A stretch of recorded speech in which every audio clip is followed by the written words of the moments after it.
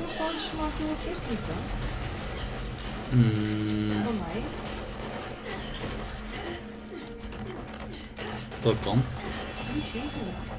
Yok.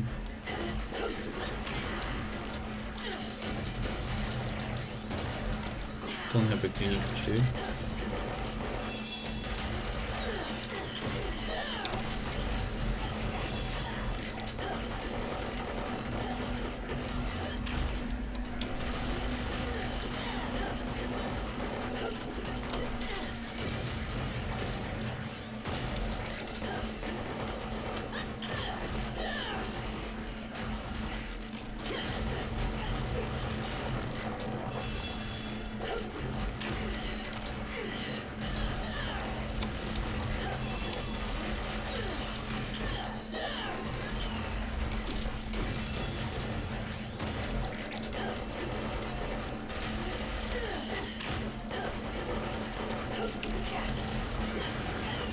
What?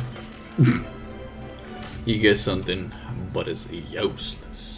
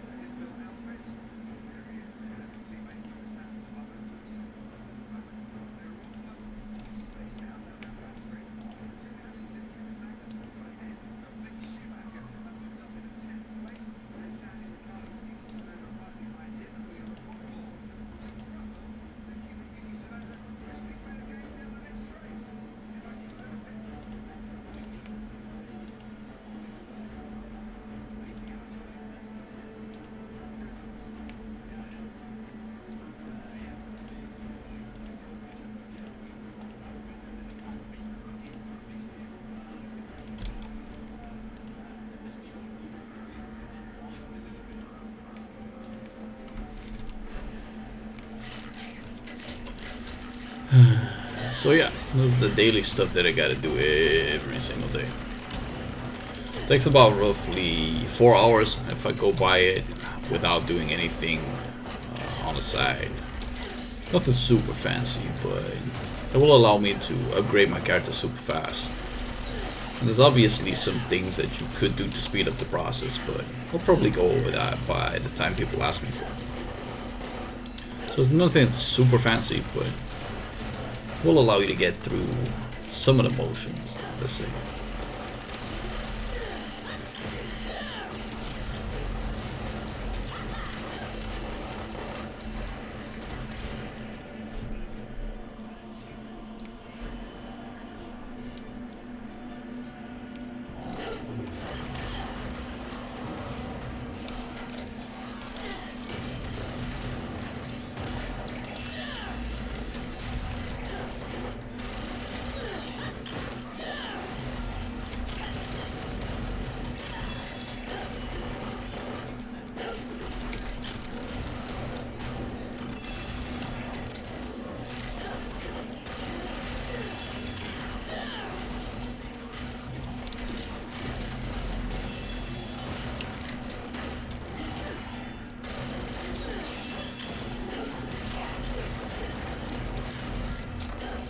The bigger question is if I can do Argos P3 today with my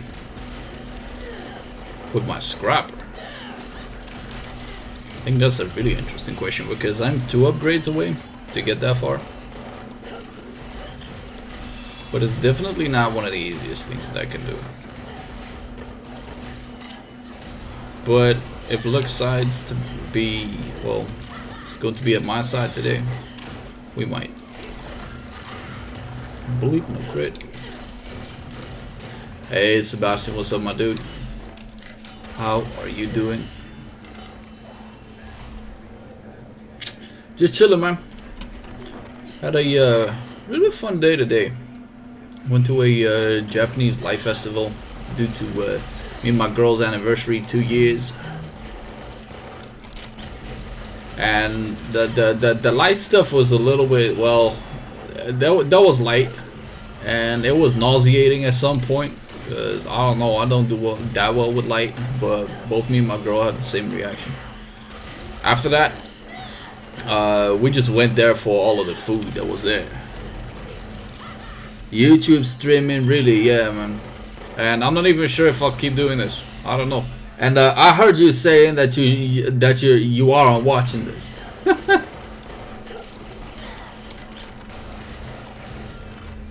But yeah, it was a lot of fun, man. It was a lot of fun.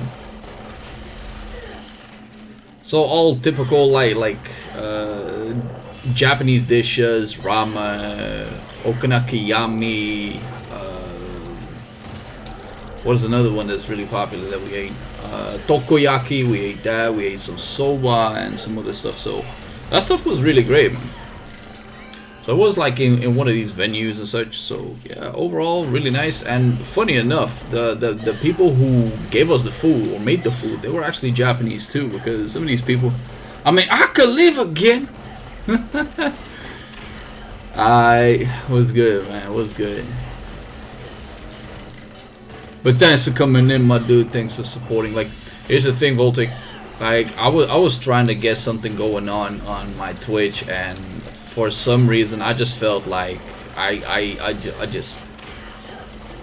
it wasn't going anywhere. To a point where yesterday I was as demoralized as it was, even while streaming on the YouTube side, that I was like, why the hell am I even streaming anymore, man? Because this is not going to be a day job of any sort, right? So the other part will be that within now and a few weeks, I'll have to apply for like different jobs and such, because the streaming gig, unfortunately, I gotta face it at this time. Like, it isn't working out. Like, that's it. And although it pains me to say, because yeah, you guys are always there, you guys are supporting me, and sadly I cannot get to a point to get this any bigger, it seems. So yeah, but that's the way it is. Like, I gotta face facts at some point.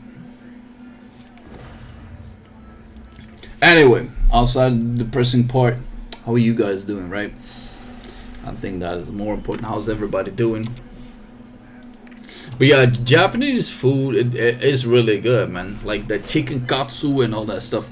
Quit streaming for Lost Ark. No, just like, I'll play this game for sure, but I'm not sure whether I'll be streaming within a month from now. Because if I find myself like the one thing that I'm looking for is at least a 24-hour job. Like, 24-hour job would be enough for me to support myself and this household. So I'll be, in my mind, good enough. Like, I don't have any money issues whatsoever right now, so I don't have to care. But at some point, like, there has to be a source of income. 24 hours physiotherapy would be enough to support me and this whole household, if necessary, right? But I was hoping that within like 2-3 months, I would be able to gain enough to support myself due to streaming. And it's simply not the case. Matter of fact, all of the things that I tried actually just showed, at least on the number side of things, that everything went pretty much downhill. And truth be told, man, I don't know how to turn that shit around. I really don't. Like, I tried like putting like a lot of stuff everywhere on a lot of websites, visited the Reddits, put everything on every single Discord that I could find. But everything I tried, man, it couldn't give me the traction that I needed.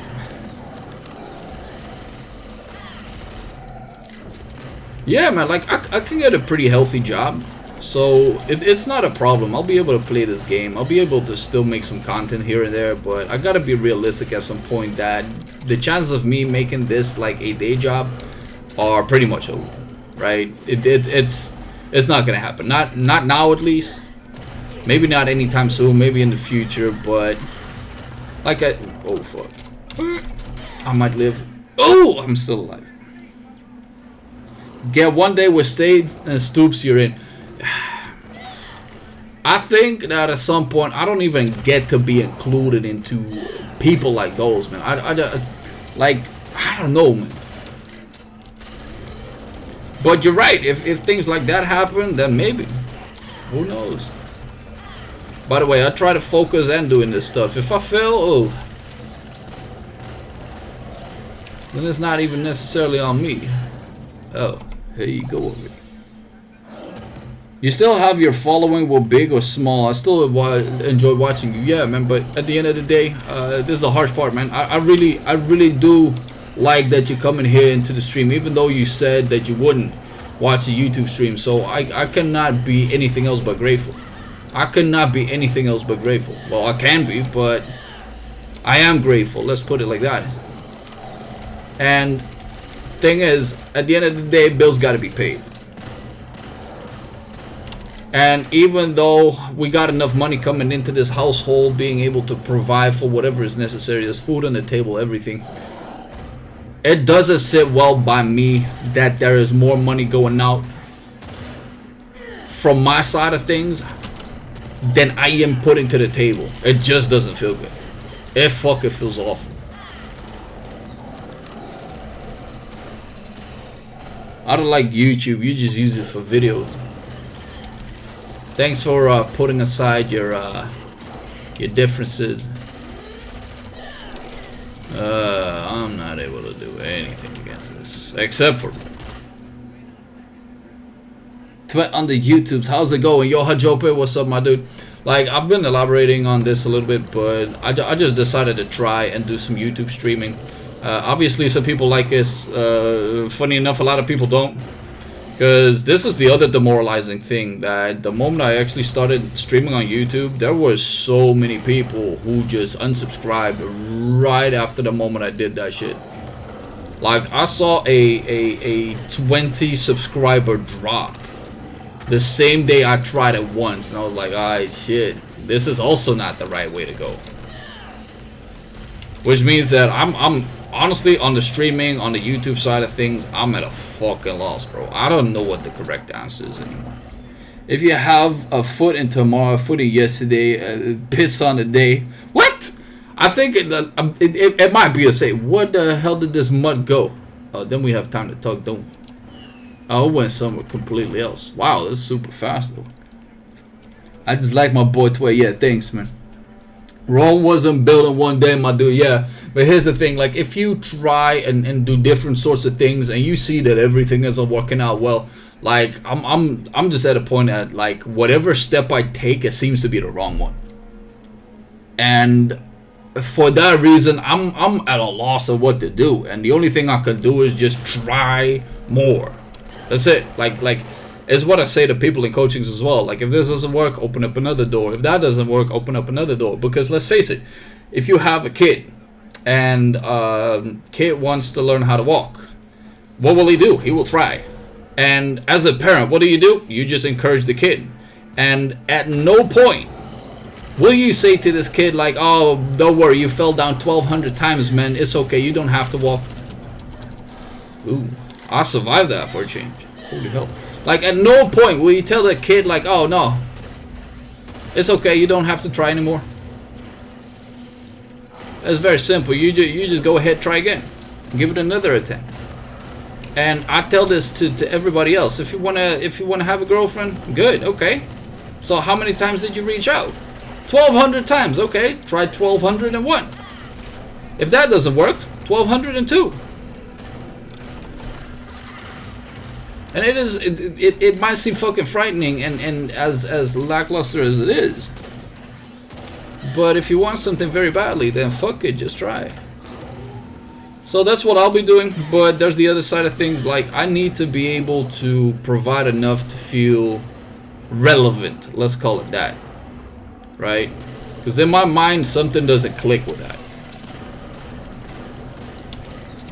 And it doesn't matter if I can eat for another 10 years or such. If I see things being done like this, I just cannot. I just don't feel right. That's it. I don't know how else to say it. I don't know how else to put it. This might be bad. Oh, I shot him still. That could have been so bad because that wasn't safe at all. No, that's...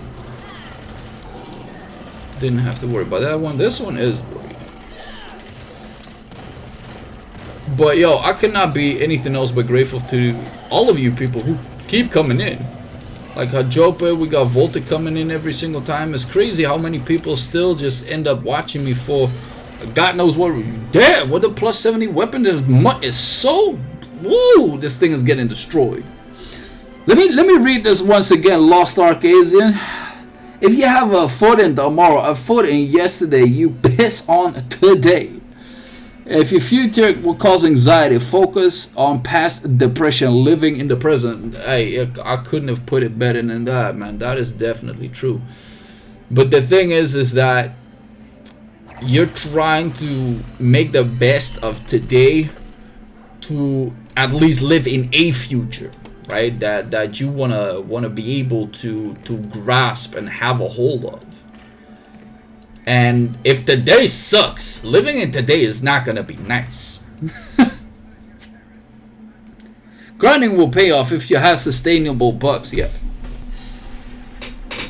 So yeah, I like I said, man, all I gotta have is the people that are willing to come back here. So I get to talk here, because I had a talk with Tamahoma the other day, and he said to me like, yo, but why should people watch you? And I was like, shit, I don't even know how to answer that, because at the end of the day, I can think of me whatever I can think of me. I can think of myself as a literal god.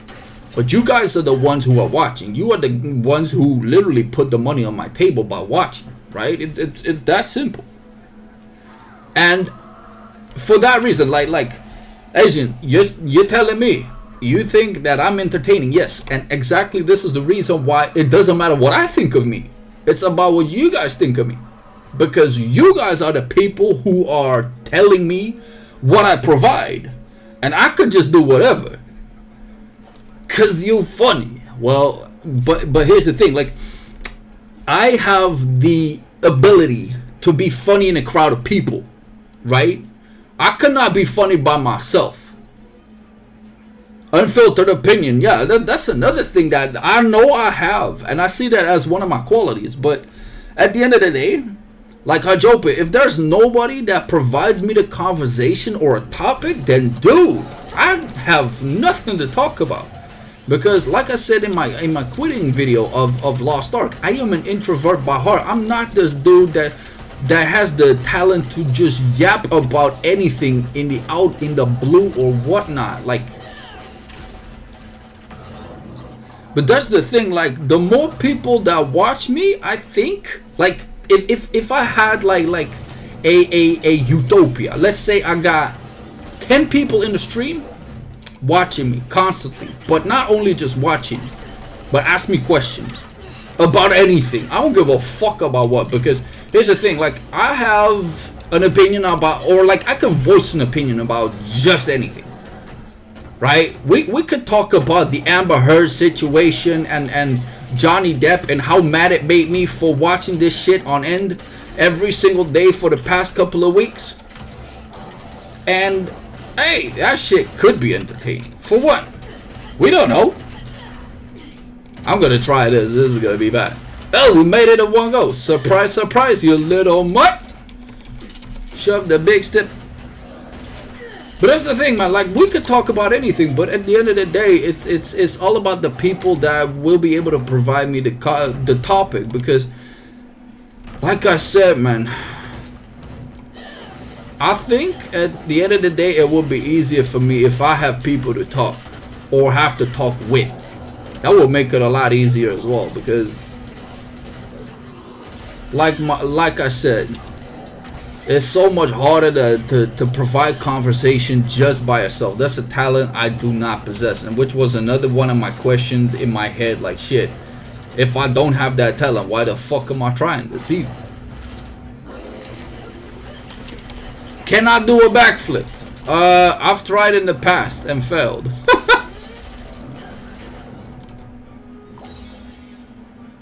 I think with some practice I could get it done. I've got some calf muscles to get me up in the air. But the other side, I'm a heavy dude too, so it might be 50-50 coin flip. Always down to chill, yeah, man. And that's the thing, like, it's just, for now, let's call it this. I don't have the right formula, but we got the right ingredients. I think that is it. I think that's the best way to put it. We don't have the formula down. We don't have the recipe, but we do have good ingredients.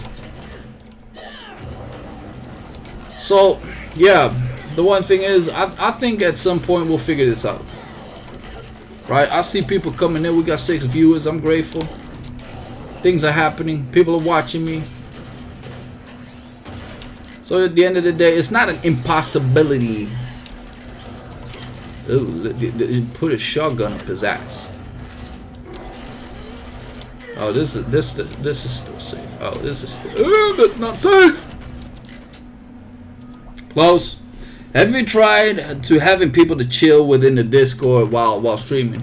Not necessarily. No. It's a good idea, but the question is like, who is willing, right? Consistency is key. Well, I've been streaming on and off for the past couple of 3 months, and I'll tell you this much: I haven't gained shit. Because I've also been online for all of this stuff, right? My account wouldn't have... Ooh. Fuck you.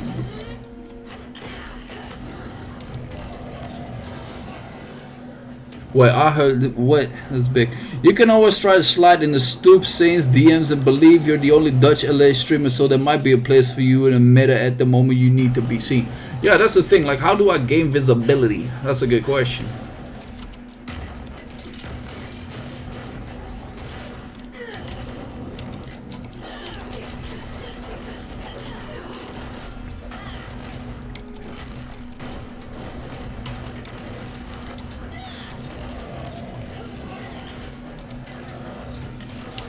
That's not good.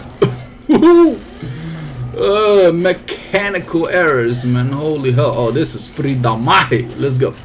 And can we get the other one in? Squeeze! Oh. Should have squeezed the trigger earlier. Give me all that good stuff.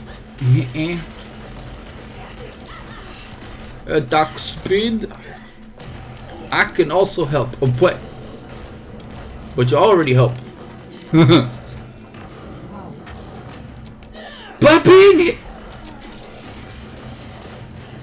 As cheesy as that may sound. I got barfed on. I feel disgusting.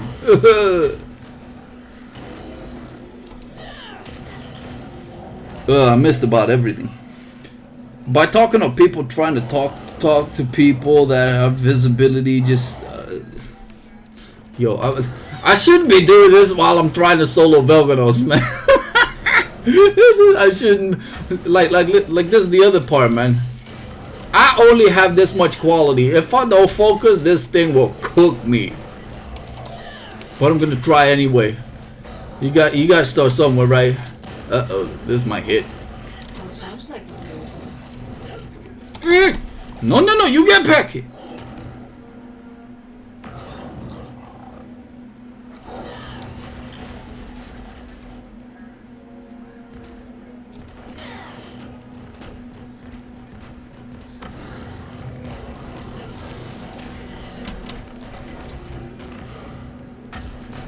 All you gotta do on this boss is be patient. There will be windows of opportunity. If you're not patient, you die.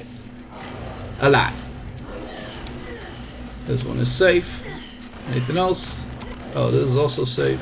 Somewhat.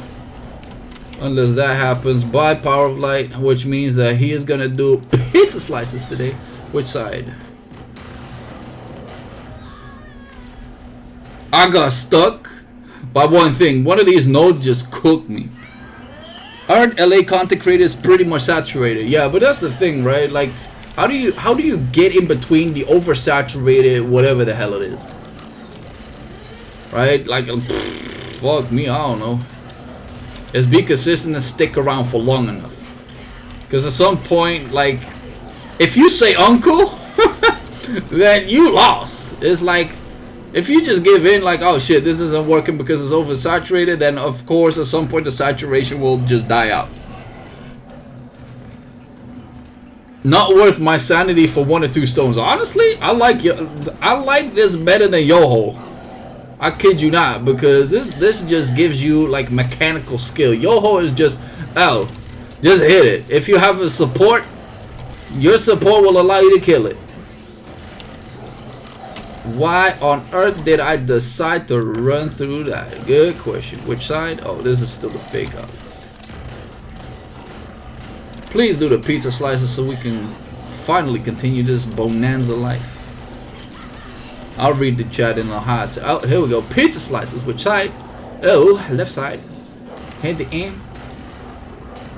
I'm gonna yeet my awakening skill here. He's gonna die. One more, two more. Oh, you dead yet? Please just die. Oops. That could have been a whole lot of wrong. Ready. This will be an obstacle course of no. Please don't hit me. Oh, he's doing the other one. I'm gonna get hit by just about it. No, I'm dead. Yo, I can just turn my brain off. Yeah, but that's the thing. Like, I actually want to have some challenges on a daily basis.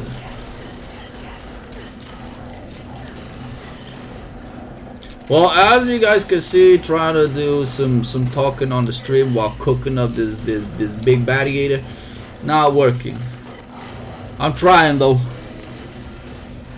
I'm training for the Legion raids. Well, technically I try to have some fun. Hey, it's pizza slices already. That's fast. Hey, I'll take it though. Come here, free damage. You get squeezed like 2 skills in here. Could have been a third. This one is free. Mama, no. Why? Okay.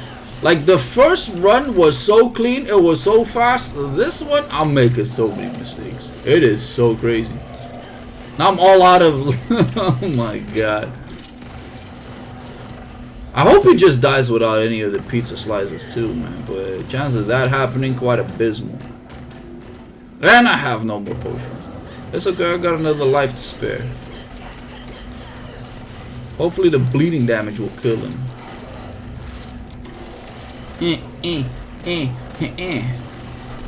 We did it. We did it. Getting hungry talking about pizza slices, baby. We've been doing food all day. How we still hungry? One thing I am like craving for is ice cream though. I had some crabs that was okay. Let me go by the chat for a second because there's a lot of people. You can always slide in the stupid Sid DMs. I mean, you're I believe the only Dutch LA streamer, so there might be a place for you in the LA meta at the moment. But you need to be seen. Yeah, that much is for sure. By talking to people or trying to talk to people that have visibility there for saying say the Stoops, people blew up because they were in the stream. Look at ATK for example. Yeah, but ATK has done like a lot of things for the community already, even before they came up for that. But yeah, I don't know, man. Illustrious just found out I'm the wife. Yeah. That's why she has the only green name on this thing. Anyhow, we got this one fixed. That's beautiful, which means that oh wait, I can just press leave. I don't know. We want to hear the good songs. Oh man, for one, I'm thirsty. But yeah, if you got Velganos, truth be told, I've never done Velganos in the team, cause I just heard it's disastrous, and by just hearing that, I went like, not going there with other people. So yeah, today I got some stuff to fix. What do you guys want to see? You guys still want to see some hard modes, some articles, or do you guys just want to see the dailies? Cause it's all up to you guys. Number 1 supporter. Hey, you gotta fight with my mom over that one. Can I make a harsh joke? Well, I'm the one watching. hey, that one is true. We'll see an angry toddler style. Honestly, I want to do some angry toddler today, but I am what 2 upgrades away. Kaneki wants to see a backflip. Ooh.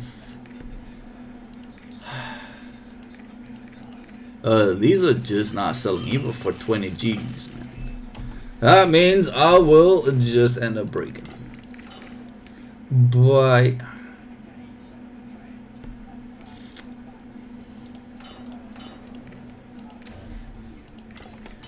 I could just lay horizontal and show you a backflip. It's the easy version. So Kaneki, are you like 1445 yet? Because I just decided to make 2 characters at 1450, and truth be told, I don't think I'll be able to make it, but I almost got 1400. I'm 2 upgrades away from 1400 on my scrapper. So yeah, I think we're getting somewhere.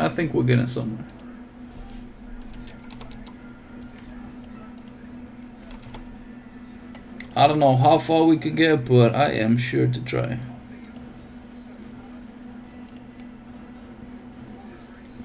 He decided to go all in. So how far are you, my dude? 4 plus 20 weapon. What? What a monstrosity. Why would you? Okay, yeah, I get it. It looks pretty. And it does a lot of damage. You want to see big PP numbers, right? I get it. What does that phrase even mean? The what? The phrase you used, what does it mean? What phrase? Big PP number? Big PP numbers. Okay, so my girl's asking me what do big PP numbers mean? Okay, if you are a gamer, Yeah. you necessarily are looking for numbers in your screen. Yeah. Bigger numbers means you have a bigger PP. It's very simple. It's like let's take this current class for instance. It has 2 builds. One is the remaining energy build. Yeah. Remaining energy is pretty much constant damage on everything. But then you have Surge. Surge basically, like if you look at my bars, I now have 3 bars and I got myself my identity skill. If you play Surge, you get an X amount of stacks, then you press the Z button once again. If you do it right, you get a big crit. So the Surge build would be the big PP damage build. Okay. 50 million hits is big PP. It's like if you want to persuade people doing the damage, you just persuade them by showing them big numbers. And I don't give a fuck about that, dude. I play Esoteric Striker. Esoteric Striker is all about the more numbers on your screen. It looks pretty. It's pressing a lot of buttons. It's fun gameplay. It's making your characters do windmills on every single enemy on the game. Oh, I still need to buy myself a lot of abilities. No, I forgot yesterday. But this is the funny part, that a lot of people will go for the big PP damage instead of gameplay. I prefer my 12 minute Tiger Strikes. That's the thing. Like, Voltic is a big PP damage player. I do not care. I go for gameplay.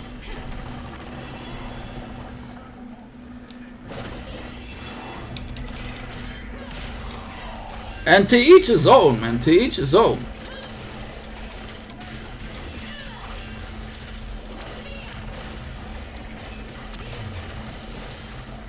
I just like the fact that with my esoteric build, my character moves faster than 90% of the whole population.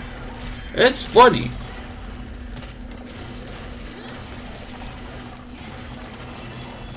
Small PP in real life, big PP damage in game. I need to compensate, bro. That's alright. That's alright.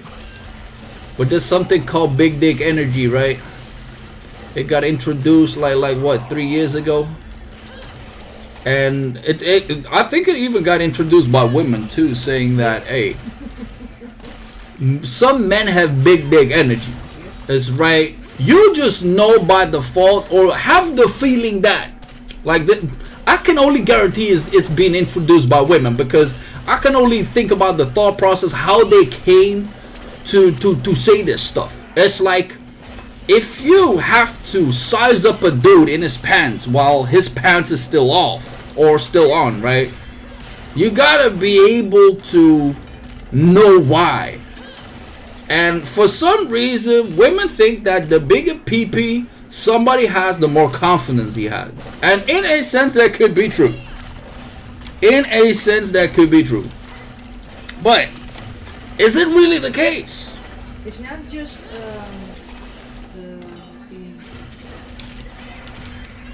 But you know that the way that a person carries himself is a certain kind of confidence, and every dude would know that he would feel the little bit more confident if his pee-pee would be 1 inch longer than it is right now. Doesn't even matter if you already have a big pee-pee. I'm also hyped for Vault, and I keep hearing that's where the game got good, from good to amazing. Yeah, I hope that I'm not getting overexcited. But that's the thing, man. Like, confidence will get you a long way, and in a sense, confidence will also breed a lot of attraction, especially the women. Because I talked to this with my boy in the wheelchair, right? He used to think he could not get a woman for life. I kid you not. And I said to the dude, we're going to the gym and we're gonna get you that confidence boost, because there's a lot of things going on for men, but I can tell you this much. A body will represent part of the status, because you're able to struggle your way through to success, right?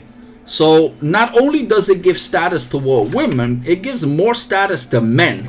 Because the funny part is, if you are a big dude, you don't get like DMs from women that show you boob pictures. No. You actually get DMs from dudes and gaining their respect, because they know your fucking struggle. And by gaining their respect, you automatically at some point will gain that certain level of confidence, not among women, but among men. That's the crazy part about it. Like, a lot of people think that by going to the gym you gain you get the girls. Not the case. You get more. No, it's 100% the case. I kid you not. You have men complimenting each other on the gym more often in the gym on their physiques and such than you will ever get a compliment from a woman. You get the dudes, I kid you not. But in that sense, you will gain more confidence among men, because your value will go up among men. Because naturally, you don't compete with women over a woman. Right? You don't compete over a woman with women. Unless they're lesbian. Unless they're lesbian, right? Sausage parties. No, you compete over women with other men. Which means that your confidence will be boosted because you get respected by men.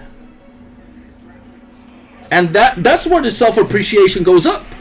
Because your value, in a sense, goes up. It's crazy like that.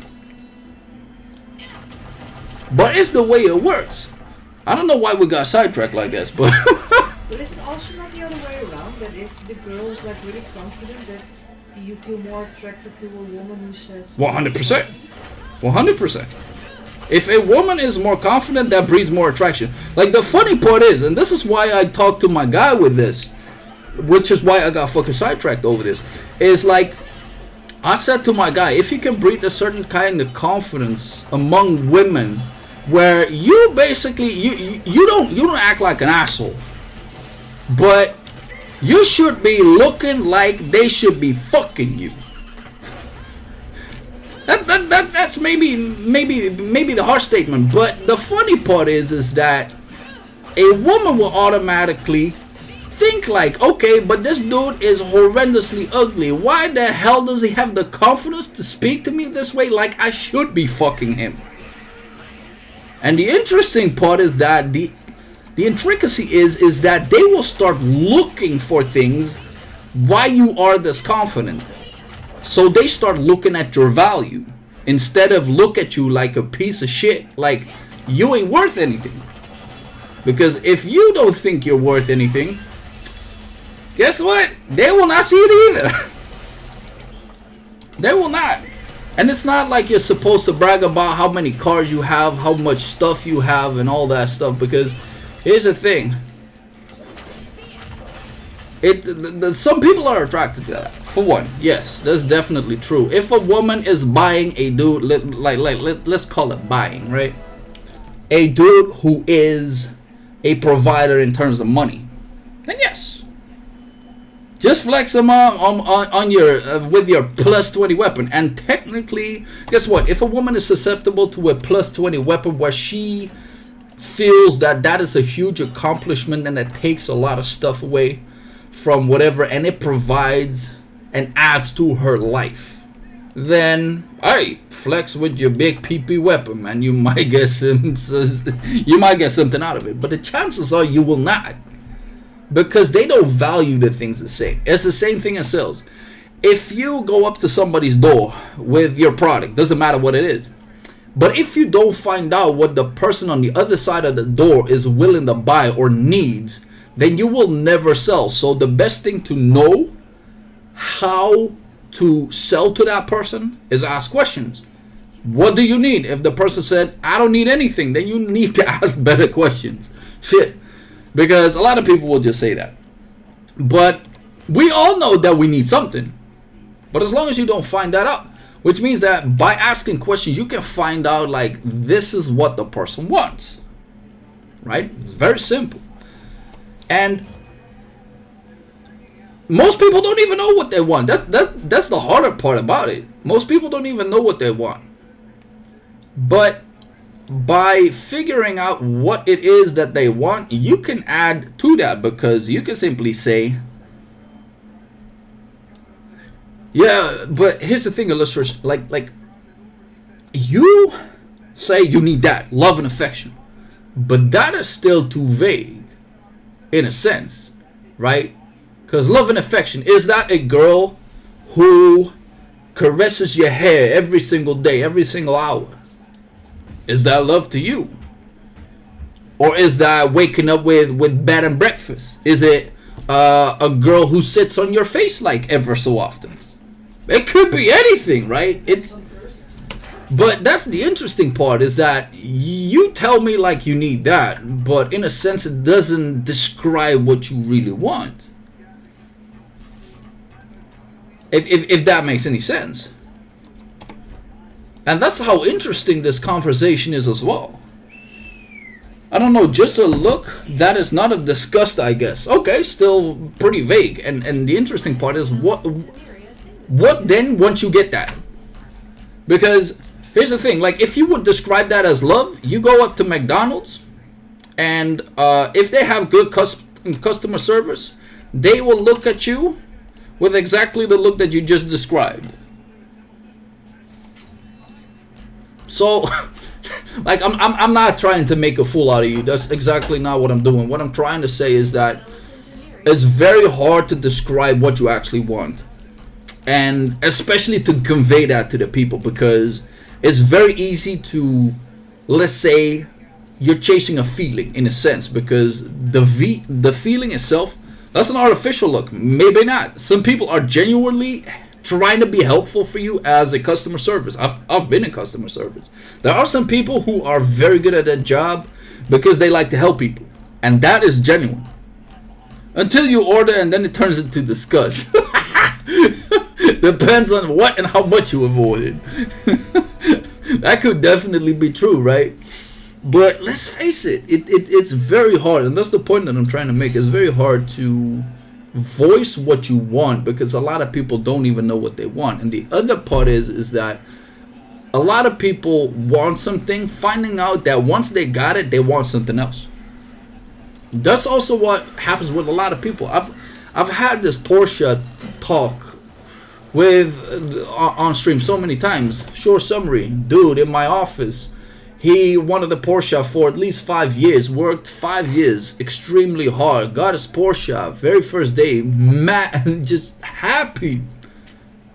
I asked him a week later, like, how's your Porsche after you've driven it for like X amount of hours? How much did you like it? And he gave me the genuine answer. He said, dude, it actually became normal to me after a few days. And then I asked the dude, like, was it then better to want something instead of having? Long story short, yeah. Aishibon Pubeishi, which basically relates to, or well, I don't even know what to call it. It's just having your kid, your family, dog, everything together, bills paid, whatever, right? But the interesting part is that at that point, once you got it, what do you want afterward? Is there anything you want at that point? Is there anything to strive for? What is the motivation? Where does your drive come from?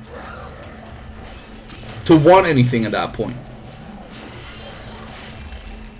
And that's the interesting part, is that it's hard. It's like die happy. Okay, here's another part, and this is what I found interesting, is that I think it was a week or two ago where a dude said a man's value is not necessarily made by happiness. And that got me thinking, and he gave this elaboration, is that the moment a man is consistent and has value, is respected, then once that happens, then the value of the person, a man, goes up, right? And automatically by doing that, the person becomes happy. So it got me thinking, in a sense, then happiness is not necessarily the pursuit. The respect is. And in a sense, I can relate to that. Because I actually, like, I'm good at physiotherapy for one reason. I'm an asshole. In a sense. And not necessarily just an asshole like I just kick people in the head and then say like they're dumbasses. No. Not the case. But I'm willing to tell a person the things that they don't like. And in the process, I don't care that they don't like me. I don't care. Like, I do my job well. And in a sense, the fun part about it is they might not like me, but it gives them, like, they give respect in return. No, bitch! But that is the harsh part, right? Is because I do something different that other people are not willing to do. Because in my field of work, what happens most of the time is that, especially because you get no training for this, is that you will have hard conversations. Tell a person, like same thing happens to doctors, right? Tell one of your patients that they have cancer and another 4 weeks to live. How do you deal with that? And it's the easy, or like have to change their way of life for them to better their life, because otherwise they might not live as long as they think they would. Get them motivated to a point where they actually do that. That's the whole other thing. But the funny part is, that is what my job is all about.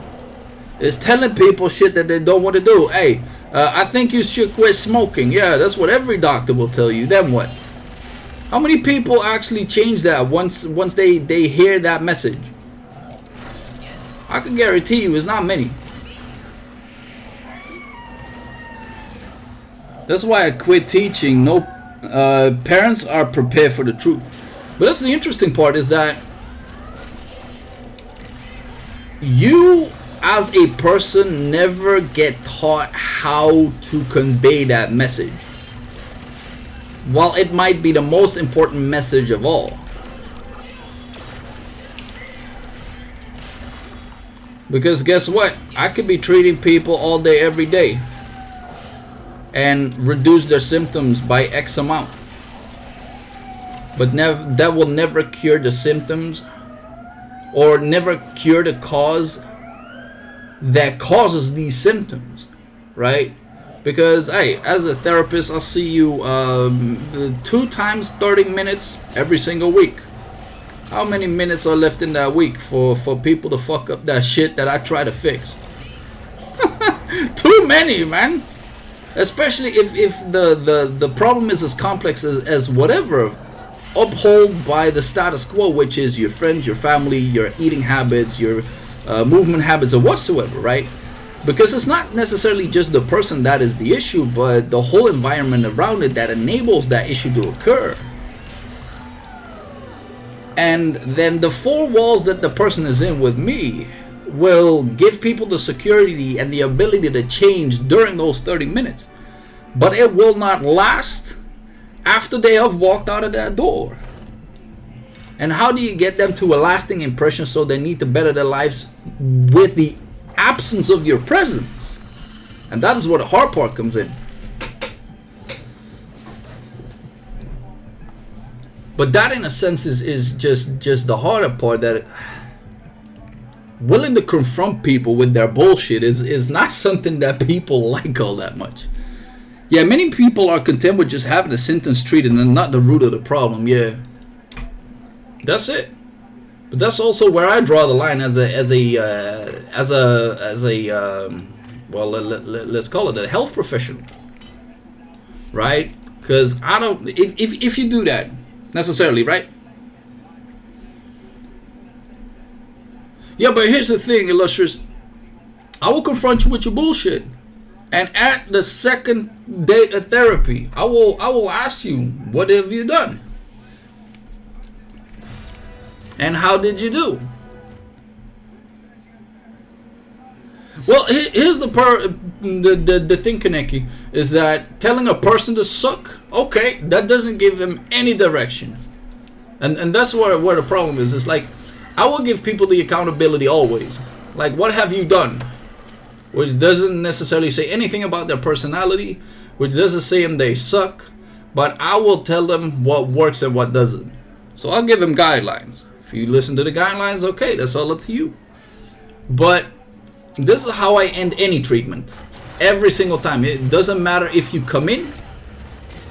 It doesn't matter if you come in the first time. It doesn't matter if you come in the 1,200 times. I always end with this. Okay, so the next week is coming up. What are you going to do? That's the one thing that I say to everybody. It doesn't matter how big their problem is. What are you going to do now? And if we have a really big coach relationship, is that I plan this in their heads. Like, how is next week gonna look like for you? And what is the result gonna be? Likely. And then I'm gonna reflect on them the moment they come back in. Like, okay, you said your week was gonna look like this. How'd it go?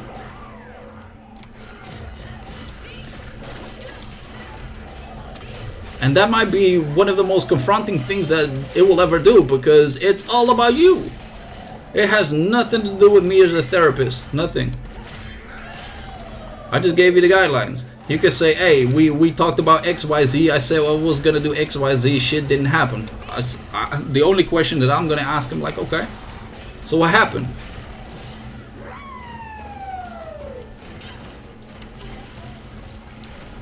Because the moment I give away that autonomy, or people give away their autonomy from the problem, is that me as a health professional, if I don't have the answer for you, then you're fucked.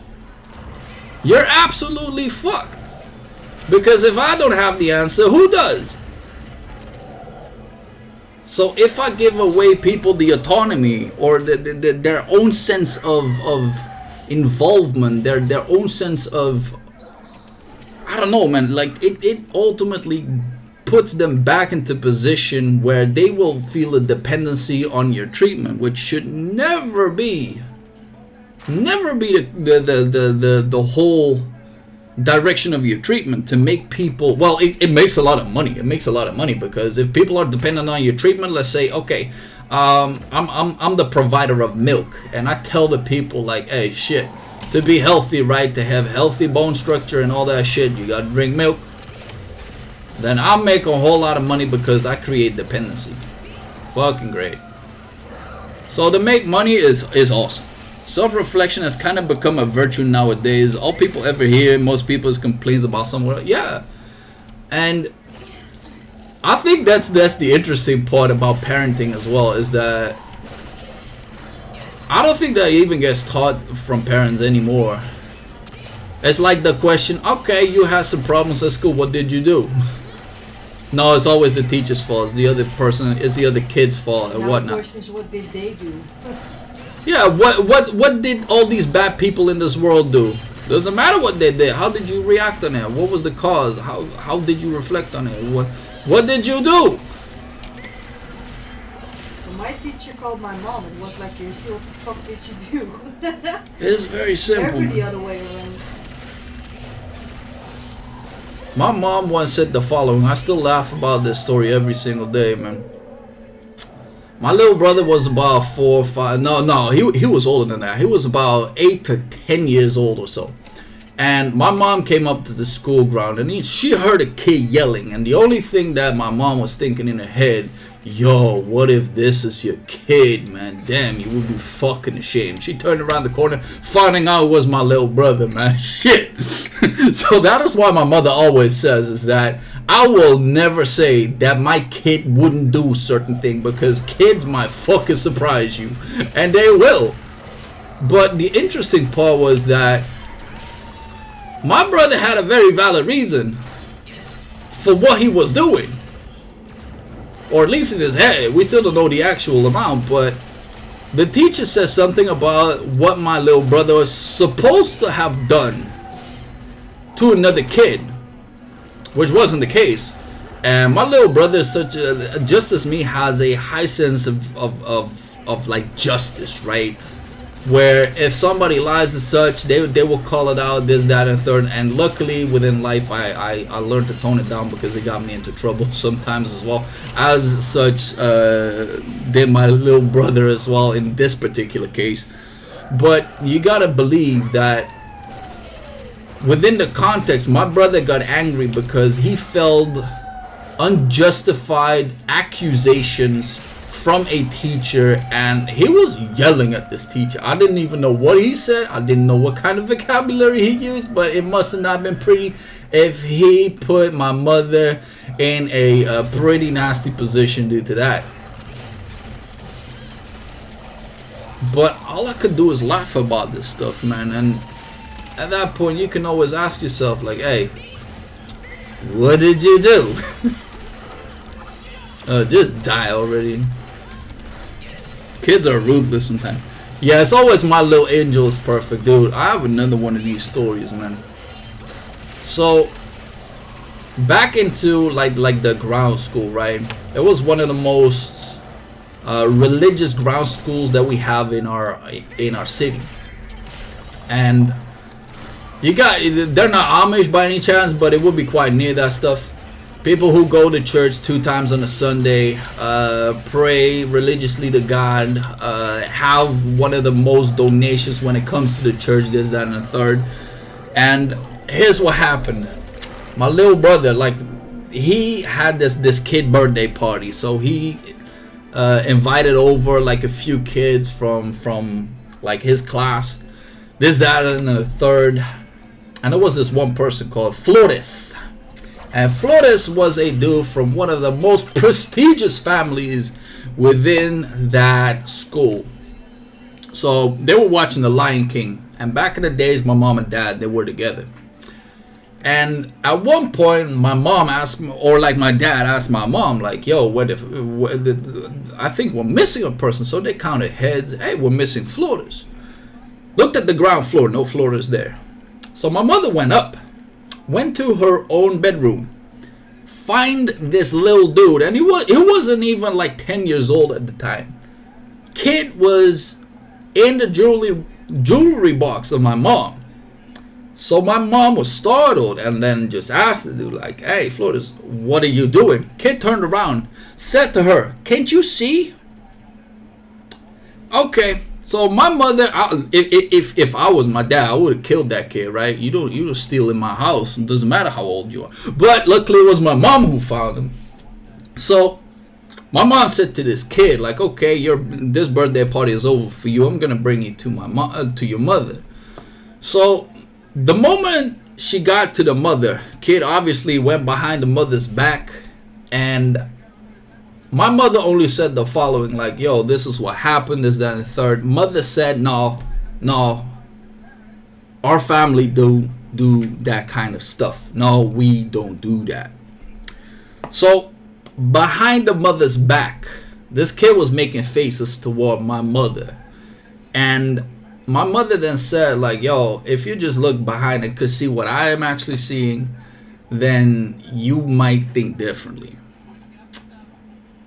So the mother turned toward a kid like he was an absolute saint, right? He just like nothing ever occurred, whatever.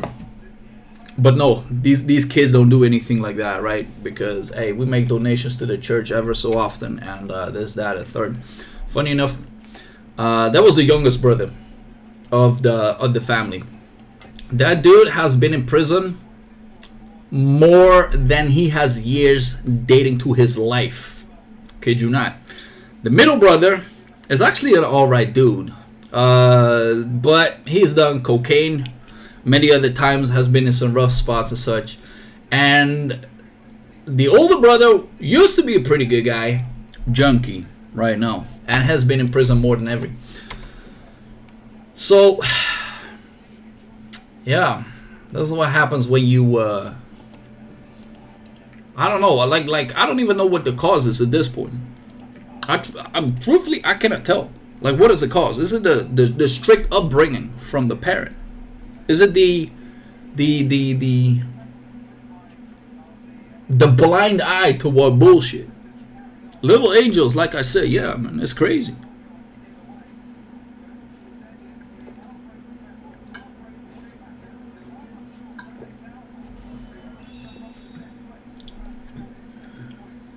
A 0% strict, most likely. No, there's actually people who get like that very strict upbringing, right? I have a friend of mine. He has one of the most strict upbringings ever, where he got taught what right and wrong was, right? Everything up to, like, let me give you this story. So, my friend, he made an oopsie with a lady, made her pregnant, and at that point they had to marry because, once again, strict family, religious, and hey, you cannot make a lady pregnant. Bro, I'm remembering you from Brilliant Soul. Yeah, it's been a long time. Hey, welcome to the stream, my dude. Yeah, and it has been a long time. So, back to the story, right? So, at some point, we had to get him a wedding suit. And it was me, another friend of the dude, his father, and his mother. And the dude was getting suited up, adjusted, everything, and the dude was looking nice. But he had a hand around his hips, and his father went off at him, right? Yo, that's not how a man should behave, this, that, and the third. A very strict upbringing, right? Like, this is the only right way, nothing else matters. Now, my dude has the same right and wrongs, right? He has the same sense of justification. He has a lot of sense of like what should be right and wrong. And he is very black and white in that sense because that's what has been taught to him due to this strict upbringing. But this dude also does things that are pretty much illegal, right? And he's a good dude in a sense, and to some degree, he, like, I wouldn't even call it means no harm because at some point I'm like, dude, I'll never partake into this bullshit, bro. But in a sense, this dude is capable of destruction, and a lot of it too, because that's the other side of the coin of the strict upbringing, is that you will venture out into that darkness to see what it's like, to see what is actually bad. And the strict upbringing is, or could be also side of the cause of the problem, is because you will once or multiple times actually venture out and see what that actually means. May it be experimentation, may it be something else. Because the funny part is that, and I don't know whether this is true or not, is that he is extroverted by nature to the 10th degree. Like, if you know extroverted people, he will eclipse them. I kid you not. To a point, like me and my girl, we had a talk, and the dude texted me like, "Yo, can I come over?" Blah blah blah, and it surprised me that he even texted me because usually he just shows up. He texted me and I said like, yo, no, dude, I haven't talked with my girl, this and the third. Things are not going that well, so no, I don't have time. 2 hours later, this dude comes up to me like, yeah, I'm here. And I told this to my girl, and we were both laughing at the situation, that he has a sense of freedom that I think very little people possess. It's crazy. And hey, all hail to him, but it also brings him into trouble from time to time, right? Because hey, I can at least appreciate what he is doing, because like I said, there's a reason why me and him are friends, because I can learn a lot from him in terms of openness. I'm not that, man. I'm closed as whatever, man. Like a chastity belt.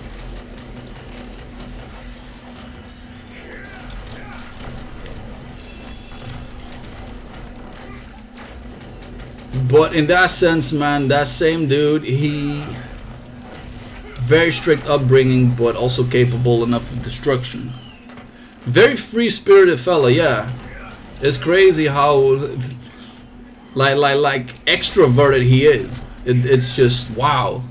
But it's good to see the other side of the coin, because I wouldn't say the complete opposite, but very much so. Right? Very, very interesting.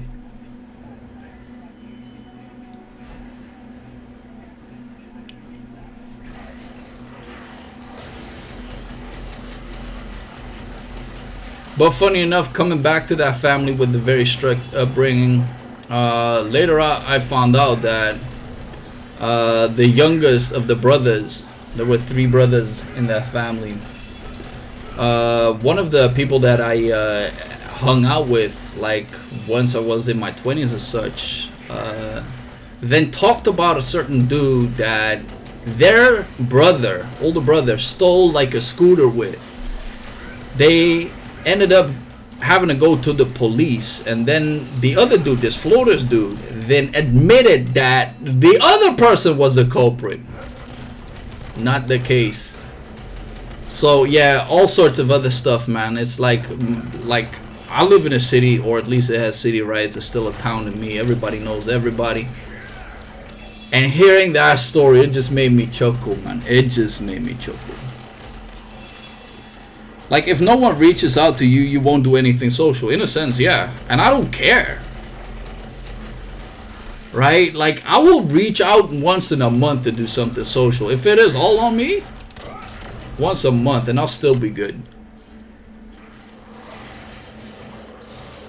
Like, this is probably one of the best ways to describe extroverted and introverted people. Like, an extroverted person will gain energy by social interaction.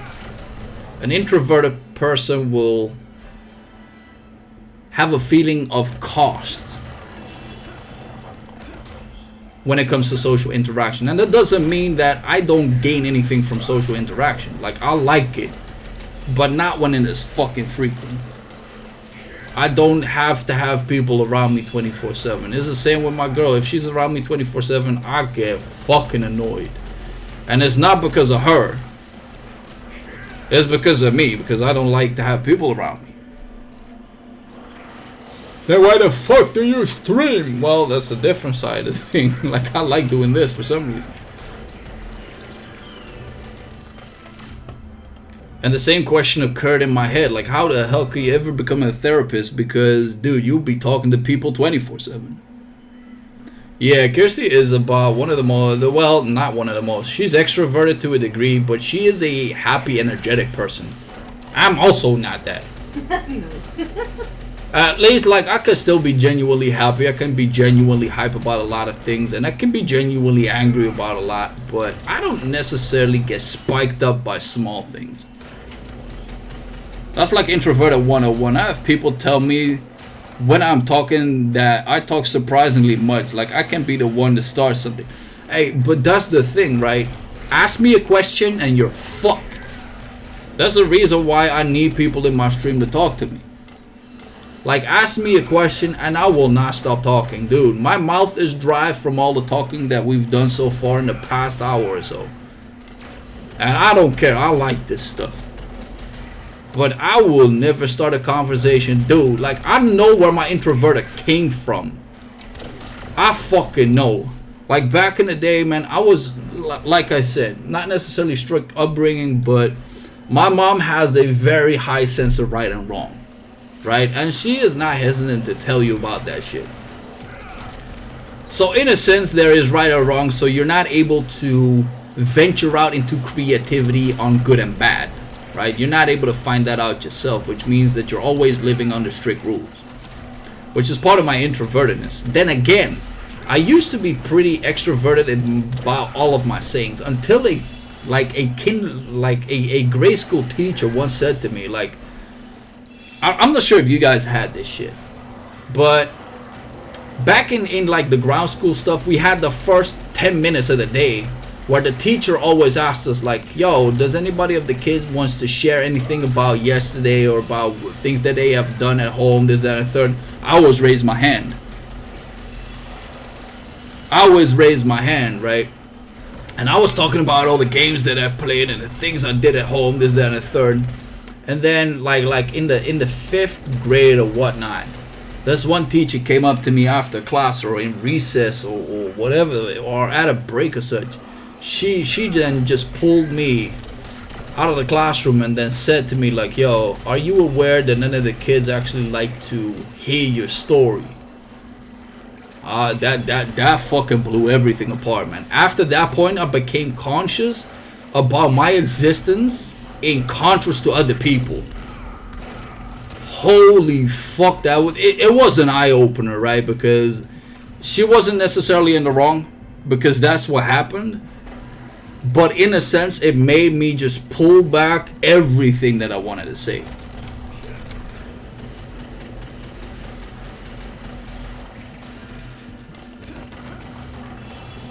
But yeah, that's the thing, man. And the interesting part is that she forgot to mention that there are people who are interested in the same things that are willing to talk to you 100% of the time, but you gotta find the people who are interested in the same thing. I don't know if that teacher was right to tell you or cruel. In a sense, like, this is the part that she forgot in teaching, is that you can talk about the same topic for hours with people who are interested in the same thing. Better yet, you will get ridiculous conversations out of it. Because I'm now with friends where we talk about bullshit or very deep topics for hours on end. And we teach each other in that sense. Maybe good, maybe bullshit, but we get hours on end talk, deep talks, right? But she forgot to fucking mention that. I'm super introverted in real life, so I understand what you mean. Yeah, exactly. But I learned in that sense, because I had to learn this as well, because I would have never understand why people would give me the side eye like, oh, you have this dude with his fucking stories, once again, this, that, and the third. But it also brought me to a point that consciousness of me feeling too much for the conversation, or like the space that I'm in, that is the other side of the coin, because I am still capable of voicing my opinion. But I will never raise my opinion until asked, which is another part of like let's say my upbringing, right? And that is the interesting part, is that shit, it did hurt. But now that I think about it like this, like it was in a sense, it's a necessity for me to know this shit. Extroverts can feel the same, yeah, and that's the interesting part. Like, I see the same look on my face, or like. It could be a projection from my side, but the dude with the maximum openness that we just talked about, right? Super extroverted. This dude is just yapping stories 24/7, and there are a lot of people in the room that will look at him like, we don't even want to hear this story. But somehow, either he's not conscious of it, or he doesn't give a fuck about it. But for some reason, it doesn't bother him that thing occurs within that room. And like I said, the reason why I'm friends with him is because he teaches me the stuff that the thing I think are impossible as an introvert are still possible, right? And that is the interesting part, because if I look back at it, I was way more extroverted than I am introverted right now, which is funny. So are you by nature or nurture introverted or extroverted? It applies to extrovert much more frequently. Yeah, obviously, because they are the ones who put themselves out there, right?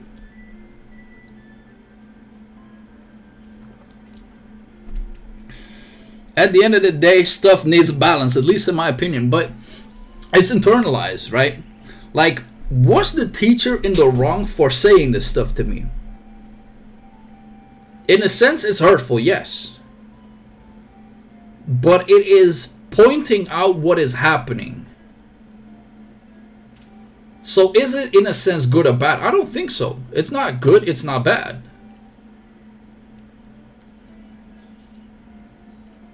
And I need to internalize what I feel happy with, right?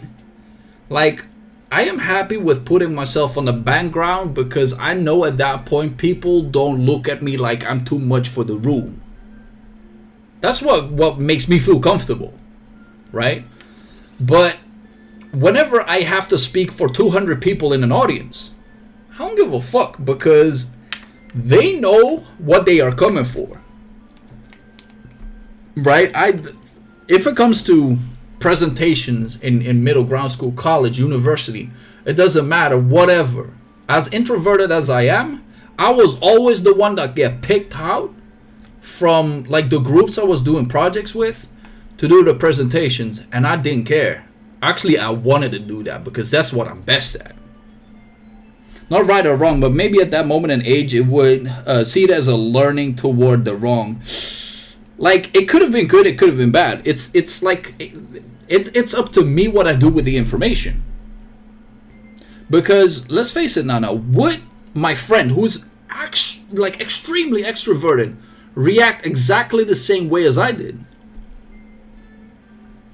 I mean, there was a merit in telling you that, because in that sense, you annoyed the others and maybe would have avoided you at some point. Yeah, that's the thing. Like, it has so many factors where you could necessarily say it's good or bad. But once we leave the good or bad out of the equation, it happened and it formed me in a way where I am today. So you just got to deal with the fact that this happened. Now, what do you do with this information? Which is extremely interesting. Would my friend react exactly the same way to the same situation? Would he also turn introverted? I think not. Reason why is because his upbringing was way different. His upbringing was way different.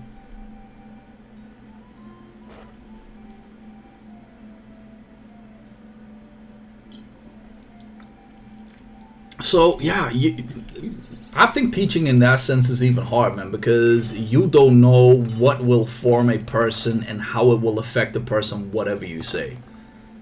I think that is the hard part. And if you just think about that too long, ooh, Sky Shattering Blow, Abundant Resources at 3. We're going to try that 15% chance, man. That would be awesome. If that works, that would be amazing. But it's a 15% chance, man. Was it an unfortunate or fortunate moment? Are you happy the way you are now? Only you know. That's the interesting part, is that I find myself in situations where I am happy where I am right now because I can read the room because of this. My friend, on the other hand, has no ability to read the room where he is welcomed or not. Right? And I welcome that ability with open arms, as crazy as it sounds. But there are other times where it would be better for me to be more assertive, in a sense, where it would help me more than overanalyze the situation and then miss opportunities. That's the two sides of the coin, for me at least. She also knew you to a degree, so she may have a rough idea how to deal with you with those words. That's giving her a lot of credit, but it could have been. Yeah, it could have been. It could have definitely been that case.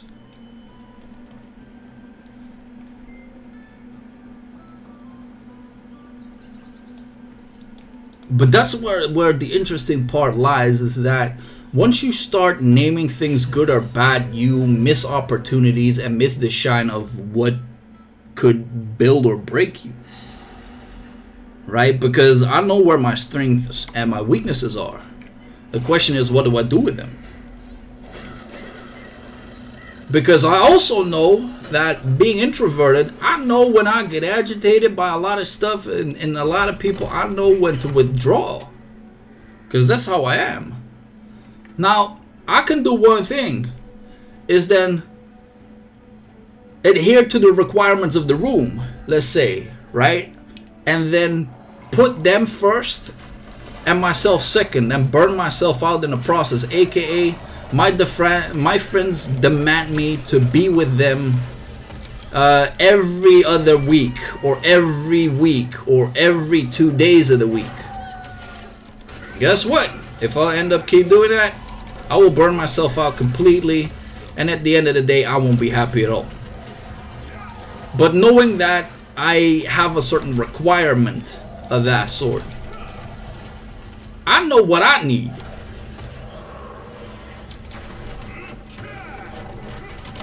And that is the status quo that I gotta deal with, and nobody else. Oh, this little mud is about to jump on me. Not me. Thought she was about to jump on me. And that is the interesting part, because once again, we talked about, like, it's very hard to voice what you need because a lot of people don't know what they need. But it's also about requirement. Like, what do you require out of a certain person? What do you... It's require and needs are pretty much the same in that sense, but yeah. It's interesting to then know, like what you also don't need. Or don't want. Weaknesses can be strength as well, and vice versa, but there's no black and white in these things. Exactly. But if you look at, like, let's say the teacher as the absolute bad person, like, oh my god, you did hurt to me, then you give away the autonomy of the situation and you blame her for what you became. And in a sense, you will then loathe yourself for not being something else. It's like, but I should have been extroverted and this bitch made me introverted. Like, you then give the autonomy to somebody else and you will never be able to change that situation. You will always live in a cage where you bound yourself to the things of another. It's like, oh my god, like, you can talk about a whole lot of other stuff, man. Like, hey, I got a friend, he got robbed once. Absolutely got scared after that, rightfully so. But what do you do after that? You then say, yo, I'm anxious, I can never go out anymore. Not ever. Or could he have thought, like, this is an instance where it taught me in situations like these, I don't feel safe. I feel scared. And maybe rightfully so. But what can I do to make this current feeling go away? What can I do to make this feeling be less? Or be happy with the situation? And that is the interesting part, is that you can look at the people who robbed you as the absolute bad guys. And in a sense, yes. If you look at it just in a legal way, then yes, you're 100% right. But you have to deal with the after effects, like, yo, you're anxious. You don't want to get out anymore. You don't even want to do groceries and shit. Now, is that going to be the rest of your life? Yeah, because somebody else did something to you and you lost all autonomy and gave the reins of your life to somebody else. Okay. Then your life is fucked up. Then you look back at your life at the age of 60, 70, 80, 90. You've never gone out of your house. Never took accountability for the situation, the fear that you have. Never confronted it whatsoever. And then find yourself still blaming that person that robbed you. Now, who's wrong?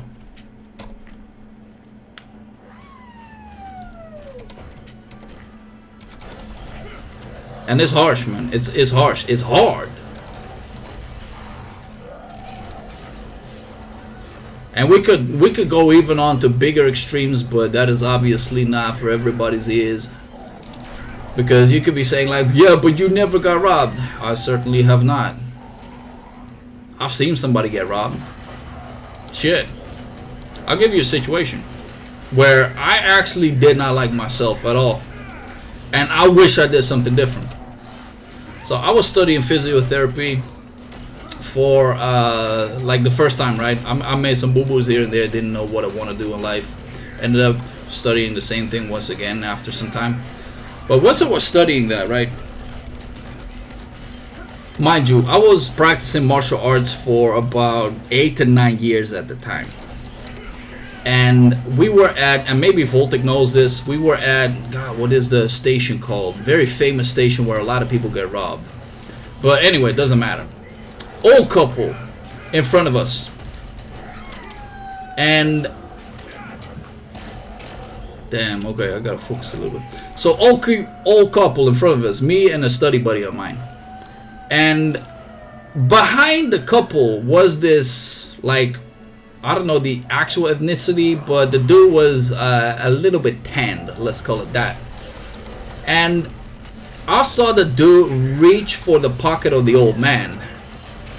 And the old man dared to say nothing, right? And for some reason, I couldn't make sense of the situation. But once I actually saw the dude wave and hit the dude's arm for a little bit, right? But he didn't want to say shit. So in my mind, I was like, oh, chances are this dude might be getting robbed at some point. And I couldn't say shit neither. I swear to God. Like, I had so much experience with fighting people and all that shit. I couldn't say shit. Later, I found out that obviously the dude was too afraid to say anything to his wife at the time as well. Because, hey, shit, you have a status to uphold, this, that, and the third. So he then told his wife, like, because they were sitting like 2-3 seats like away from us, like, hey, I actually lost my wallet. So the lady was then at first a little bit concerned, like, how are we gonna get home, this, that, and the third. And I was like, shit, I should have done something else, man. But you never know how you will react to a certain situation. And at that point, once again, the accountability goes to myself. It's like, I did what I thought was best for my own safety. That's what it is. Harsh as it may be. As selfish as it may be. This is the harsh reality that I gotta live with. Is that I didn't voice my opinion then. Doesn't mean that I won't do it again the same way in the same situation. After having this knowledge and the fucking bad feeling in my mouth that I got from it the next few weeks, and even now, right, I'm like that moment when you start beating yourself up in your head like, shit, you should have done something else. I could still relive that from time and time again, man, if I talk about the story. But that's the interesting part, is that I now have to take accountability for the fact that I have reacted in a certain way like that, and I want that to be different. Shit, then I gotta take accountability if something like that occurs once again, and I have the option still to do what I thought is right. Yeah, exactly. You don't know what is right, but instead, like my sense of justice is, in that sense, I should have done something because I am physically capable of doing anything, right? And that is the because you're absolutely right. What if I did something and got the man killed in the process? What if he got shot because I opened up my damn mouth? Otherwise, he would have lost his wallet. But in my head, it's still the process where I think like I should have done something because I could. I have the physical capacity to do so. That's the interesting part. Yeah, but if you look at the kid who was 15 years old, he tried to help a stranger and he got stabbed in the face. Exactly. Like, you don't know what the end result is gonna be. I just know what my feeling was afterward. And that is why I might react another way if the same instance occurs once again. Like, that is the interesting part. It doesn't necessarily give me the most perfect outcome. Because that's not necessarily what I'm striving for, the perfect outcome. But it is internalized in myself, like, I want to be able to do this in this situation. Which is interesting because if you boil it down to that, it doesn't become about the man who's getting robbed. It's about me acting in a situation. So it's about my self-value, not necessarily about the man itself.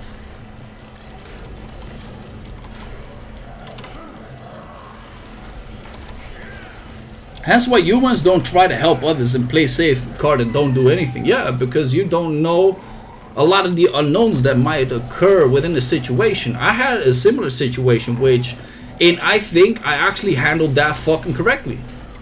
Back at the time, man, like one of my, that was the high school sweetheart, right? And once again, I practiced martial arts for about 6-7 years at that time. So I thought I was the man, right? I thought it was amazing. I thought I had some status, had the capacity to kill any man with my bare hands and such. And my bike broke down. And my house is about like 500 meters from the school, so it didn't really bother me. I just got home faster than everybody else if I go by bike and such.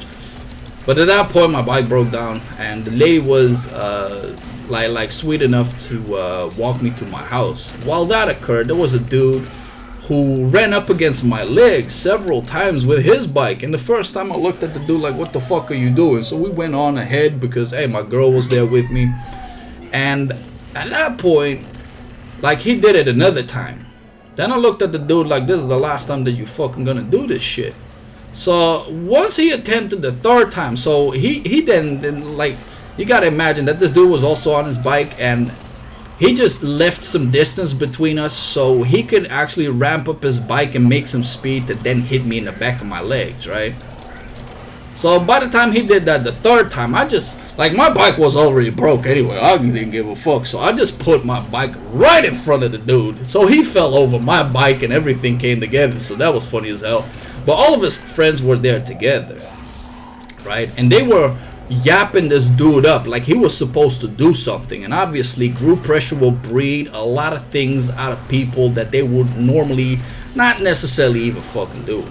So I thought this dude would have been capable to do anything to me, and I didn't really care about it because it was me. Like, if I would have been with a broken nose, a few broken bones, some stitches, whatever, I wouldn't give a fuck. But my girl was there with me at the time, right? So I then decided to evade one of his punches, which was like a telephoned textbook hook that probably a kindergarten kid could have dodged. And then afterward I thought, okay, let me give this dude a free punch to my face and then look at him straight like, okay, was this all that you wanted? Now after that happened, and afterward nothing, because the dude then got his punch and saw that it did absolutely nothing. Hey, shit still hurt, like, ain't gonna lie, I still think that I got a busted tooth out of that one and a crack in it. But hey, that's what happens when somebody punches you in the face. It always does damage. It doesn't matter how strong you are. That being said, doesn't matter. But afterward, like, I did the right thing in my head. Like, yo, I got my girl saved, this, then a third. But in my head, I was like, yo, I want to kill this motherfucker. Why did I not stomp this dude's lights out? Oh, damn, everybody's dead. Now I gotta use some potions to make sure that we don't die. Oh, the roughness of life, man. But that is the interesting part, is that within situations you have your ideal of how you should be handling a situation. You got the Amber Heard case, Johnny Depp case. There's a lot of good, there's a lot of bad, and obviously I have my opinion on it too. But no, let's put it even different. Relative of ours had the abuse case. And then the mother said to her, like, yo, why did you not instantaneously left? Because yes, she is also a victim of abuse, where she instantaneously left the husband that she was with. But the situation isn't as simple as it is. Because you might be staying with the person because you are not sure what the other person is capable of. And even in your head, if you have the ideal, like, and even, like, there's people who say, yo, if my man hits me, this, that, and the third, I'm going to kick him to the curb, I'm going to sue him, this, that, and by the time it comes down, they won't. Because it's all within context, right? Context will make people behave differently than their ideal situation would. Which is also really interesting, why people should not judge people on a situation without knowing the exact context. Right? And that's the harsh stuff which is happening too, is that there's so much judgment going on nowadays where people will just say their own, or put their own beliefs on somebody else. Like, hey, if somebody does XYZ to you, then you should respond by doing this, that, and a third. And in a sense, yeah, that might give somebody a way of handling a certain situation, but that doesn't necessarily mean that it's the right thing for them to do. And it's the same thing with the like the middle, or like the basic school teacher that told me, like, yo, people don't want to hear your fucking story, right? Should I have acted differently? Should I have picked it up differently? Shit. But here's where I am. And I think a lot of us have similar situations, because everybody goes through shit like this. Maybe in different contexts, maybe in different, like, scenarios, but we all come at a time where the question is, you get dealt this, what are you gonna do with it? And you might have your ideal self tell you like, hey, you should be responding XYZ, why the ideal self could get you killed, literally, right? What if my ideal self told me like, you should be busting up everybody, single one of these dudes? Yeah, but that's the harsh part, Kirsty, is that, well, as long as you're happy with how you became, right, at the end of the day, it's important as how you can be proud of yourself, yes. But what if you hold on to that ideal self that told me, for instance, I should have talked to this person or just said something about the person who's getting robbed, right? What if I hold on to the ideal self that I did not do the thing that I should have done?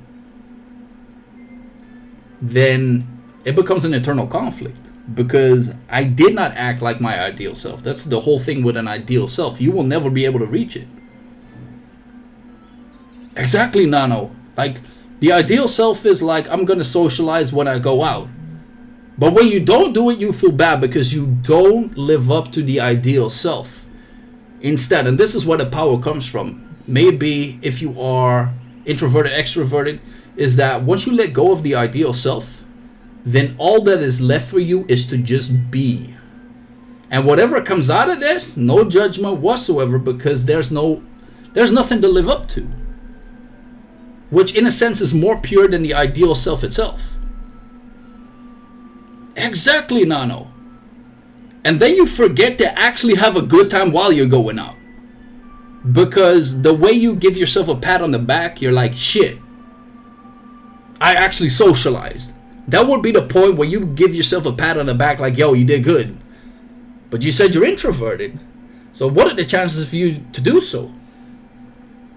And would you then become extroverted afterward? Or how much energy is it going to take you to uphold to the ideal self? Is it going to burn you out in the process? Because you are not that. Right? So it's going to cost you more than you gain. You might learn a thing or two. That could also be the case. But ultimately, like, living up to the ideal self will always make you suffer more than you gain from it.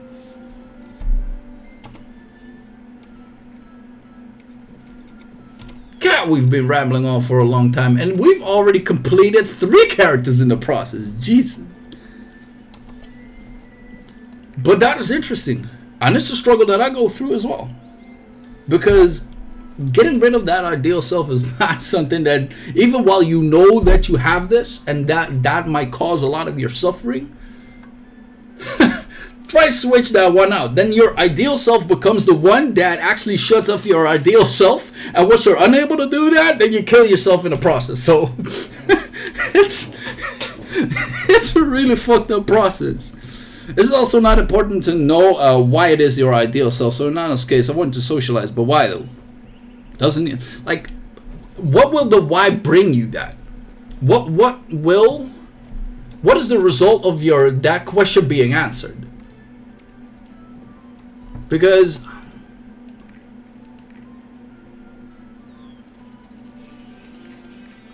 it might give you some insights on why you want to do this. Maybe. But it doesn't give you a way out to shut it off.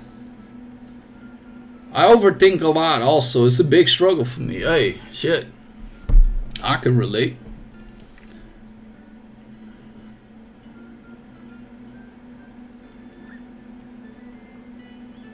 But that's the thing, like I've read a book and I can definitely recommend it, but it's in Dutch. It talks a lot about the negative self-belief of a person. And in your case, let me voice out what you are saying, Nano, and I might be missing the mark, so please complete me if I do. Is that once you start doing something, right, you tell yourself like, shit, I'm incapable of doing this. I am not qualified to do this. What if people don't like me? What if this, that, and a third? And it's always the negative the negative belief because of the ideal self that you're not upholding on to. Because once again, if you don't have this ideal self of, let's say this, let's put it back to me in this case. I would like to get a coaching business going on. But my first question is, okay, but you don't have like the actual paper, so you're unqualified. Hey, negative disbelief. Which shuts me down in my whole ideals and the qualities that I do possess. I just can't sit inside all the time, hence why I want to socialize, but it backfires mentally. Yeah. But the interesting part is that the way that I think about it will automatically shut down the process and my potential in that sense, because I live up to a standard, because I'm telling myself I'm not qualified. Why is that? Because I believe that you need to have papers and an education to be good, where there are so many cases in this world which proves the exact opposite. I've been around people in universities that are not smarter than any one of us. Get their papers, be as unqualified as whoever may voice them. And the interesting part is that they do not give a fuck. And they might give a fuck, but they are doing what is necessary to get there. Right? So, in that sense, it doesn't fucking matter. But because of my ideal self, I shut myself down, because the ideal self is having these educations, is having the degrees, is outgoing, can be outside social to everybody else, which I'm currently not. And therefore I am not doing what I could have been doing and waste my potential in the process, right? So I could analyze this. Why am I doing this? Because in my family it's very strict. If you don't have an education, you have no opinion. You don't have any right to an opinion, right? So it's embedded within like me because of a lot of factors. Because this is one of the factors. It's not even everything. But does this why give me a solution? No. Coming back to what Kirsty is saying is that the why doesn't necessarily give me a way out. It gives me a reason to say like, oh, but I am this way, which is just the versmelting. which just boils it down to an excuse like, but I am doing this because of XYZ, and because of XYZ happened, I cannot change it, which is ultimately a disbelief of actual potential.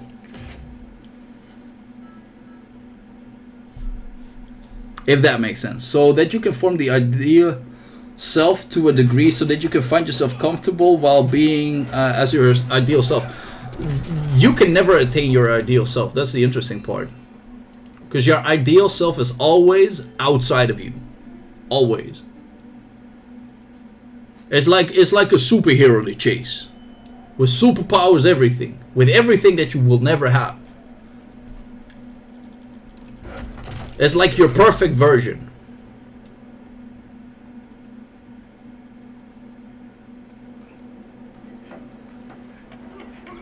He's always one step ahead of you, which always gives you at least, if only it is one negative self-thought about yourself that you are not doing what you're supposed to do. Always. Which allows you to never accept what is and what occurs. Because in my case, my ideal self would have rescued that old man from imminent danger, slapped the dude on the wrist, gave the old dude back his wallet, and everybody would have been happy. That would have been my ideal self. I did not do that. Why the fuck did I not live up to my ideal self? And that in itself will cause the distrust in myself. And that will cause the suffering. Why did I not do X, Y, Z? So knowing why does not mean you accept just the way that you are. Wait, let me read this. So knowing why does not mean you accept just the way you are and don't do anything to try and make yourself better. But if you lower your ideal self, in my opinion, you can live up to it. That's why the ideal self is unreachable. That's the nasty part. The ideal self is never reachable. Because it's an ideal. Otherwise, it's already there.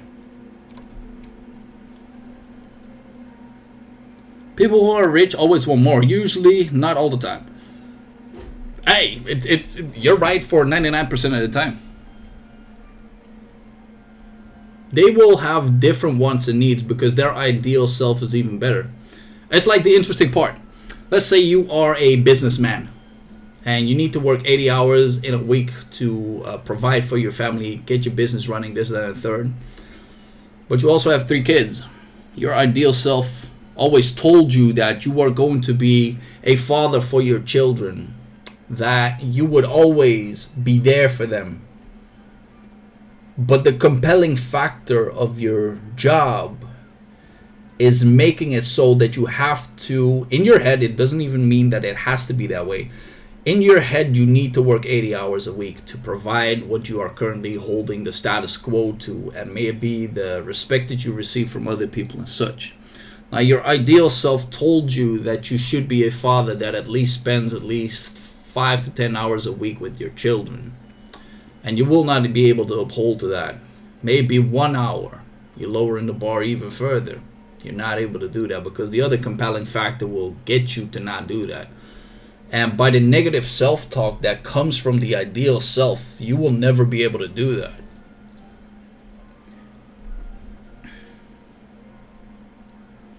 Exactly. It's always something to work toward. Kirsty, you gotta read the rest of the book.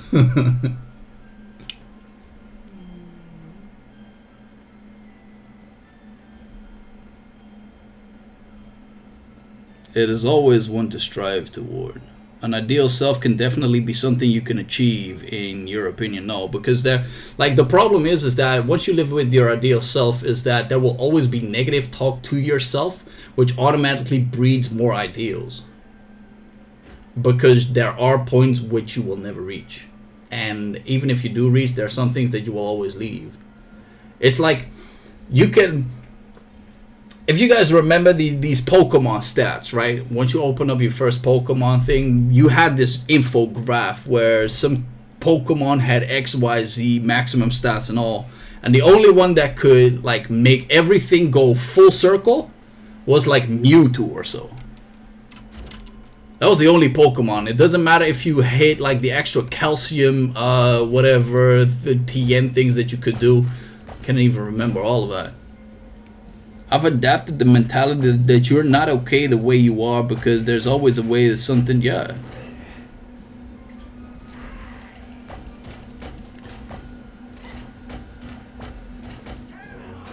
But the interesting part to that, Hajope, is that saying that you're not right the way that you are will also breed you the thoughts that you could not achieve something. Which is the other side of the coin, is that once you lose the ideal self, the thing that is left is just to be, because then you can be able to view yourself as, shit, I just did this. I kid you not, man. I'll tell you a story that actually made a lot of people laugh as well. So I thought at some point, like, I went take a leak and I smelled it and I thought it was sweet. And at some point I had some other symptoms that made me think of diabetes. And I still got a call like the doctor and such to actually outrule that I have or don't have it, right? Still something that I got to do. But I know that if you have diabetes, one of the symptoms is that your pee smells sweet. And at that point, I thought to myself, hey, but I know how to taste sweet. So what I ended up doing was, somewhere along this week, is I went to take a leak, grab a cup, and just put it on there. And if my ideal self would be like, oh my god, that shit is disgusting, I could have never laughed at this situation. Right? But I don't give a fuck. I actually thought it was laughable because who would do that? Well, I did. I don't know how to do this minigame, man. I am so holy bad at this stuff. Negative self-talk doesn't make me any better. Okay, let's go.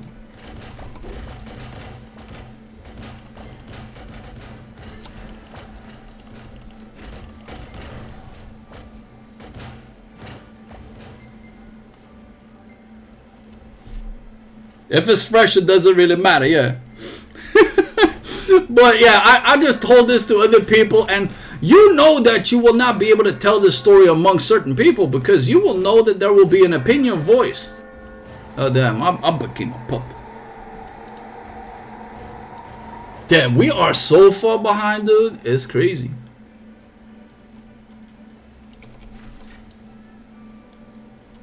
I've never won this minigame before.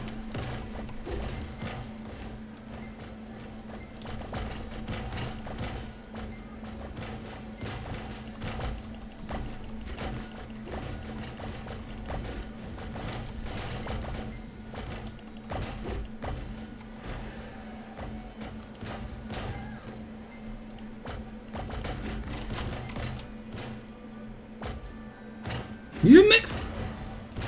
That dude didn't miss. But that's the thing, man. Like, I thought it was hilarious and to share it with the people that I was with. It will shut you down at some point.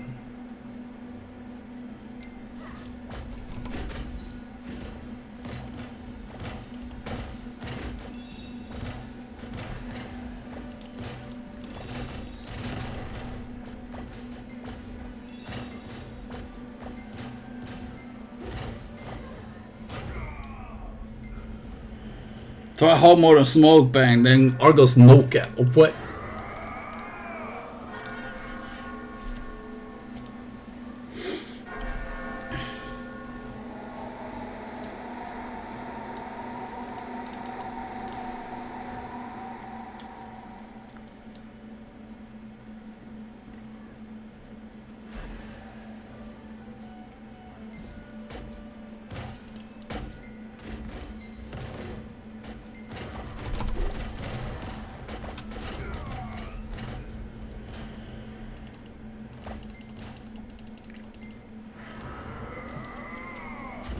Ah, well, I just had to do this, right? Anyway, you get 4 of these. Did I not already have Snowpang the... Oh, I don't have the Island Suite. Nice. So there is an actual reason for me to do this.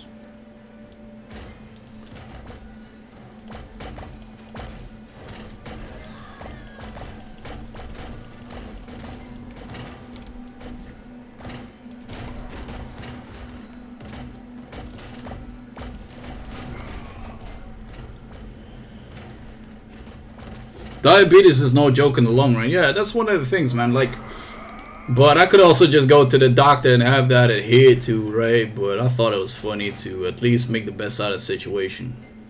The real question is, do I have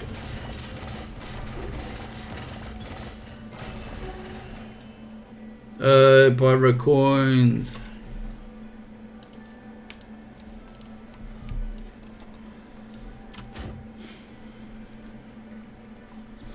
But yeah, it's just one of those things, man, that the ideal self is never gonna bring you anything but suffering.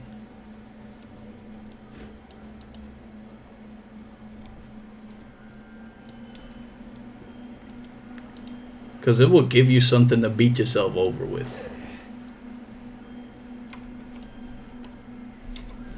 It will always tell you that you suck. We got nothing, boys. Anyway, more pirate coins than me. Let's go. Owl. Did I already complete? Yeah, I did. Okay, so now we get to do my scrapper. Or no, I'll do scrapper last. Let's go to my glavier.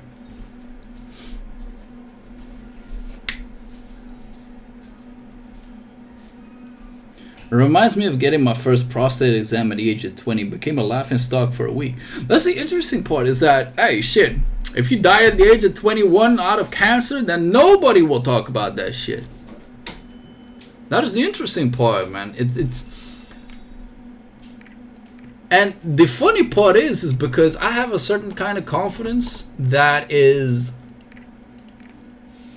allowing me to make jokes out of these things and actually make people laugh in the process, because my girl was actually concerned, like, what did you do? How did you do it? Which cup did you use? And Curious. It's different. It just, well, she used the term curiosity, but it made me laugh even more to just say like how did you taste it? Did you take a sip? Did you drink the whole thing? Did you? And I was like, yeah, I gurgled with it, man. Like I just did. And I just couldn't stop laughing, man. And in a sense, like even with, I just saw the other people at the other table laugh as well at my jokes, and I was like, shit. With like a like you said, diabetes is no laughing joke, no whatsoever. And I would rather not have it, and if I do, well, shit. Then a lot of things have to change. Luckily, as diabetes type 2 is reversible, so I'm okay with that. The only thing that I gotta leave in life are a lot of carbohydrates, which I like a lot. So yeah, that's one thing that I will not like. But I couldn't stop laughing, man. I could not stop laughing at all.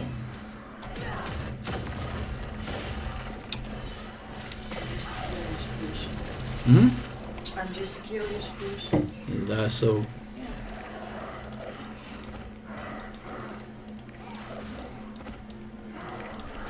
I changed those skills up. But yeah, it's just that's so interesting to just look at these types of things, what make people move, and in a sense allow them to suffer for absolutely no reason. I think there was a breakdown recently that type 1 might be curable as well. Oh, that is interesting. I know that diabetes type 2 is curable due to having a low carb diet. That has been scientifically proven already. So yeah, like if I have diabetes type 2, I just have to cut out a lot of things from my diet, and I'll probably move to an absolute keto diet as well, which is good for the gym. So it gives me more compelling reasons to take the gym even more seriously, which is in a sense still good. So it's not necessarily a thing that would like kill me, but having to leave croissants, having to leave fucking cinnamon buns and such, man, that will take me a little bit. That will take me a little bit to adjust to, because I like me some cinnamon buns. Ugh. More fat and protein could be worse.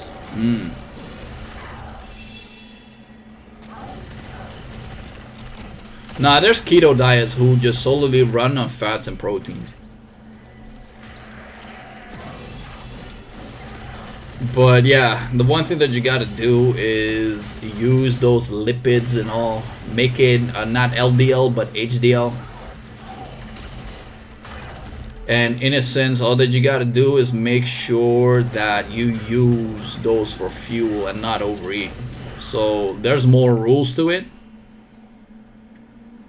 Because like fats are divided within LDLs or HDLs. And what they basically mean, they're low density lipids and high density lipids, and obviously they all go through your bloodstream. And if you have like a lot of LDL, then those lipids have the chance to nestle in your arteries, and the moment that happens, they can cause like vasoconstriction, or not vasoconstriction, they can cause like dilation of your your blood vessels and such. And the moment that happens, obviously, it can cause like a lot of problems to your whole thing. So yeah, there's that. But that only happens. Now I gotta be like a little careful on my words. But there's like a second admission toward fats, aka lipids, where everything at the start is like HDL and has the chance to turn into LDL. Because the lower the density is, the higher chance it has to be able to nestle into those blood vessels.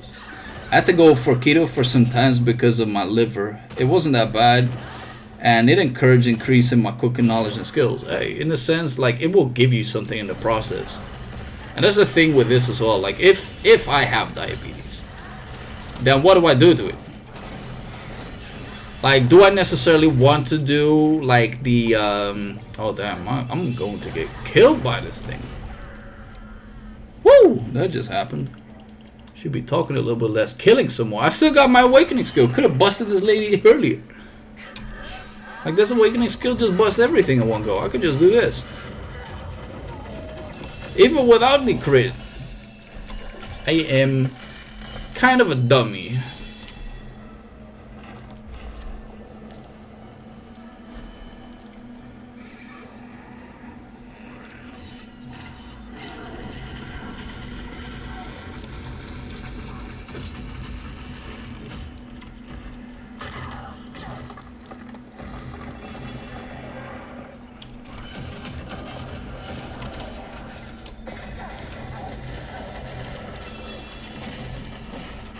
But I'm now back to soda all day. Oof. Honestly, man, like I've just put like it would surprise me actually that if I had diabetes, because yeah, for like the BMI I am overweight, but I also weigh a lot due to some muscle. As Knuckles said, for those of you who have seen Sonic 2, I'm 1,000,000% muscle. Oh shit. But that being said, is that those charts might be a little bit bad. Then again, like you see a lot of bodybuilders nowadays actually die from like all sorts of heart diseases, heart attacks and such. And the reason is very simple, is because you have a big body, it has more strain on the heart. It's very simple. Like you could say like, oh, but these people, they work out every single day, this and a third. Okay, for one, they take supplements that they might not or should not do. It will increase their blood pressure, and being big will automatically put like a strain on your heart. BMI is not for trained people, yeah, 100%. I do agree with that, but there is a certain value to it, even with trained people, because like I said, if you go to absolute extremes, why would like in the past 2-3 years, right? Especially on the Arnold Classic, or like the classic physique and the open physiques, are a lot of people who died at the age of 40, and they all claim like, oh my god, they over-substanced whatever the hell they are doing. And that could be true, because there aren't many studies, because these people are absolute outliers when it comes to bodybuilding. But the interesting part is that it does happen, especially within those weight classes, and it's very hard to do studies on those because the sample size is just that low. But it does cause like room for thought that overeating, overconsumption on any certain kind, where size is not everything, that it could cause you trouble. I think those were open physique. I gotta look up some people. I actually don't want to fucking do that now because I'm still doing this. Do I have a name? I think those were just open physique, yeah, but those are the biggest monsters of all, right? If it was just, God, what is the physique contest? That's the aesthetic group, the fucking beachwear club, man. Those were the people. But these people are not as humanly big as possible. You don't see many of those cases. I thought Brion Ma was one of them, but I could be wrong. No, that dude is still alive. Who was the other one? Sean Roden. That was one. Classic physique. I thought Sean Roden was one of them. They also wear trunks, yeah. But it's just interesting that these people are now kicking the bucket so badly because they are trying something that is up to the absolute extremes, right? Okay, here's how you kill a boss, by the way. Doesn't even take me half of the awakening skill. They also wear trunks, yeah.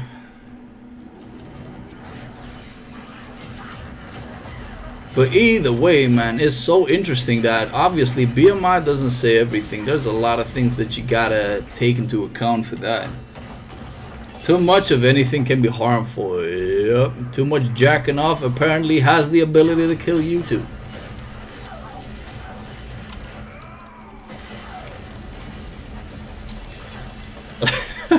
Like whenever you see one of those texts, right, where you're like, another teenager male has killed himself by jacking off 47 times in a day, and you're like, oh shit, man, that's rookie numbers. Or like they hit the 100s and it's like, damn, this dude is a soldier. It's like, why would you even want to do that?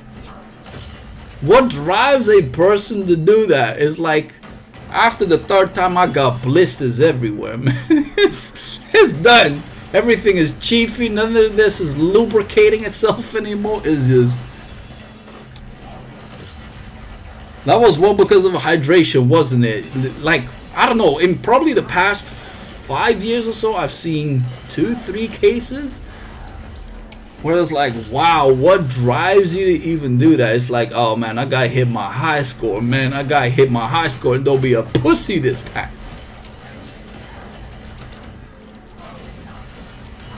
Yeah, I know, right? It hurts after a while, yo.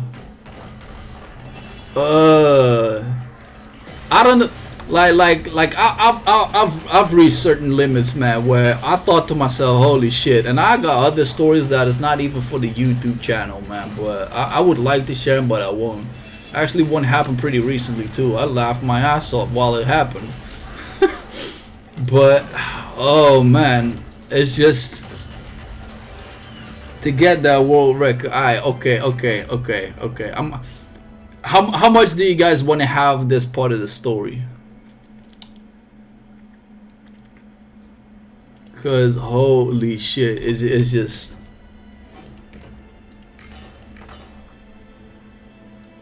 to get that world record, yo. I think I could have been in Guinness Book of Records with this one. Hajope wants none of it. Alright, let's not tell it to the people then. It's too much. It's too much. I get it. Yo, was this already it? Yeah, that was 3.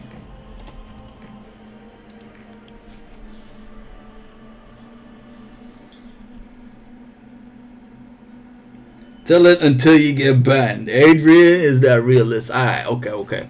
Like, I think we can still get it civilized until a certain point, right? I don't want to get anybody killed, but let's just talk about it. Who cares?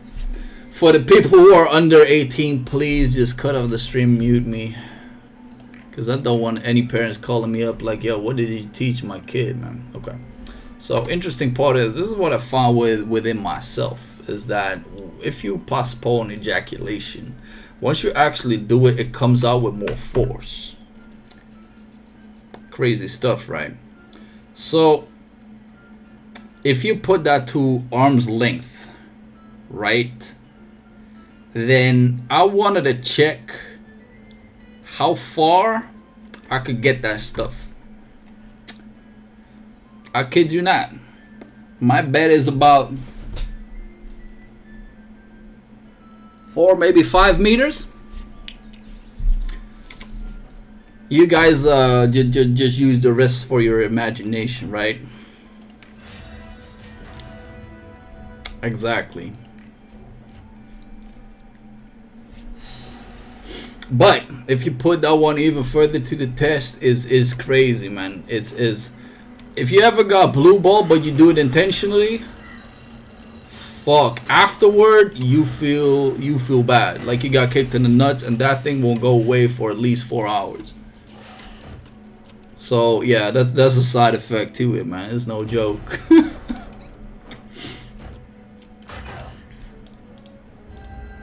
It is no joke. So many things you shouldn't do in life, and that's listening to me. That's one of them. It's called edging. Don't ask me how I know that. That's a whole, yeah, I know, man. It is a thing. There is a term for that, yep.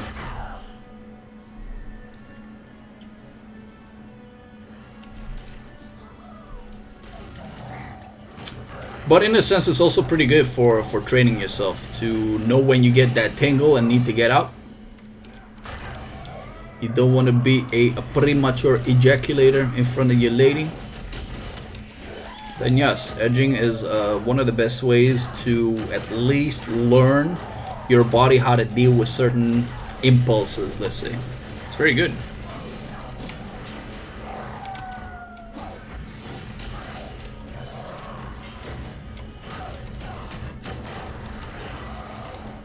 We go from what? Why the hell are we getting these many random talks? This is what I mean, man.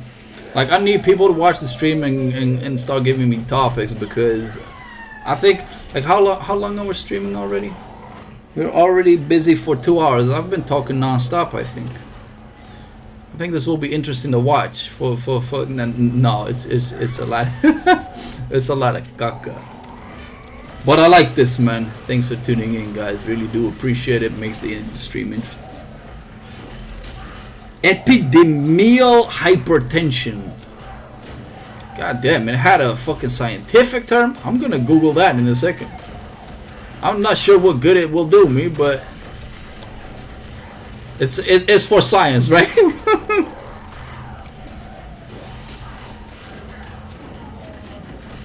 Ugh, miss half of that awakening skill, and in turn lost a lot of damage due to it. Did I just completely go back? Fine.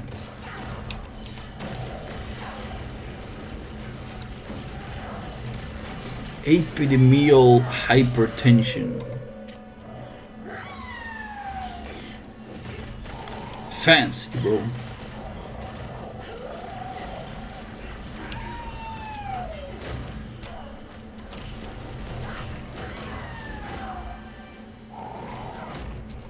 I thought it would jump at me.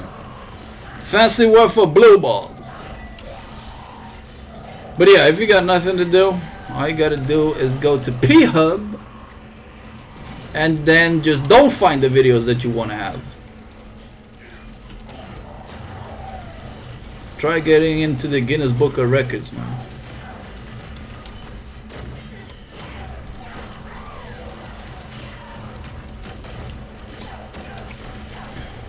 But isn't it like whenever you go for the Guinness Book of Records, there's always somebody that will have to measure your stuff, and there's officials there for your attempt and such? Imagine trying to get into the Guinness Book of Records for that stuff. Oh man, your mother will be so proud of you. Your mother will be so proud. Mommy, get the camera! Oh, we didn't get the last one.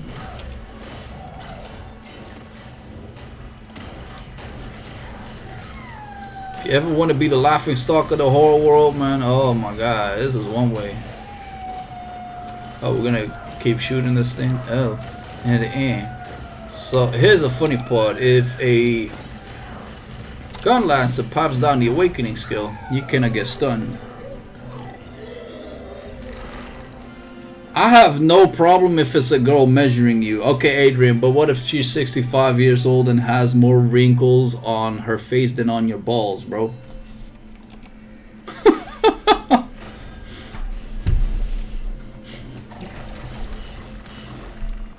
It smells like that. She is that age too. You doing your thing and a random dude is standing next to your bed with a clipboard and a pen. Oh! Imagine you're blue balling yourself out of there and they made a miscalculation, like, oh, you gotta do it again. Hey, some people like that. Not me though. Hey, it made you chuckle. Don't tell me it did not make you give you that smile. Oh man, but just imagine. Just imagine though, man. Like, you gotta go through that whole ordeal. The martial arts classes are too much fun in this game, man. Oof. Yes, 100%.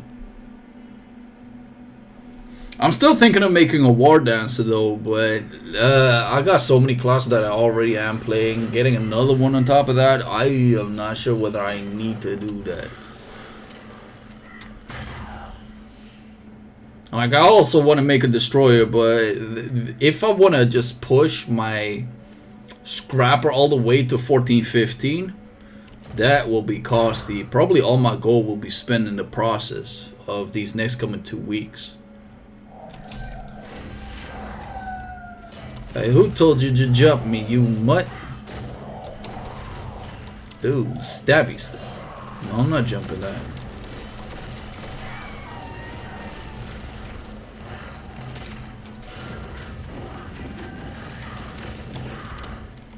Full awakening skill, full crit. I didn't see a single skill that did, or didn't see a single hit that didn't crit.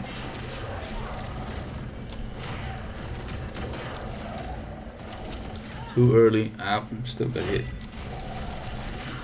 But yeah, this class is so much fun. It's crazy.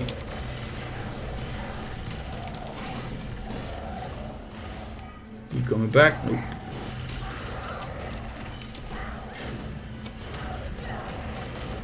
Missed. Absorbi.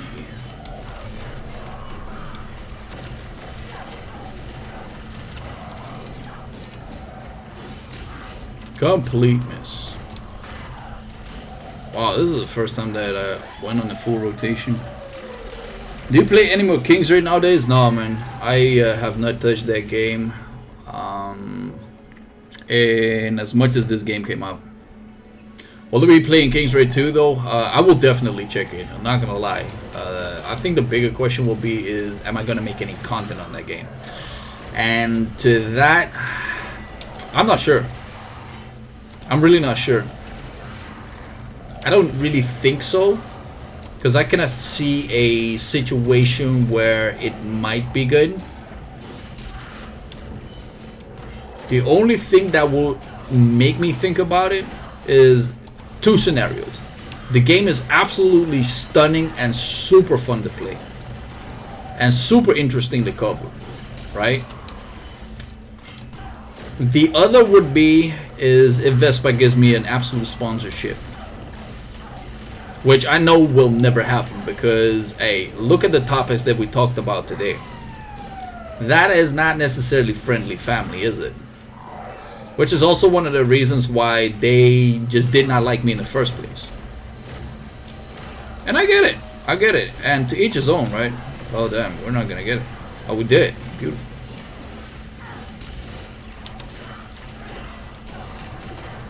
Do we know the release date for King's Raid 2? Nope. They cannot even afford enough developers. Yeah, like, I think the CEO is both the lead artist, the singer-songwriter, and the cheerleader.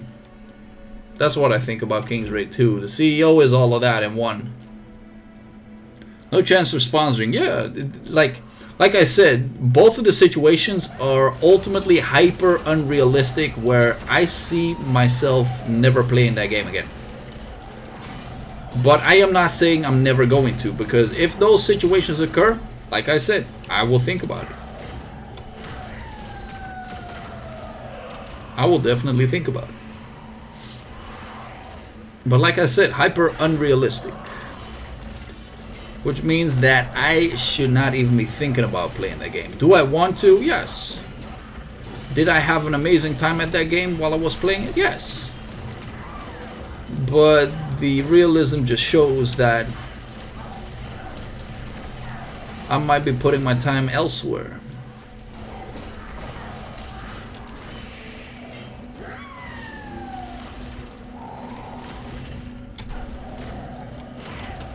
Ooh, that dude just run right through my BS.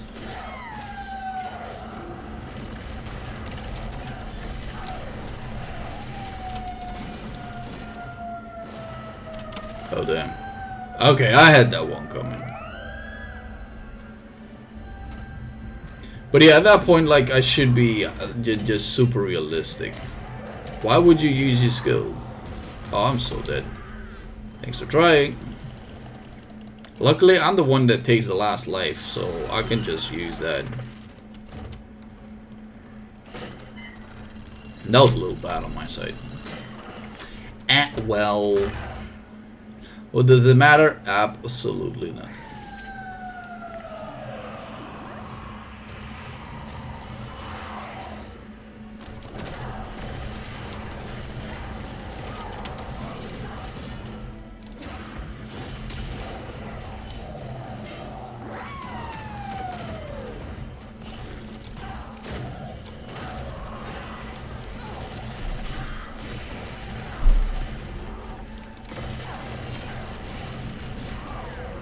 There we go. And he died too. Ouch. There we go. Big crit. EU or NA? I'm on the EU server, but I'm just playing Super League.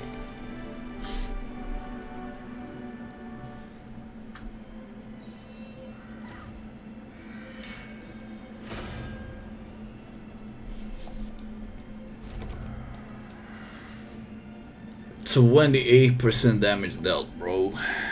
Nice, nice. Put those things in.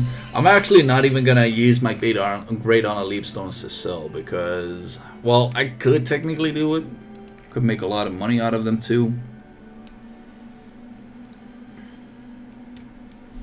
I wonder, like, they fluctuate in price so much. Are they like 81, 82 right now?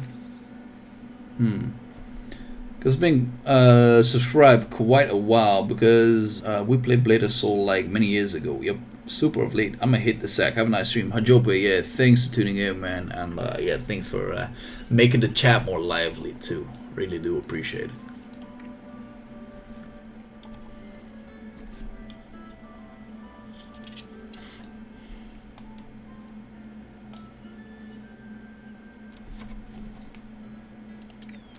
Oops. Alright. These ones are up, and these ones are up, and I'm just gonna keep these over there. And then I got 2 characters to go with. Oh wait, did I still already get my scrapper up to speed? I don't think so. No, I didn't. I just put that one as one of last. Leapstones are like 120 in US East. Crazy, yeah. I heard something alike, man. It's crazy. They used to be like below 70, but they have gone up quite a little bit after they released the announce date. However, what I find interesting is that at the beginning of the day, obviously a lot of people come online and end up selling a lot of stuff, and that lowers the price to a degree where it might even be interesting for me to say, yo, I'm just gonna sell things right now at the highest possible angle and then rebuy them like later on, like once I get up, because that way I can make like a little bit of gold and get that back. Yeah, prices do spike up in the weekend usually. True, definitely true. All right, let's get these out. Oh, Esu Ranku, let's go. What is this? A B rank, absolutely trash. Another B rank. Let's go. Okay, do we have anything of value here? 69, but the other way around. 1 day, 8 hours. Ooh, we're taking this one for sure. Don't we have another one? Well, this is 50. That wasn't one higher, right? Everyone's doing their best, but there's only so much we can do without enough action energy. But the main nodes also have played a big factor. At the moment, I'm selling for sure. Can go up later, but I am in no rush. I'm only doing bounty. Yeah, I used to do that as well, but I got this one on 1415, and I have the option to try and get another 1415 as well, because this one is almost 1400. And without using all of them that I gained right now, I don't think I have the possibility to try that. And just one character on 1415 is good, right? It's gonna give you items, it's gonna give you good stuff. But having the ability to have 2 characters there, and I might even consider changing my mains at that point too.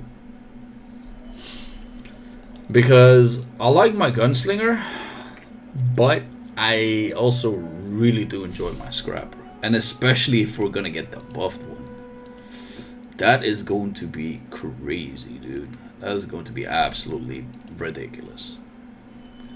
Alright, one of the characters that I like the least, and that would be my Holy Knight.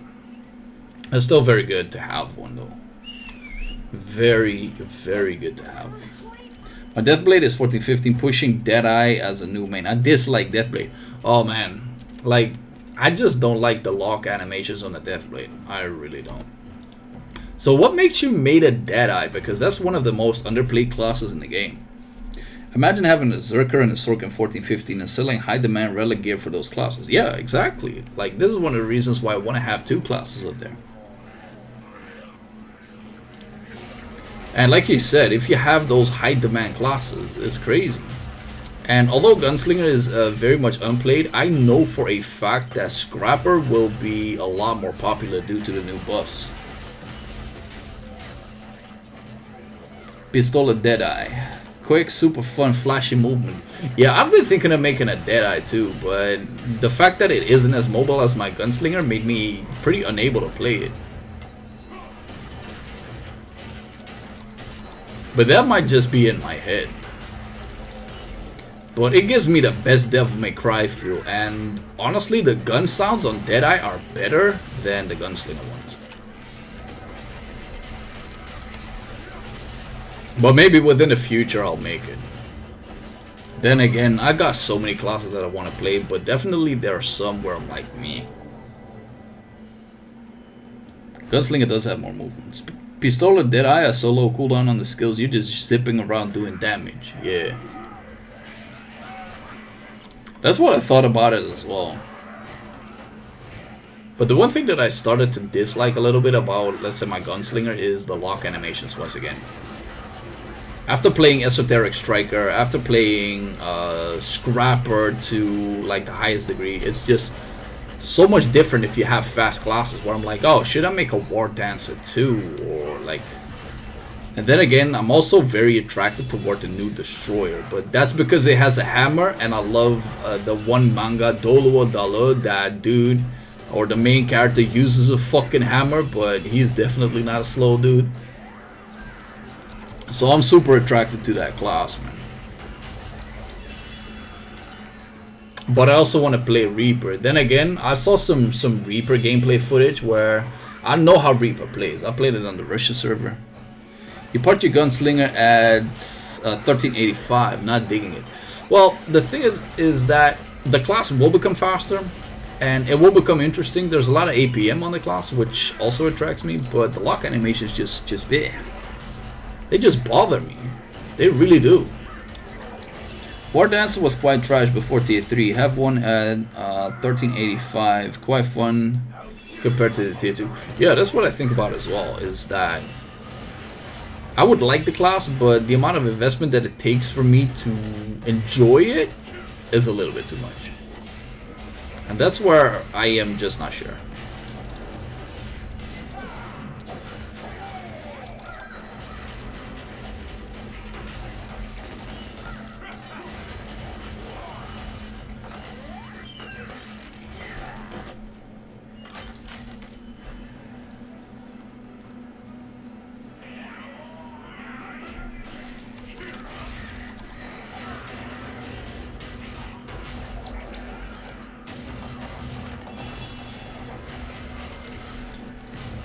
You have a 1340 Taijutsu build, and oh yeah, I'm a Reaper waiting room.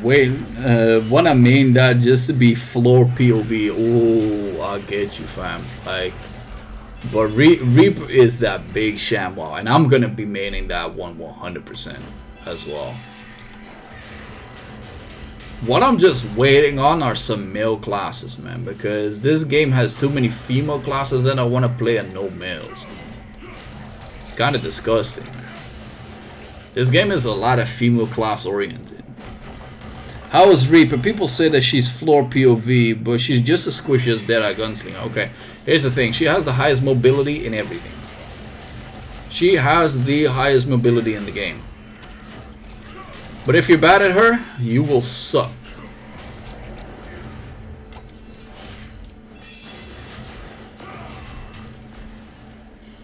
But nonetheless, she is fun. She is a lot of fun.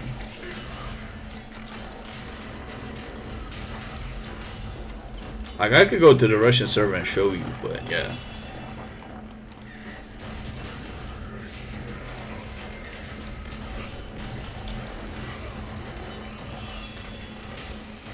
But yeah, is she squishy? Definitely.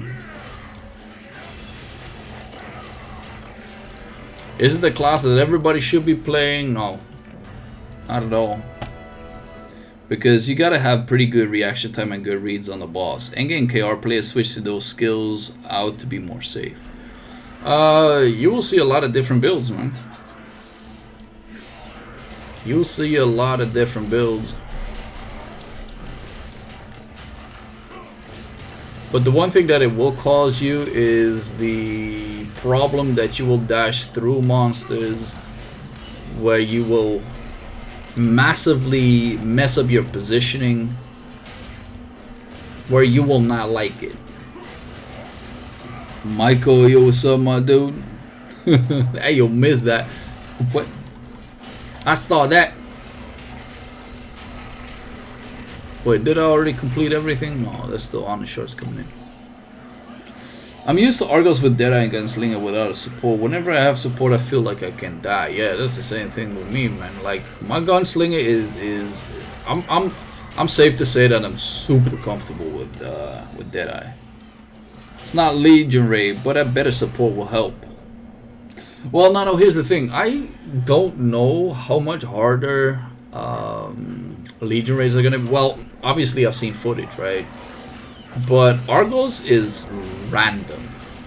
Like 90-degree somersault backflip kicks to your face. It's just annoying, and you will get hit.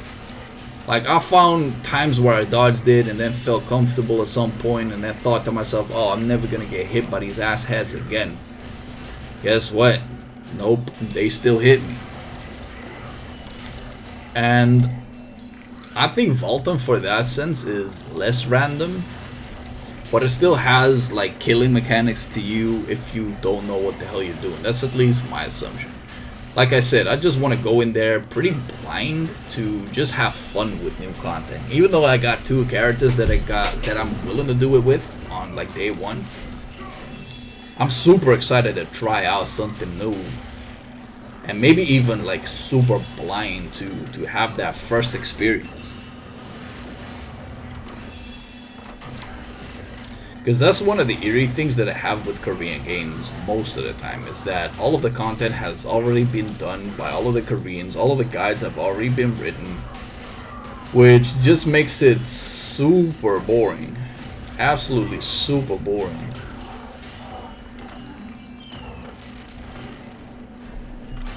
But that's just my opinion, man. There are a lot of people who just want to do the completionist stuff where they are like, yeah, we're just gonna get that stuff underneath.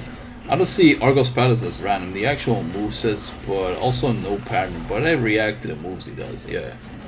It's just the only thing that really always, like, if it locks on to me, I will mostly get hit by it, is the back kick. Back kick is just nasty. And I can also dodge it. It's not like I've never dodged it neither, but it's just nasty. Maybe I'm delusional though. Hey, shit, you might be godlike. Could be. Who am I to say you're not? I just know what I get hit with. Several times. Maybe it's because I'm getting old, man. Actually, we could do some Argos today, but I'll probably leave it to tomorrow. Tomorrow's another resting day. Only thing I gotta do is groceries. He thinks it's the easiest to dodge. Well, you could just random dodge, but...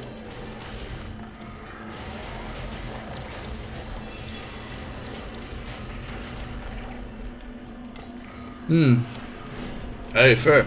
You might have found the way, man. I just know that I still get hit. Gotta say, the last time I did it on my Gunslinger, I barely got hit. Except for like Argos P3. Like for some reason on P3 I got hit a lot. But I breezed through P1 and 2. P1 and 2 were like then again, with the amount of damage that we dished.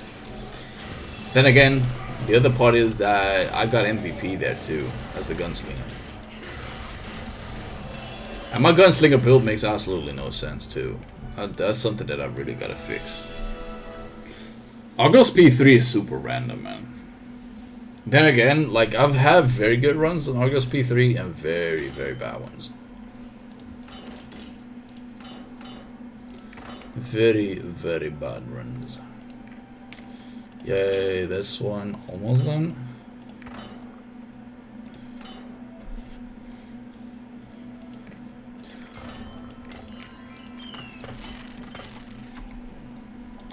Oh, and it's still gotta do these too.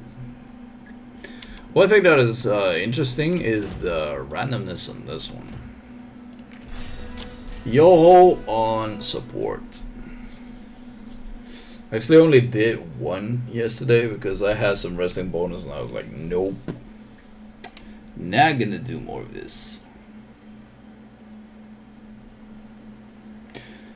I find it expensive to play squishy though. Lots of potions when you do get hit, true. But I get the feeling that I only play squishy.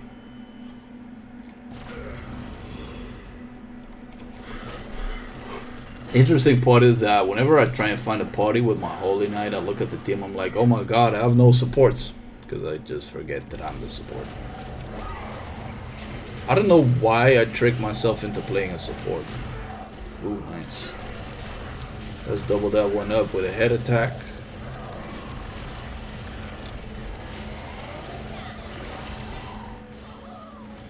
You hate Yoho, yeah, but then the rewards are bad if you do Agrexion, right?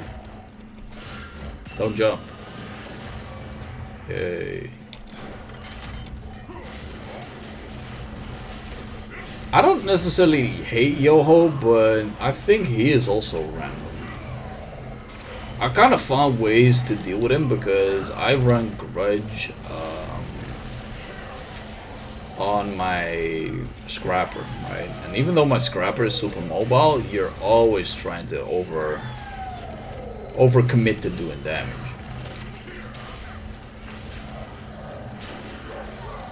Just that my friends hate Agrexion compared to Yoho.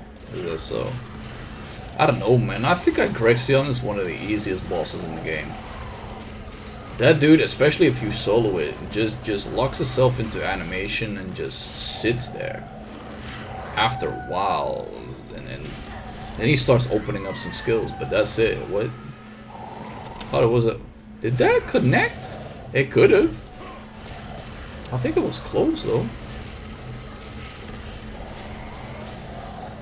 But no, Agrexion is my. If I had to park like alts on very low eye level, I'd rather have it on Agrexion than Acrocina, Yoho. And even Velganos is starting to become like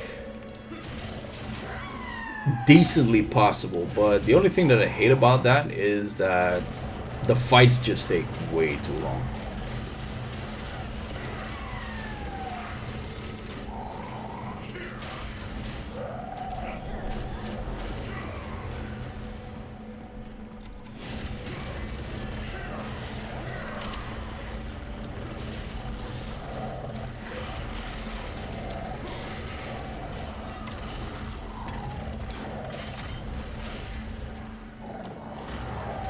But the boss skills with how good your team is, yeah. Like I said, Yoho will just ultimately just chip you down. I think that's the best way to put it, because he will do a lot of skills that are not even that hard hitting, but the longer the fight takes, the more chances it has to chip you down. I haven't done Velganos yet. It was that 1-2 tries that I didn't go back because I prefer no brain Yoho. I think I can do another Scrapper solo today if you want me to give you the ins and outs and the mechanics. But like I said, it's only if you want to, because otherwise I'm just gonna do Yoho, because Velganos solos on my Scrapper are still a little bit wonky. Good enough, but still wonky.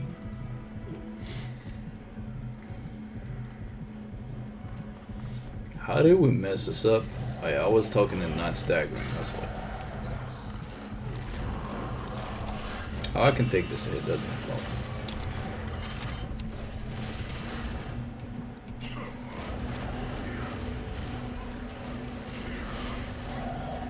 I should do it for solo training. Well, yeah. If you got a 14-15 character, then I would definitely advise you to do it for training.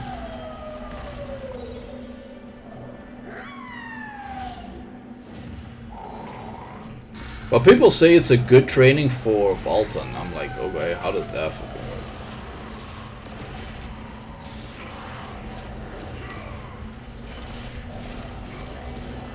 Because, yeah, you just need to be able to react and know when to do damage and when to not do damage.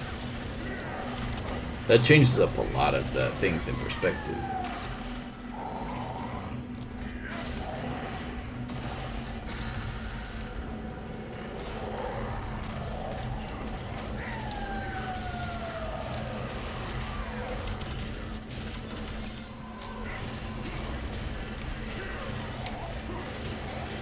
Zero destruction.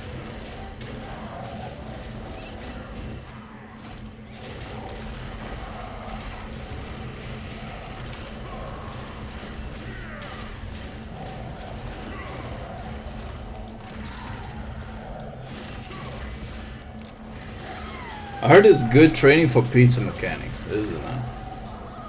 Well, I guess that is true. But I think the pizza mechanics, it took me about 4 or 5 tries to get the pizza down, and now I don't fail it anymore.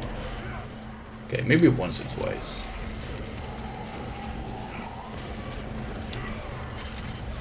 Okay, luckily this thing is almost dead. Beautiful.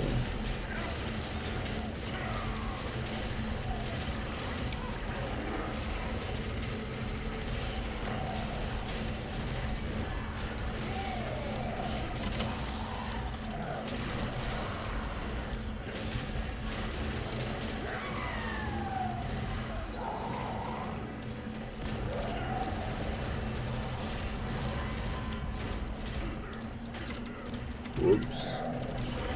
I just got bounced off by like everything.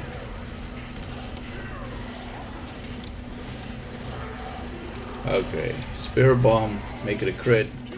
Fucking miss.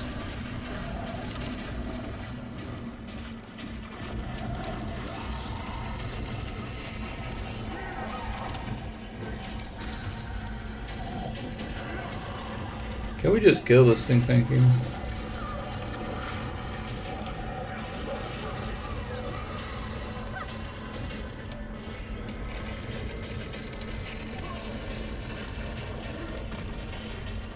EU West or EU Central? I think I'm Central. That was the first one, right? I'm on the first servers. Wow, second time we got this. Wow, that even goes through? The only thing that it clogs on? Oh wow. Well, that just happened. Ah well, let's say we did this on purpose for one reason, right? Oh, wait, look at that bus size, man. Oh! Yeah, first, then we're in the same region. Yeah, I'll play on the Kadan server.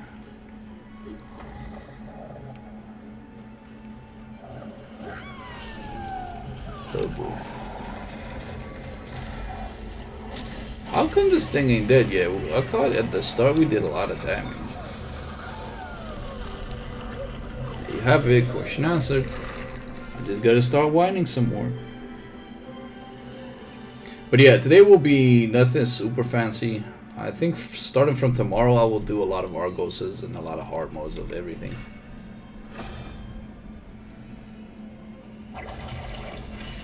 Because today's already pretty late. Noble Heal is so easy to get MVP on a support, man. Zinnerbell, alright.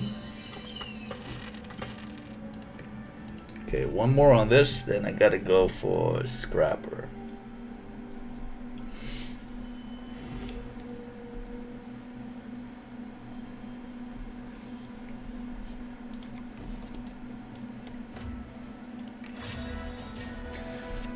Oh, wait a second.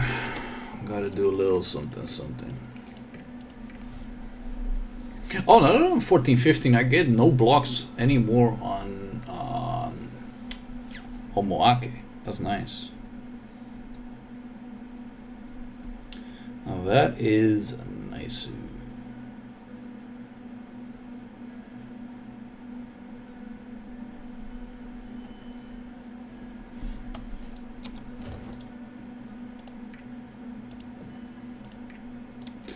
But first, this one. Nowadays, the world bosses do get killed so fast. It's crazy. Does anybody know if the Thunder Wings, the new world boss that will be coming out in 2 weeks, if they have any decent drops? Here, another plus 20 weapon. These people are crazy, man. These people are crazy.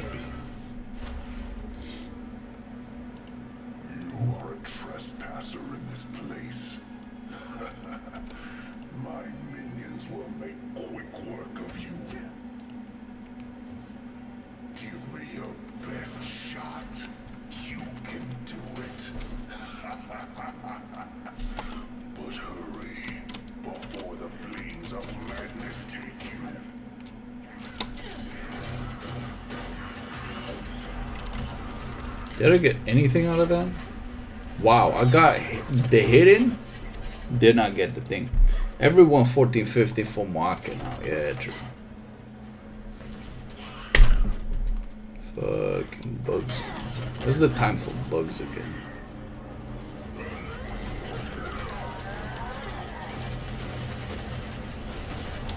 It's better they get hit in.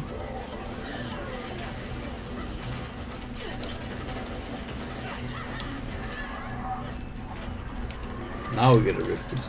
I'm still waiting for the time where I finally get that rune.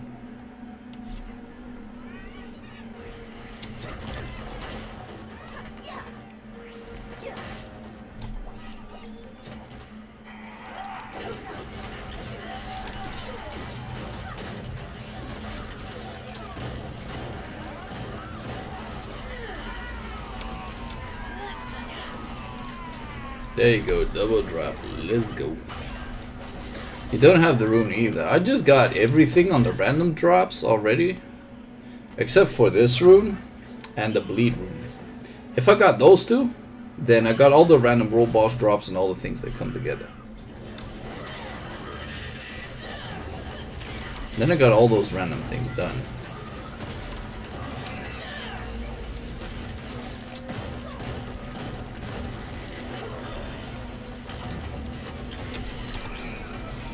Oh wow, that shit hurts. I want to stand in that. Not gonna do that. Oh wait.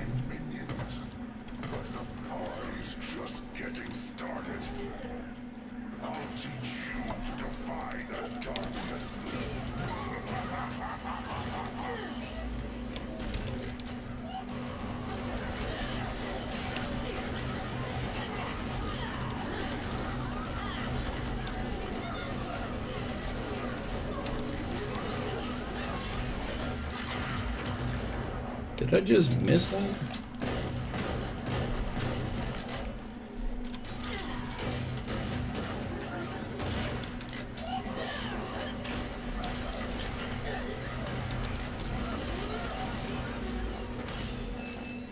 And nothing. Normal.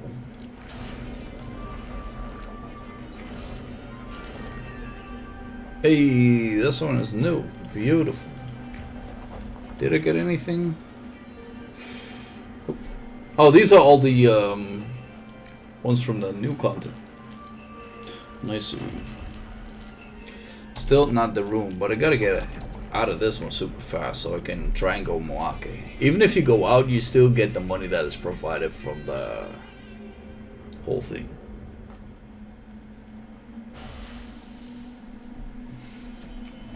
Alright.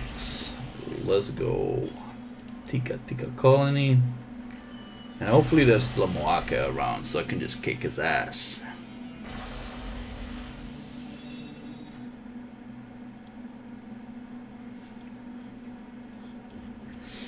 All I gotta do is kick his ass.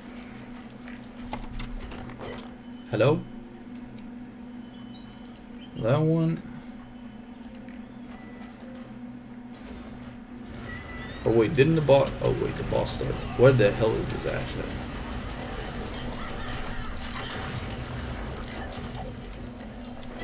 I got hit. See?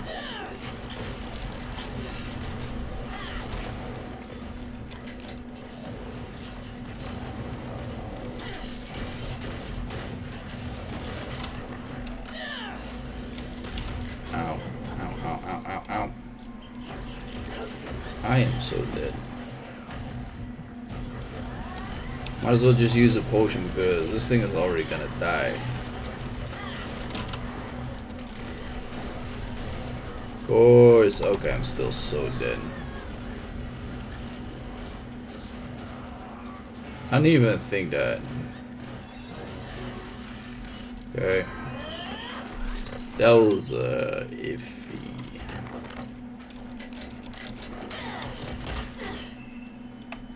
What is this? Emergency escape. Beautiful. It still looked like I got the maximum out of it, but still did not feel that good. Specialization Peacemaker, wow, it actually looked good, but if only they were 3s. That would have been more interesting. Well, so be it. Okay, now that that is done, I was busy with my Holy Knight.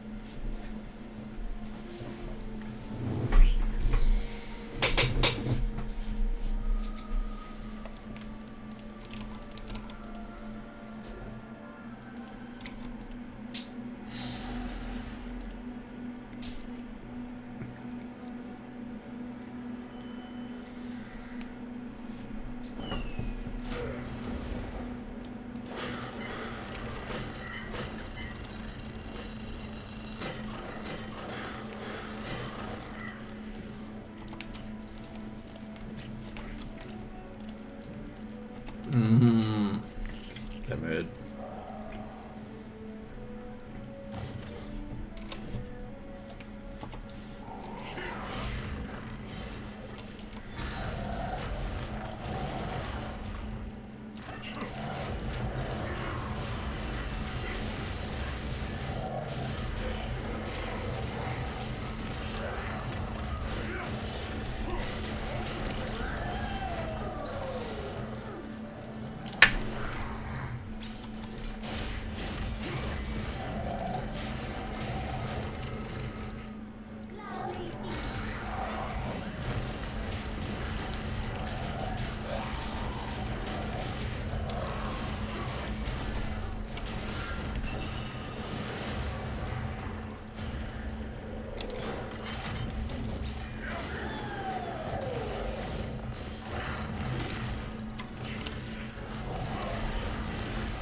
Our damage sucks.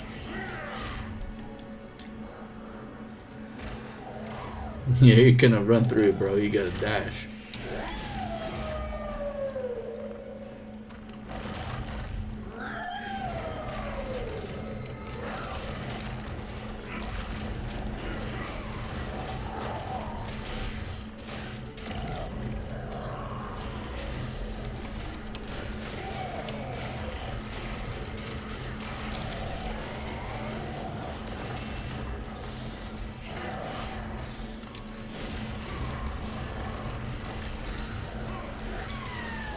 This dude doesn't gain any shield.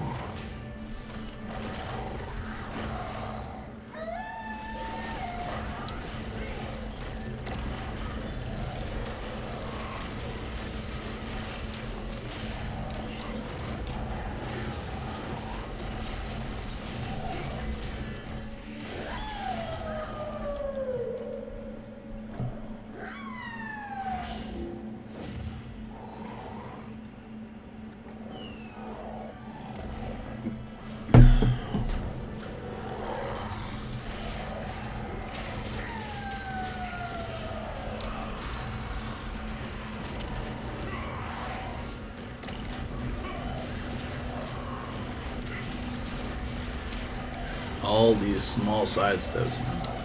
Looking good.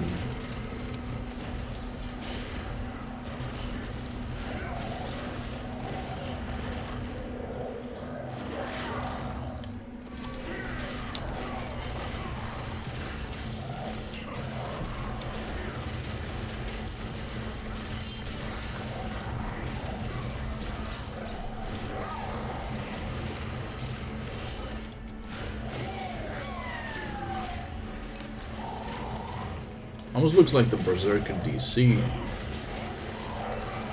Never mind.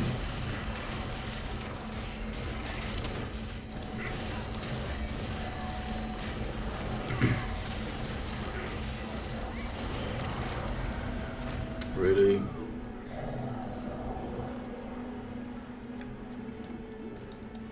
Fine.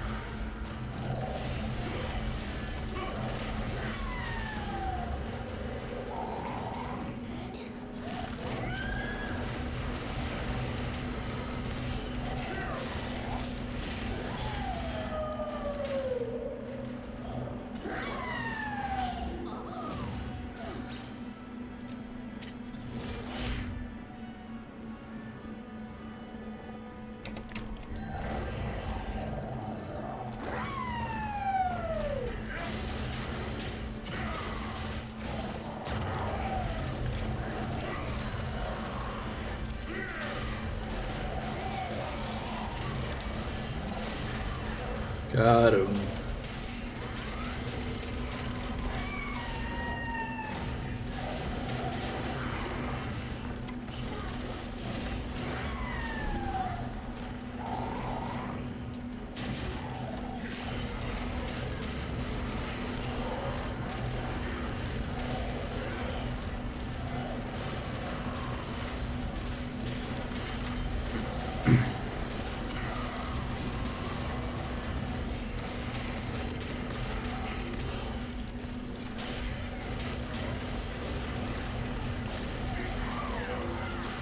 Oops.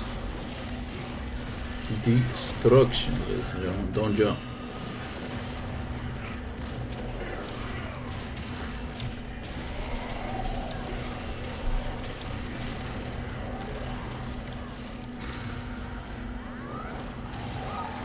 I'm just chaining all sorts of shields right now.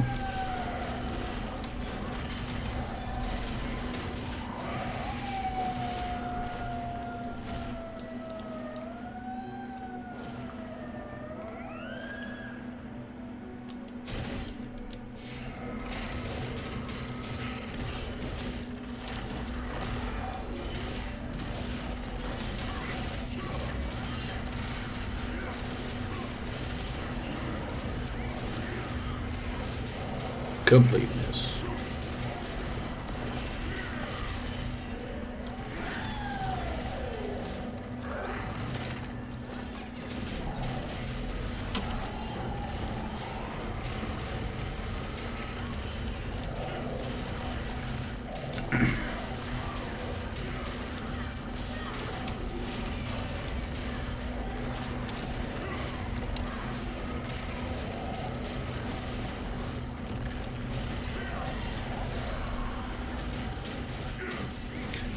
I'm watching your 1,000-hour count video. We're literally doing the same thing. Also,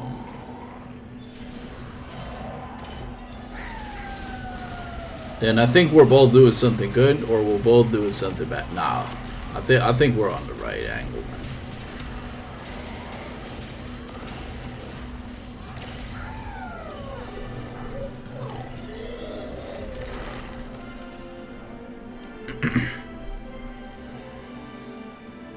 I think we're both on the right angle. Yeah, like I said, man, it's results are fine.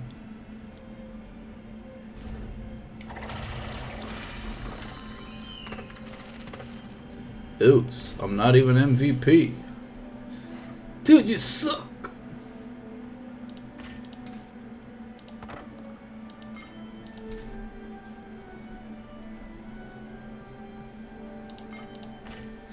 Not even MVP. Shame.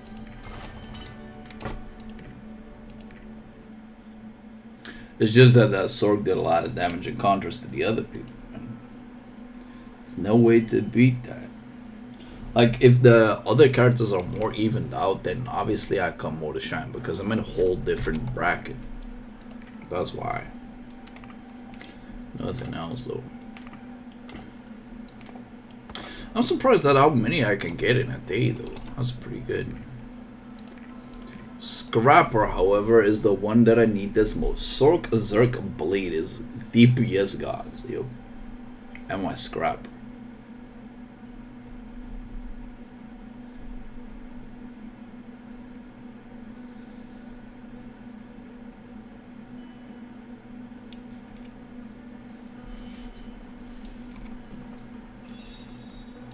She's a DPS monstrosity.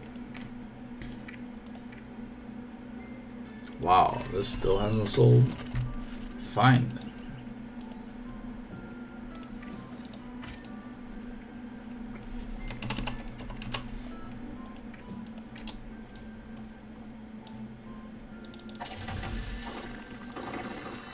Hey, what is this? Supercharging Raven. Let's just use it.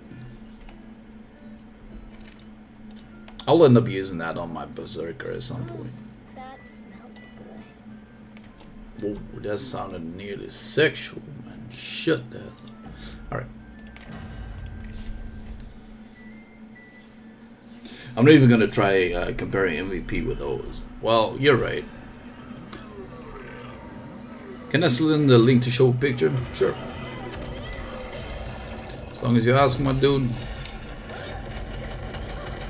Beautiful.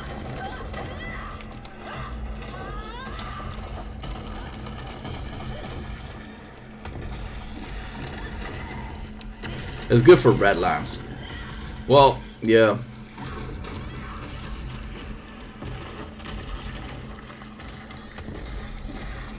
But it's good for Destroyer as well. Supposedly. I'm not sure how good. And obviously it's good for Deathblade.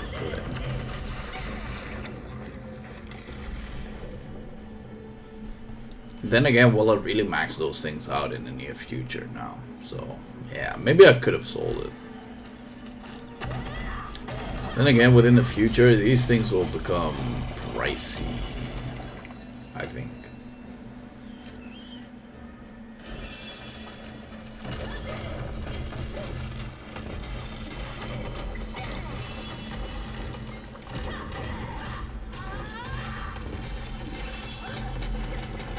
Why do I use that attack for bigger monsters? Good question.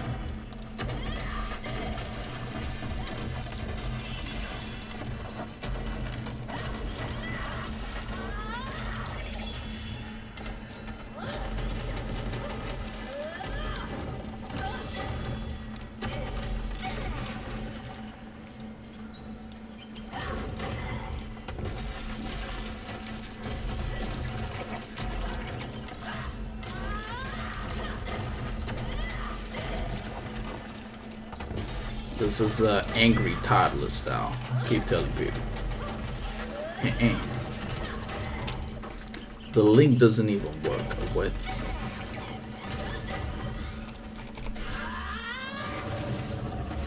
Oops.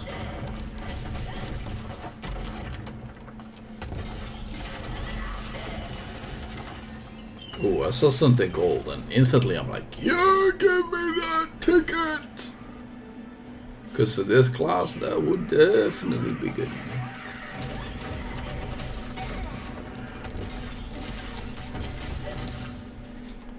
But yeah, today I get the attempt at the weapon once again.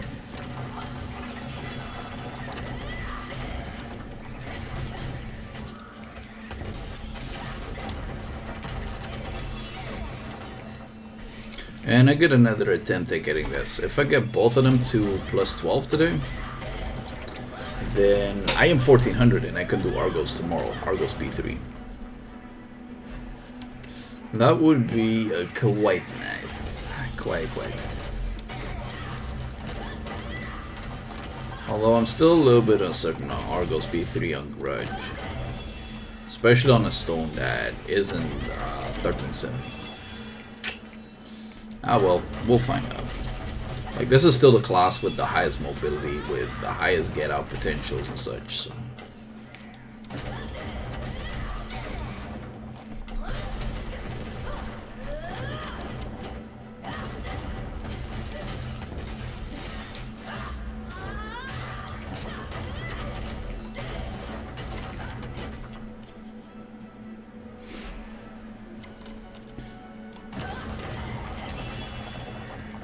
I wonder when they're gonna do the new class reveal on the KR version. Because it's been like what now? 1 week since the new content came out. Like, how many weeks would it be for them to release the new classes and such? Because they were talking about Aeromancer and such, and I don't really care for that. But they're gonna release mostly, or like likely, 2 classes instead of 1. That's what I hear them say. So it's gonna be like the Aeromancer and then a male or female abbreviation of 1 class. Like male or female, or like female Berserker or something. Give me male Scrapper, bro. I'll be so happy. But I don't think that will be in high demand. It will just be me playing that class, probably.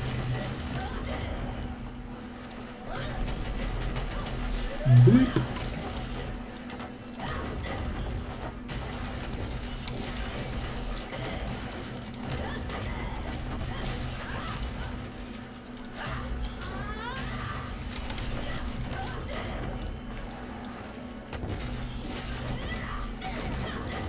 Gender lock classes. Well, here's the thing. Like, can you imagine a female Berserker with the same big weapon as a Berserker has? Just in real life, right? Like, a lady would never be able to wield such a thing. Sorry, ladies. Like, well, there's one lady in my gym that could wield it. But I wouldn't necessarily call her a lady.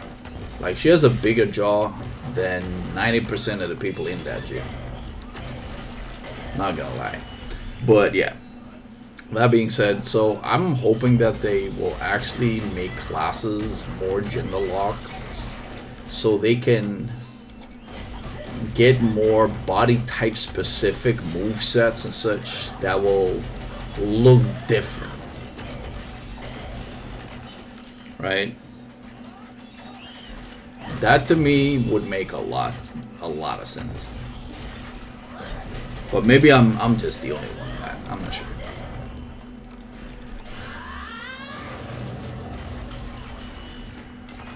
Hey, nice. That will give me a lot of stones, actually. That is beautiful. That came literally at the right time. We're gonna do this right after we've completed the 2 bosses. Because not only does that give me the stones from the run itself, it also gives me the weekly stones coming from it. which is nice. So I probably have about 100 stones to do upgrades with today, so hopefully I get 2 upgrades out of it. That would be beautiful. That would be absolutely fantastic. Fantastic.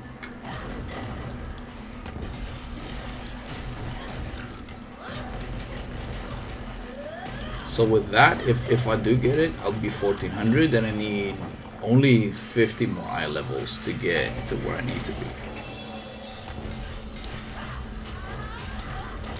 Not sure if I'll make it, but yeah, it will be great if I do.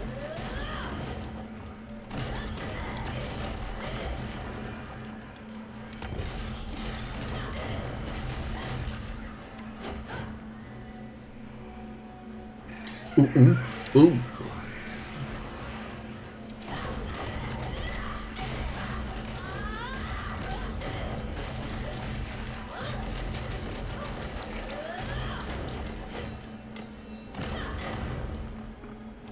Oh wait. That was the one I needed. That was the one I needed.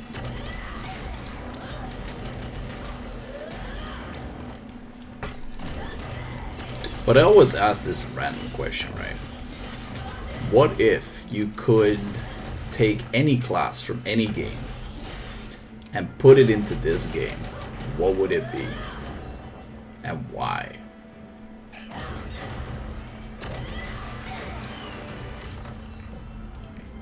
So, okay, no. You want to see a Velgano solo? Just to help you train a little bit?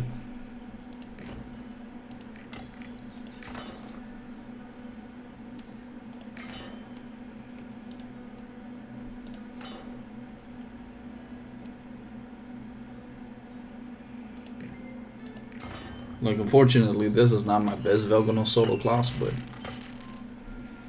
it's up to you, my dude. Assassin cause, not an actual assassin in the game. Yeah, but that's when Reaper's gonna be out.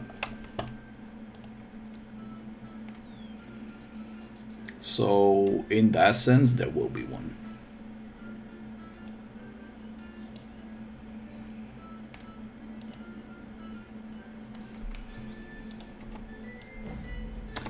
Alright, nuances, so let's do a normal one, or a Nighthawk Zero first.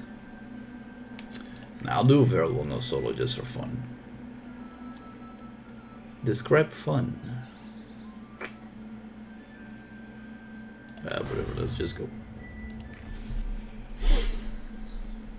Last time Velgano solos went pretty aight, but let's see if I can get a consistent run in. Where is he? Okay, small map. Like talking like it's not in game at all yet. Well, yeah. Yeah.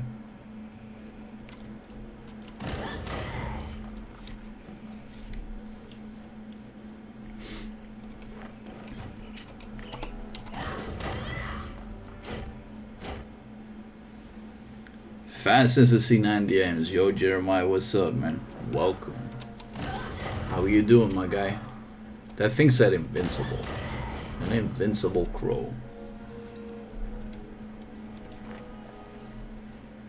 I don't know what type of class that isn't released yet. No, but like I said, it's a class from any game that you can transport to this, because I want to have Sage from BDO added into this game. It kind of looks like Jaderico, one of the bosses that we fight in this game, but just a light holy type of mage, or lightning type of mage. That would be fucking insane. Alright, what do you want, fool? Easy. Wait till the roar comes up. If the roar comes up, no roar, which means that's a free jump. That one is free damage. Move to the side on that one. And definitely move to the side on that one. But look at how much damage I already took to my face, man. Jesus. Get out of that one. Don't need the extra attack power. Ugh. I got hit by a slight.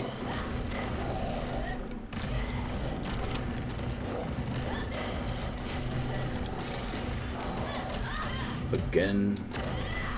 I'm getting hit by a lot of beefy stuff now.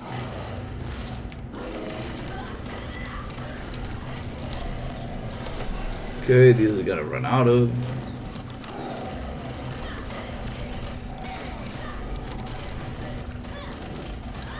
All I gotta do is stun this dude, so pop all of the biggest skills that I have in this ass hat.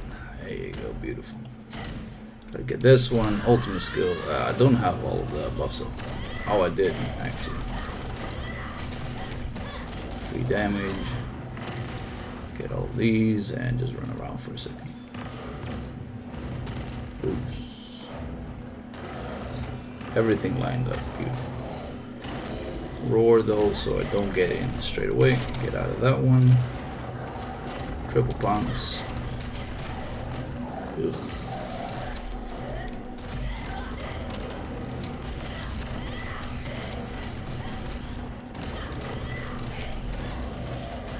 Damage and just run out. I still got 5 stacks, so I don't. Hey, dash back. This is not safe. Could have caused a lot of trouble if I didn't have my dash there.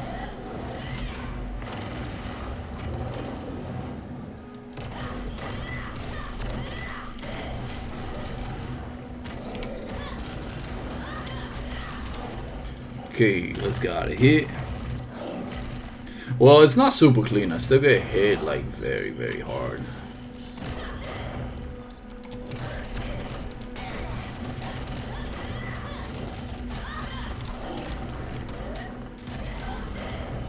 Okay, get him back. Because I don't have any more of these potions, so I really gotta do it right. So this is free damage most of the time, because he starts out doing his roar several times. This is the part where I messed up completely. Like I said, I'm running Grudge right now, and it's just I get hit by all these sidetrack things, man. Up, get up. Nice. Okay, this is the part where I start doing damage again. So gotta get this one. Gotta get that one. Where's the other one? There's only 2. Oh, there's the 3. Beautiful. Gotta get out of that one. Part of the light. Got hit. And that's a side. Good. Close. Stand on the back on that backswing, because otherwise you get hit. Move to the left. This roar is so nasty, especially when he's that close.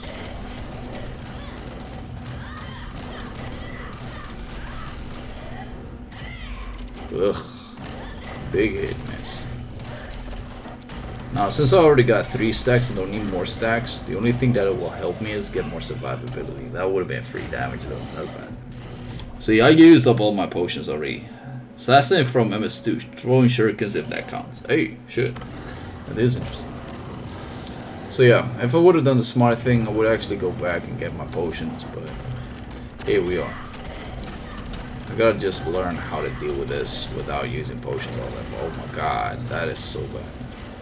That somersault is nasty, especially if Velganos decides to say, oh, I'm near a wall.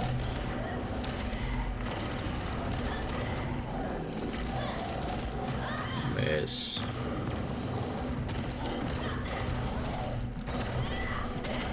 Guaranteed hit.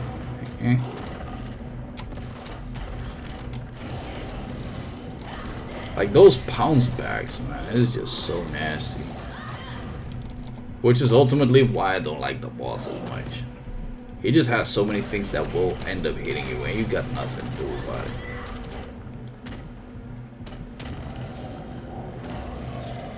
You just don't have an answer. Oh, wow.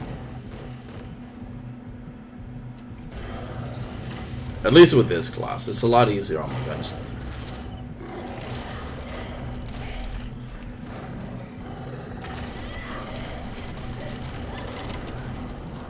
Once again, no answer to that Batcave. The one thing that I could do is play a little bit less aggressive to his face and just run out like that.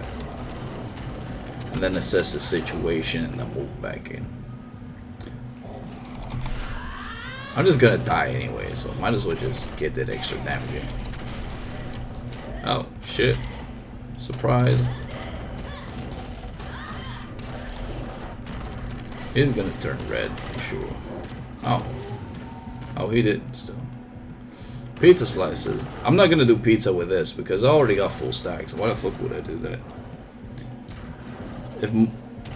Let me add to the question on 1445 because I think it actually adds. Oh wow, that was crazy. That was not smart on my end. Where is this? Oh my god, I'm dead. Yep. Okay, let me grab some potions. Do you recommend pushing for 1445 Volt on hard or stay at 1415 at the moment? So here's the thing. Vaulting you can only do once a week, but what is it called? Vescaluda or Descaluda that you can do, the big bird that is new. You can do that daily, where you have the possibility to get more relic sets from it. The only downside is, which I heard, don't like take my word on this, is that at 4045 you have your stronghold and you get another increase on buffs on increasing your character. So that is like the bigger question. So one will increase your overall capacity in getting more gains in the early term, and the other one will allow you to upgrade your characters faster, probably.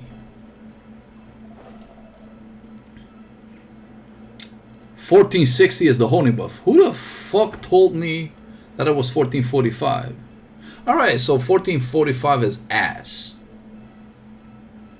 Thanks for elaborating on that. Because somebody told me, I was like, hey shit, that might be worth considering. But if you say it like that. Okay, so the one thing that we gotta wait on is this little puppy to decide to do pizza. Before that, I don't do any damage, bro. I don't do any damage. Any considerable damage. Hey, Lestrik is on. Interesting. Okay, get out of that one. But like I said, man, the more damage that you have on Velganos, the more interesting it becomes for you to solo. Because if this fight would have been less long because it had a plus 15 weapon, let's say, then this fight would have been super interesting. Right now, I just do it for the fuck of it. Okay, so he just did a fake out on the pizza, which means that the next one will be pizza 100%. Oh, wow, gotta get that dashed out of that one. I need to reposition the boss. Fuck me, I cannot do pizza on this.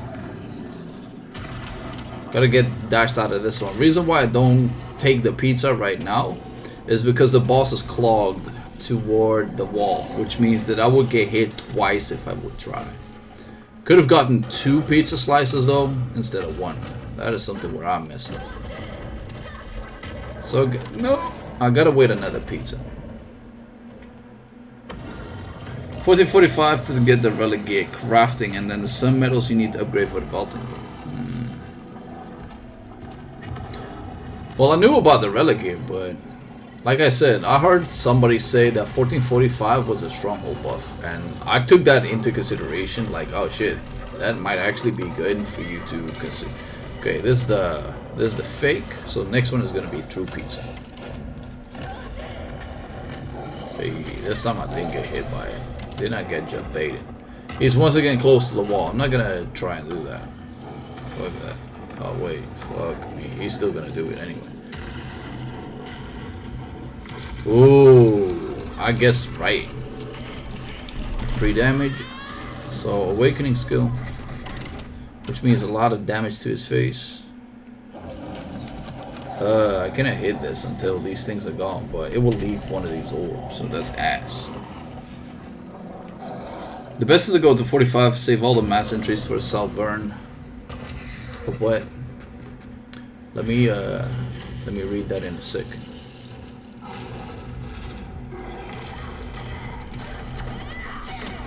Get out. Yeah, try that, you nasty puppy. Ooh. Yeah, this is fake pizza, man. So you do that more often than anything. Oh, free damage. Slap to the face. Can we go behind? Oh, we can. Okay, left side. Pizza time. So whenever you do pizza, you wait out the very first part where he does the pizza, and then it will show you, like with the twirl, on which side you need to go. So you need to just wait it out. Once you actually see it, it's very easy to get up. Yeah, there you go. Come here. Oh, I shouldn't stand in that. Free damage. Get up. Wait for these bubbles to pop. Okay, reposition. Nice. Where's the roar? Roar is over there. Good. Oops. Where do you go?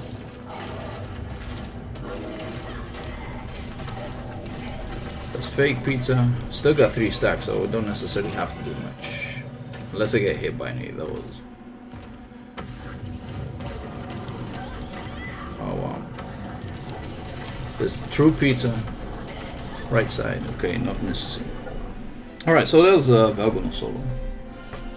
Once again, if my weapon becomes plus 15, this becomes considerably better and considerably easier.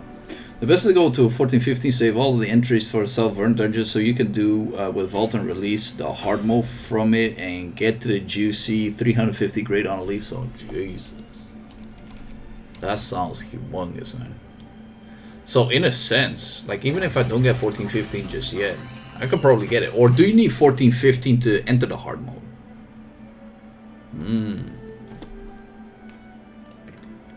Okay, for one, I'm not gonna do this again. But overall, yeah, that's how you run Velgonos.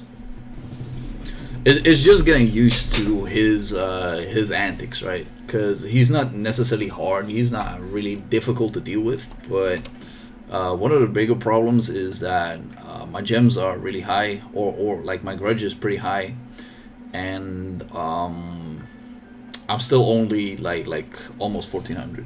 So yeah, 1415 to run it. Okay.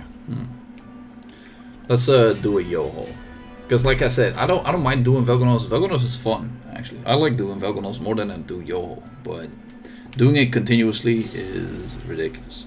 Can you use the 1445 shop though? Good question. 1415 even better now because the new Guardian Raid and Self-Burn Wall Boss. Yep.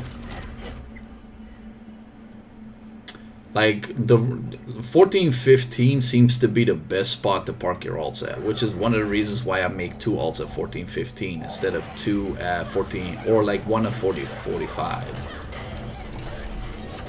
We at least got a healer over here. That's beautiful. But yeah, it wasn't the cleanest of runs, but overall, the run wasn't half bad. Where did you go? Oops.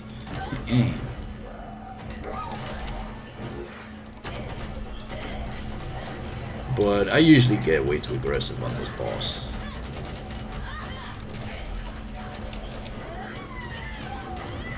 Okay, just jumped, which means I could do this.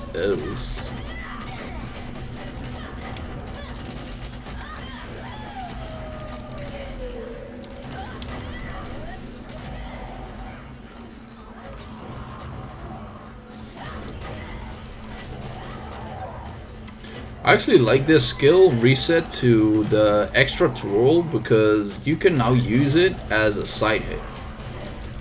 Like the other one is too straightforward to deal with the boss turning. I really like it in terms of mechanical perspective.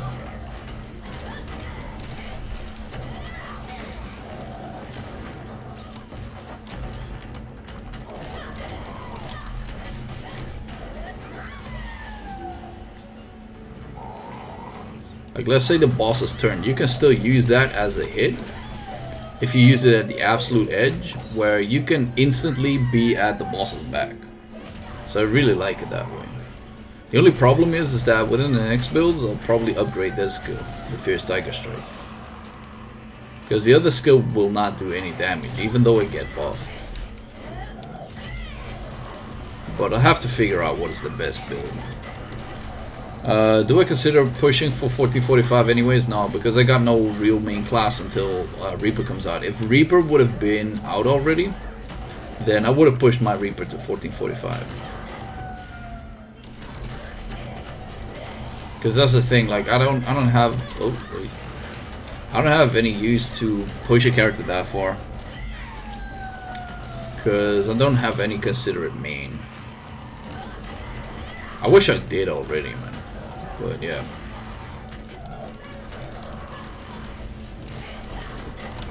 Ooh. I should have gone out. See, like this, I can aim for the boss's back, like the little space here. Any pot? Yay. If I want a Reaper, the main Reaper, hold on to stuff, push ults here and there. Nah, man, just increase your stuff like you're doing right now.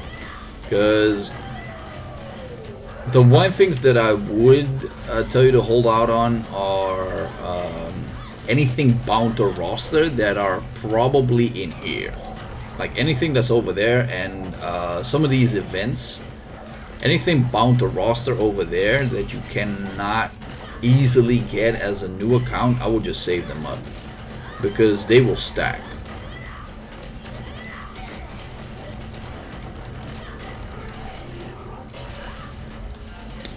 The next part, personally, is better to do Vault and normal learning mechanics, and there are more people for it. Pfft, beautiful. I actually think we got a lot of opinions on it, which are quite similar, or a lot of good arguments to stay 1445 or 1415 instead of going for 1445. I might actually make a video about that tomorrow because I think it is super interesting to give an opinion on that. And you guys are bringing up a lot of good stuff for it too. Wow, this guy smoked. Yeah, good luck finding a party for 1445. Honestly, I think there are still a lot. Because there are guilds who are already just preparing for the 1445 bonanza. But I don't know, man. Like, I really don't know. Here we go. 100% HP heal. What a monster. Beautiful. And I didn't use a single potion too. Alright, so that is those two done. I could also be wrong. Like, I don't know. Could be. I do not know. Okay, so I got the Naya village already. So the one thing that I will be doing is this stuff. Okay, consider this one, and then Frozen Sea. We're gonna do these four first. The problem is getting leap stones for Reaper. Every day that goes, the less leap stones you'll have due to unit task. True, but like I said, you can save those, and you can like here's the thing. Let's see if I still have the boxes, because I don't even know if I already used them. These, for instance, like you can keep them, you can use them, you can do whatever. Same for the other stones, right? It's just. If you go to Anguish Island, for instance, Anguish Islands will allow you to get those items too. Boy, I made a boo-boo. That wasn't necessary. So Anguish Islands will allow you to get some of these stones as well, where you can just use those to your advantage, to use them on a new character. And let's face it, you can also buy them. I am 1430 and I still get denied if I want to join random Yoho team, because I think 3-3 engravings are enough at the moment, but people are so delusional on 4-3 because everybody on YouTube says, oh my god, like I just matchmake everything, man. I think with your class you should be able to just one shot just about every Yoho team that you go into matchmaking. Honestly, like somebody told me once, like, hey dude, just matchmake, it's so much faster. And I'm like, you are 100% right. And I found this the most tedious with my gunslinger, actually. My gunslinger uses not the most optimal engravings. It works, it still gets me MVP from time to time, but It's not optimal. It should have been Keen Blunt Weapon Hitmaster in there, and then Peacemaker. If I got that, that would be good. I just want to help them with the Yoho. That's the interesting part. You want to help them getting into a team, and they deny you. I'm like, you ungrateful bunch of bitches. Like, are you serious?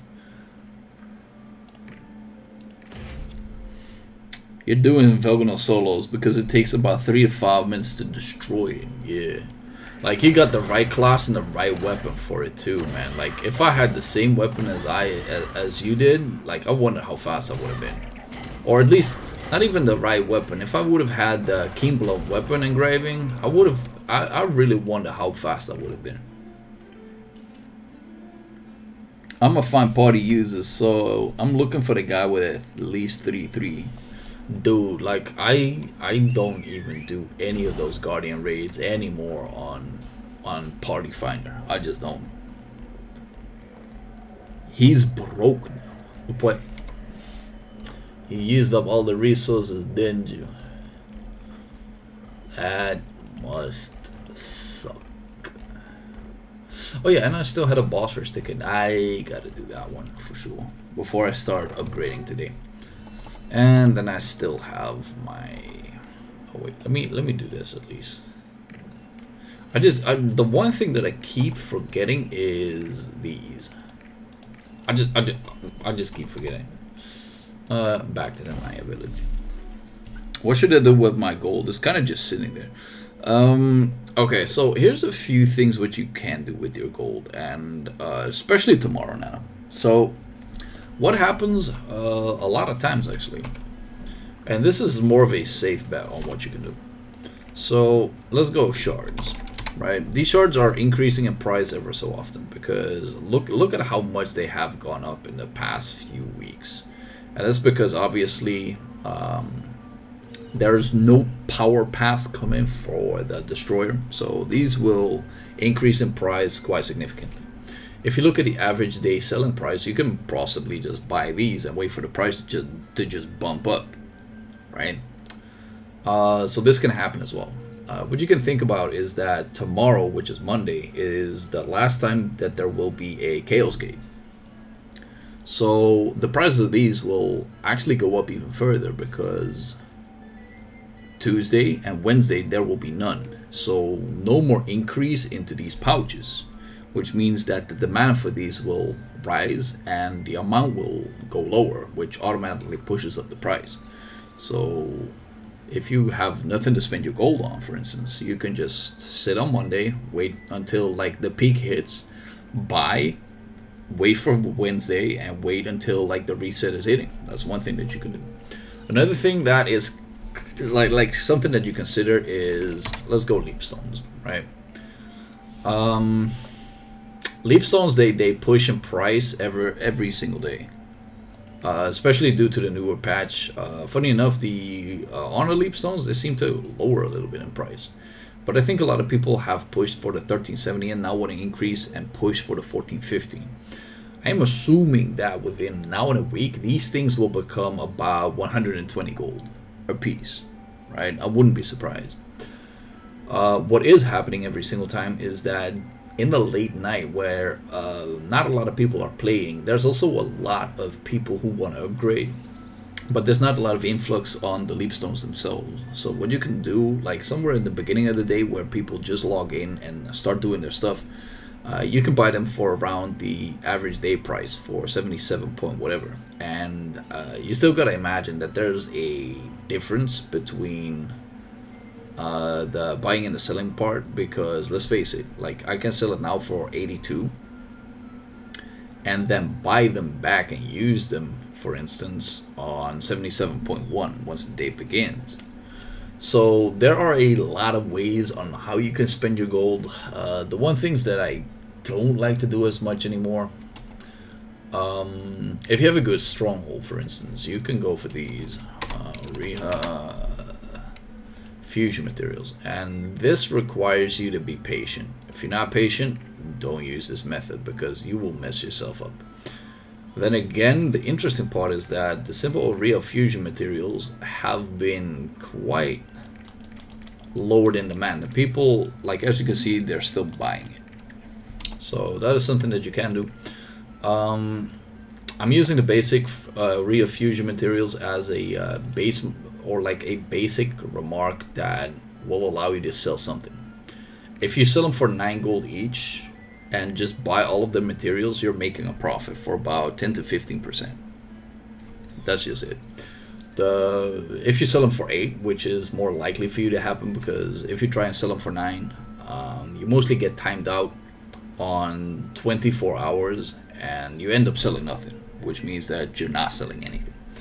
The interesting part with this goal comes with if you get a stronghold with high success rate on tools, let's say, or wait, are these tools? No, it has a name for it. I'm not willing to check that right now. If you have a higher success rate, if you get multiple dupes on these basic Ria Fusion materials, you gotta imagine that 30 of these times 8 would be your profit. And although it's not every time, you still get a small amount of margin from it. It could be in the 2 to 3% of increase of worth, but it is still a 2 to 3% increase of worth. The other thing that you gotta imagine is that the demand for these will even increase even further, especially once the new patch will hit, because more people will demand for the 14-15. Exactly, but that percentage is pure gain. It's like you could see it as interest, right? It's a small luck factor. Let me show you what I mean. And do the math for this yourself, right? Because hey, I'm just here, just saying whatever could happen. And honestly, like Nano, if you can sell them for 9, because there's a method to try and do this properly. If you want to sell them for 9, what you do is you log in just after the peak hours hit, and then you sell them. Reason why is because it's a first in first out process, which means that if the majority of the line just shifts, right, the peak hours will be when the most people will buy. I'm looking into pouches, etc. Yeah, and like that is one of the things that you can probably do for the best. But like I said, fusion materials, except I got profit out of this straight away. Beautiful. Let's go again. Except no real profit is equal, and no real profit is equal. But at the end of the day, if I end up selling them, it is still more money. It still is.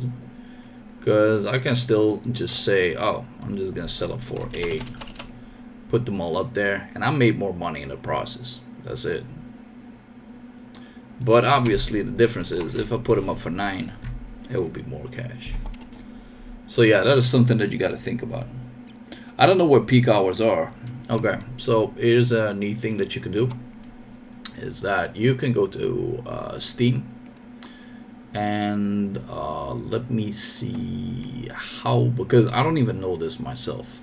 Where can you check this shit? Multiplayer cooperative. Because there should be a way to check it on Steam. If you choose 3 days, it doesn't cost more, right? It in fact does. It in fact does. Let's say I add for 9, right? I'd do it like this. Okay, so the deposit per item is 554. There you have it. But there should be a way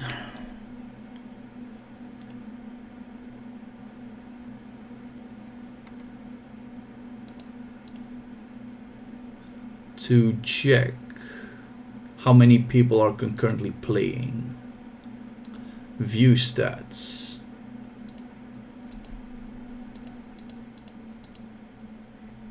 Where can you find this? There's a way to find this. It is just a deposit which you can get back, it says. Okay, let me read this again, because I might be doing something wrong. Deposit per item. Deposit is a charge at the time of the registration and will be refunded when the transaction is completed right after the registration period. Oh shit, you're actually right. That is interesting. So, in fact, you can then make a 100% profit out of this because of the first in, first out principle. Because these things will end up just selling. Not by large amounts, but still will be selling. I'm actually gonna try this once. Yeah, let's not buy them. Gonna take me 3 days, but let's just try. Right, because this is just pure money, and for 10 to 15%, the transaction fee though, that gold disappears. Yeah, but that makes sense. But the deposit, if you get that back, dude, I don't give a fuck about that. It's just gold that sits there. Because I took those into the equation where I'm like, well, I don't care. But yeah, with the first in, first out principle. But it's still the same, even if it is 1 to 3 days. Yeah, and I think this is one of the safest ways to make gold. And probably one of the most profitable ones as well. Especially currently with a lot of bots and a lot of fish in the tank. Okay, so yeah, that's how you can make gold in this game. The easy ways. But I had to do one of these, so at least get the weekly up. Boss rush clear. Here is another boss rush clear. Beautiful. But yeah, that's what I'm currently doing. There used to be some other methods, but I kind of forgot them. Excavating is not worth it anymore. Used to be, but is not. But yeah, that's it. Another way to increase your gold is, or at least keep your gold, is by buying certain tripod skill gear. Use them on your gear, then, or not use them on your gear, put them in your inventory, resell the gear, and then end up applying that one from your inventory back to your item. That's a neat trick.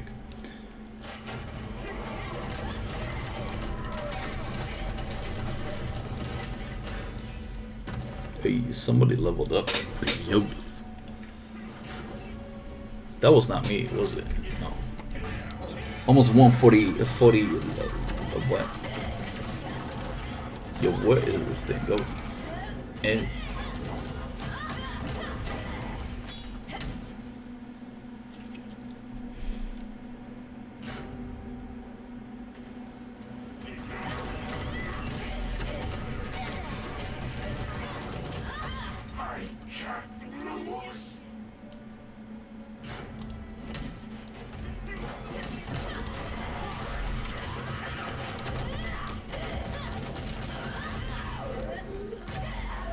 I have a new monitor. I don't know what brightness I want it on.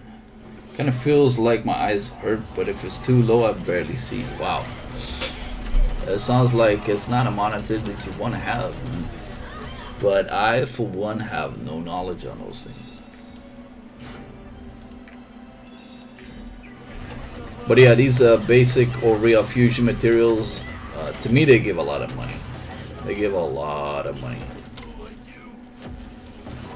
And 14 to 15% margin, or 10 to 15% margin, that much is definitely worth it. And it's on a hourly basis too, because you can make a lot of these fuckers. Because that's the interesting part too, is that it's not even on a daily basis, it's on the basis on how you can make these items, which is on like 40 minutes a piece. So technically what you can do is you can make about what? Let's say you can make 90 pieces an hour, right? No, it's even more, right? Like these are on 40 minutes. So these are 90 pieces on 40 minutes. Let's just say this is in an hour. And then add it up to 1.5, right? That will be an hour. So let's say you got 90 pieces and you get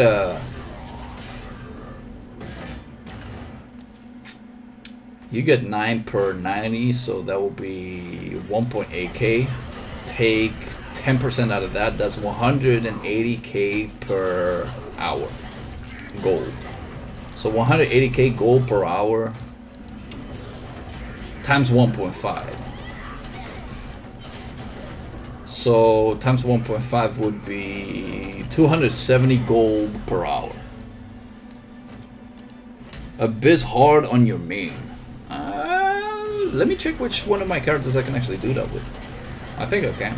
I still need my my Holy Knight, I think. Give me a second. I gotta fix this, fix the upgrades, and then we can fix it.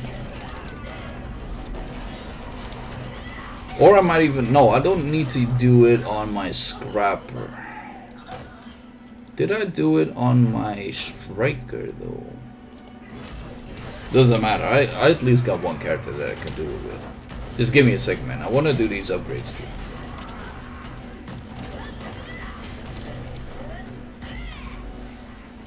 But yeah, technically, I think you can make about 250k or 250 gold per hour with using the Aurea Fusion material method. But the real susceptibility is to the amount of gold that you have, because if it takes 3 days for you to sell it, it's obviously not that much gold per hour. Because it has to do with the amount of time that it takes to sell, because your gold will drain during the process. But if you have like 100k gold, I think it would actually be possible to make like 250 gold per hour. Damn, that's sick. Do that times 24, bro. Fuck. Oh man, I'm seeing dollar signs right now. But it's still passive income, 100%. But like I said, the real turn, or like the real turn away from it will become once you can 100% use all of your money to start making those things. And then there's the other side note, is that how much stronghold energy do you have?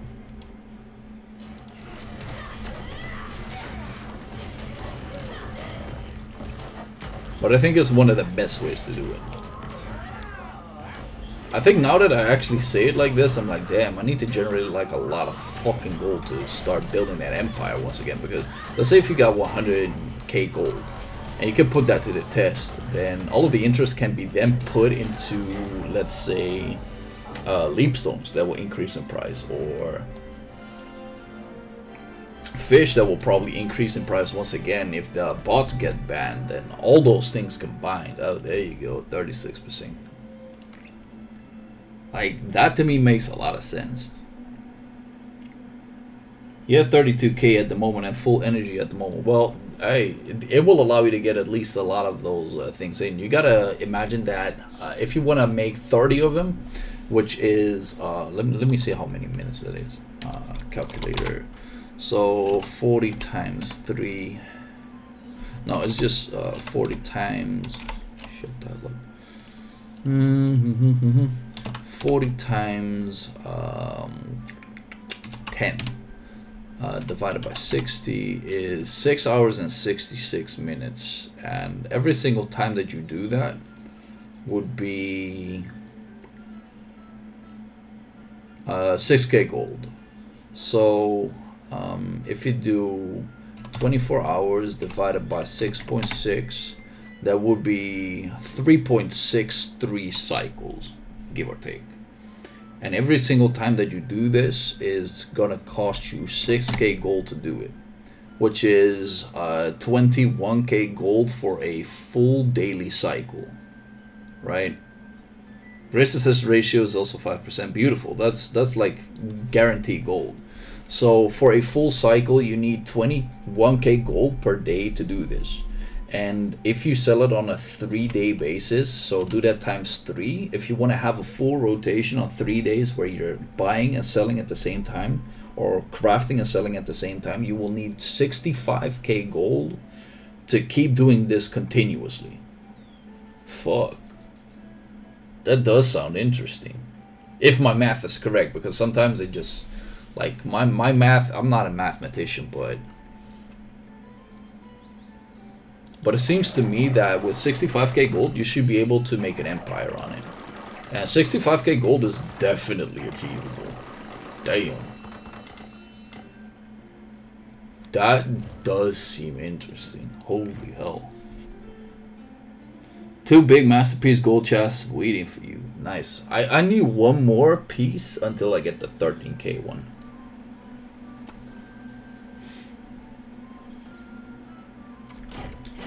But the real question is, do I really want to do this or do I want to upgrade? Because, like, oh my god, just look at the side of this, man. This is beautiful. Boss rush clear. Let's pop that one up as well. Beautiful. Because let's face it, I could simply do this. I could say, yo, popping these off. Say, hey, I'm gonna sell these asshats for 83, dude. They even increased the price even further. And just say, yo, I'm gonna sell them. If I do this for 10 days continuously, dude, I'll have enough gold to do whatever.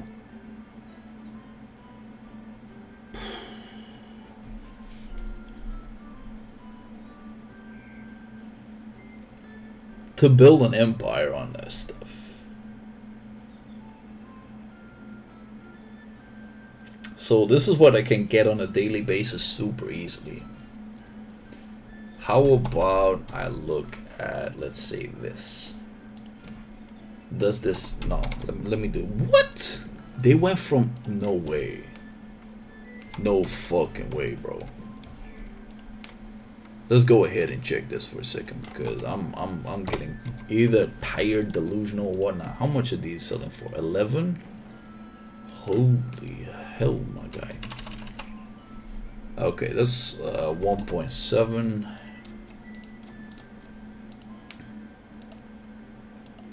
Wow, they're going for 7. This is going for 5.2. So technically, I can get about 10k gold per. No. This is from like 2 days.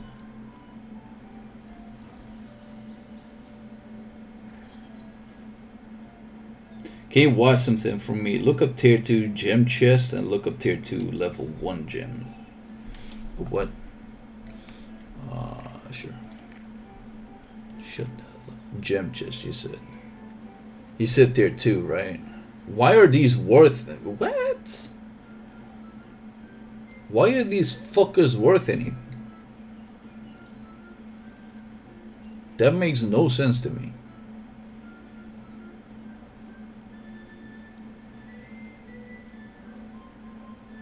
Are these even selling?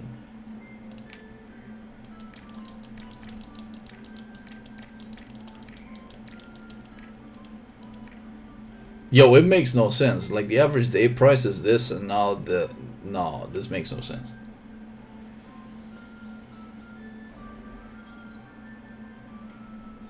Yeah, but this cannot be selling, bro. If I look at the average day price and this thing is bumped up, yeah, holy shit, this makes no sense. Like technically, it looks very good to have this because if I would look at the gems, it would be like, oh my god, I can be making so much gold out of this. But if you look at this, it makes no sense.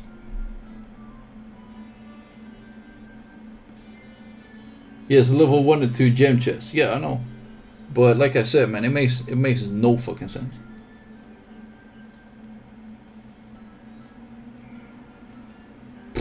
I don't know who did this, but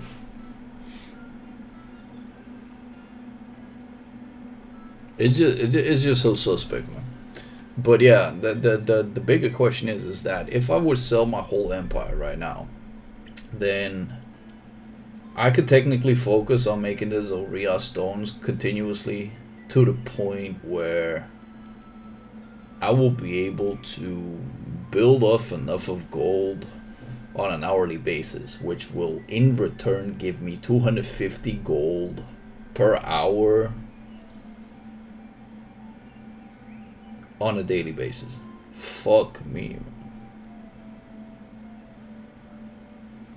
And that is outside of big success rates too.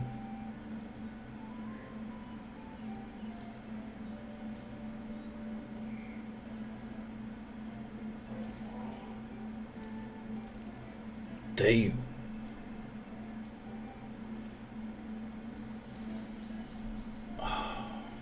how am I gonna plan for this? Because if this is actually true, then I do have the ability to sell a lot.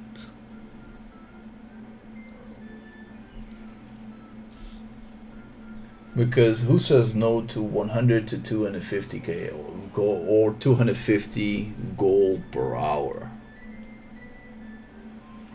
How much money would I make? Let's say it's 100. 150 times 24. That's 3.6k gold per day. Just for sitting on my fucking ass, bro.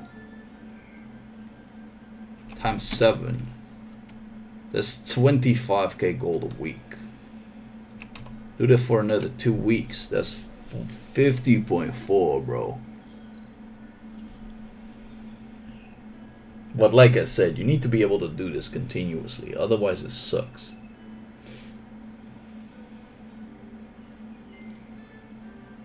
But it also doesn't mean that I have to be on the 65k gold necessarily, because it might even sell before the 3 days.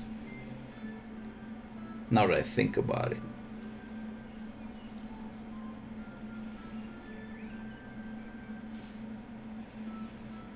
It seems so profitable to a point where I'm like, damn, what should I do? Well, the interesting part is that I don't necessarily have to sell it right now.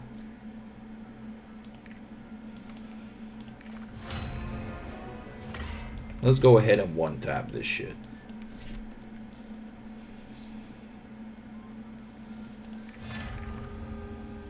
What is this? 30%? Fuck yes. Let's go. Let's just get this character to 1400 and then think about whatever the hell.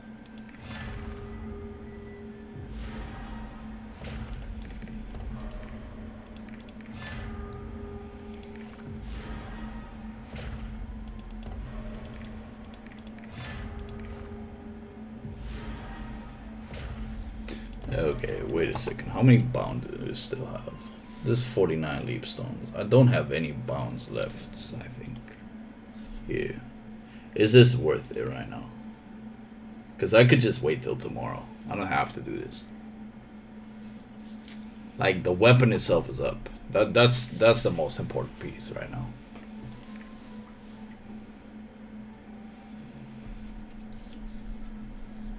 Okay, for me it seems to be the best to sell them right now. Especially now that the prices will rise even further. Let's just do this. This makes way more sense, especially since I can be using that gold to make more gold in the process. And I'm assuming they will sell.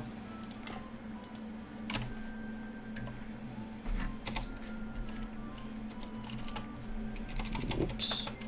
Do the same thing for this. Right, like I said, this money is gonna make me money in the process. Patience is key in this game for real. Yeah, that's the thing. Like, if you get patience in this game, because I need this character only on 1400 right now, so I can do Argos B3. That's the only thing I need it for. Anything else is like great, but not necessary. You wanted to do some hard mode, right? Because the hard modes obviously will give me gold in the process as well, so I can easily get myself 32k gold. And you won't miss it this week since reset isn't yet. Yeah, exactly. Like, I still have time to make this gold. But like I said, if I can make 50k gold in now and like the week in itself, I still got all girls to do on this one. But I gotta double check if I've done the Abyss. Oh, I can do the Iris Oculus and such. So Nano, if you want to join, then share. I'd like to not do matchmaking, thank you. Especially not on normal. Kaneki, are you still here? If you want to join us, let's fucking go. I'll make a room.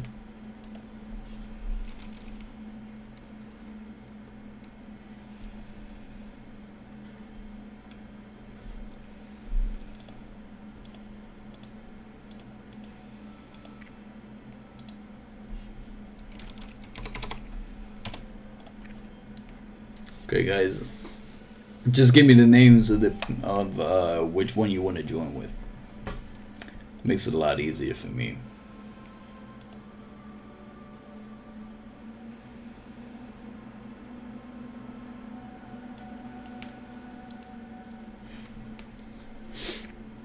We got Fee Arenix. Who the hell are you?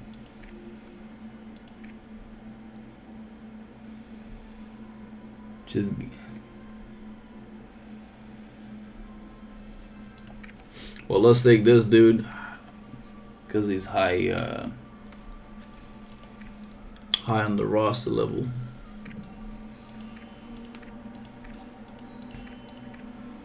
I need to have some teams that will get me to Argos P3 on my character, man. That would be sick.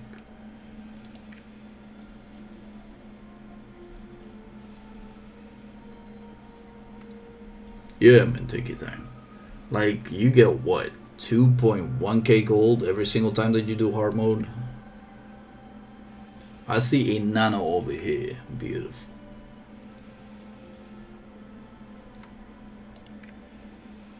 But that is the interesting part, is that if I use all my characters to do these abysses and such, then I will have that amount of gold. So tomorrow will be a day filled, absolutely filled with everything. Beautiful. And we got, this is Floopy. We're not taking this.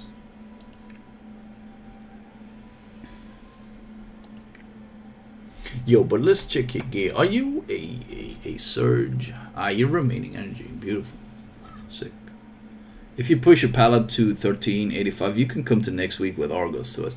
Yeah, but I don't know whether I got the gold to do that. No, this isn't you either. Nope. Nope. Let's push him up.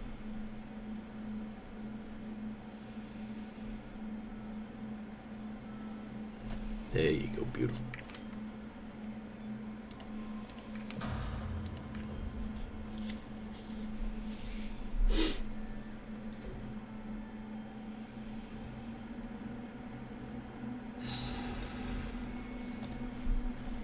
But yeah, like here's the thing. I don't necessarily have plans to push this character to 1385 until the point he hits like 500 leap stones. Then I'll probably do it.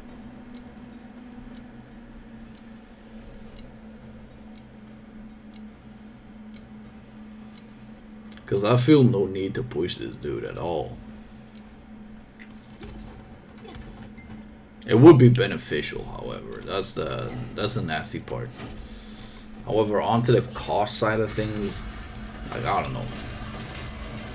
Like, the moment I think the new patch comes out will be the time where I can use this dude to just do Argoses and then use these items to upgrade the gear. I think that will possibly be the time where I'll be able to upgrade this character quite cleanly.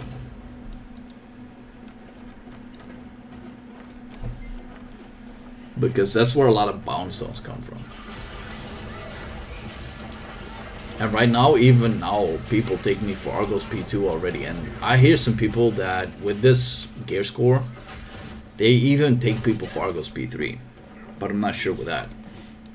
Could also be if people have like heavy armor engravings all the way up to 3. But also one thing that I am just unsure of.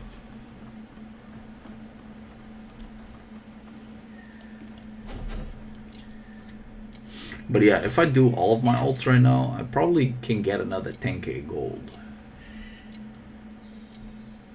1385 with sub 4 P3. Yeah, I know, but like I said, I have people say that they actually pick them up even on 1370. Because the lack is just that big. But to some extent, I don't think that makes any fucking sense. Oh, damn. AoE's in ass.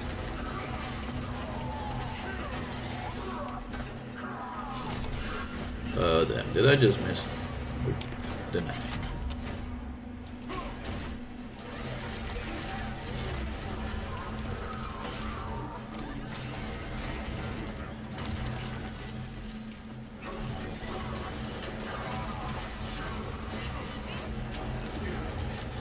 Ouch. I tried.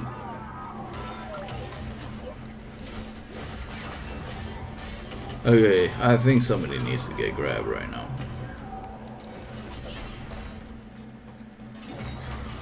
Or are we just going through this shit? What? Well, okay. Fucking answers my question. Oops. I almost got grabbed there. That would have been the end of the run for sure.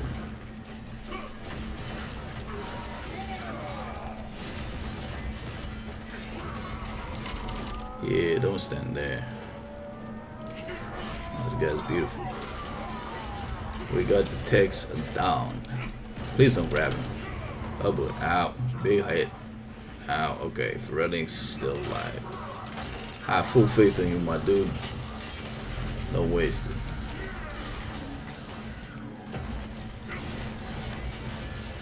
I'm so scared to do an actual move at this dude. Oh, here we go again. Renes did take a hit. I was about to say, don't get grabbed, bro.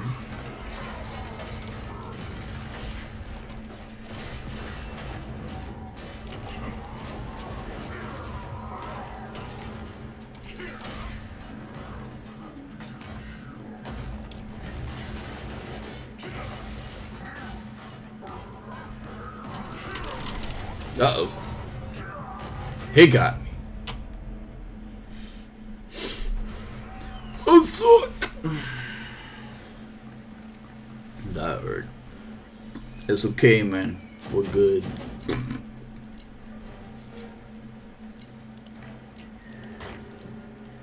How much did it drop on the PvP side of things? Oh, I dropped to 22%. That's alright. Like, if you're 1400, bro, like, you normally just crush this thing with just looking at the dude.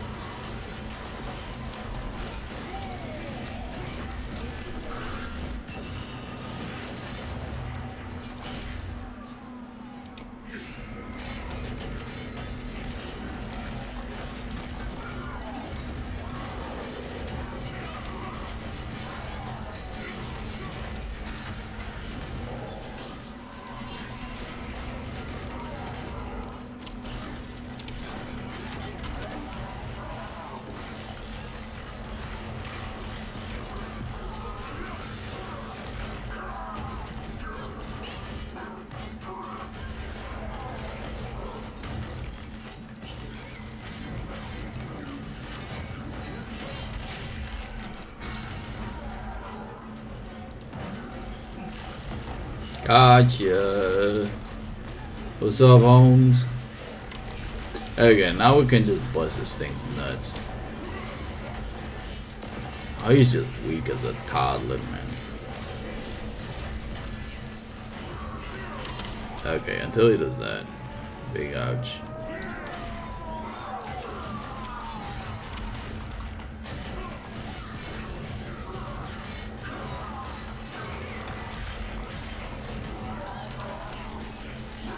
This is what I love about Holy Knight, man. You can make yourself beefy enough to just shield. And just say like, well, it doesn't matter if you hit. Beautiful, nice guys. Like, I think out of all of the 4 bosses from these Abyss dungeons, this one is still the hardest one. Like, the other ones are just jokes. By the way, you guys have any other else that you gotta do this with? Because, hey, now that we're already busy, why not do more? Why not just do more?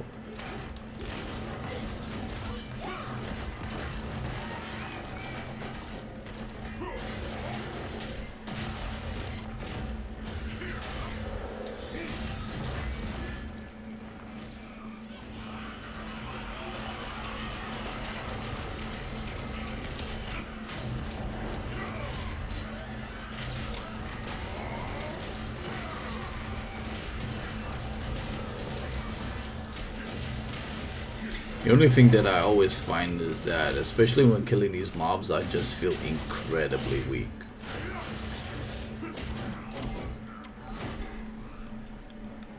But I guess that's what's supposed to happen, isn't it?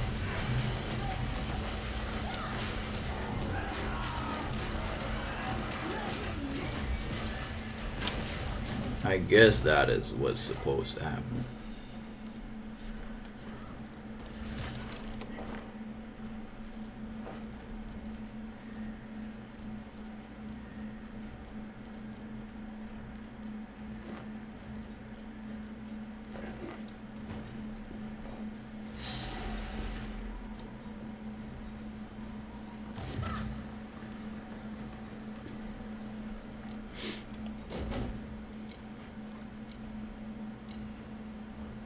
Alright, let's get this going.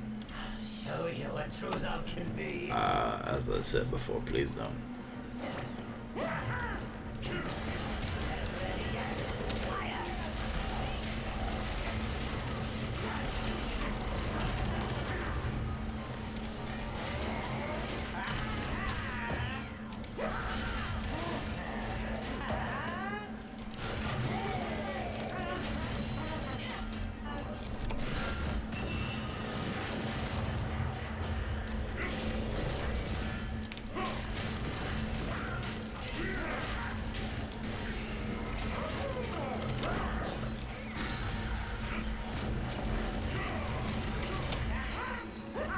This done though.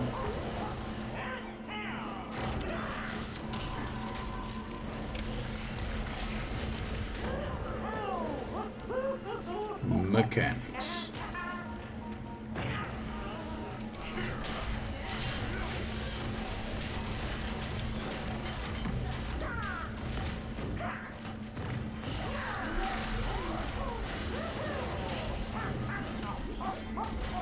Uh-oh.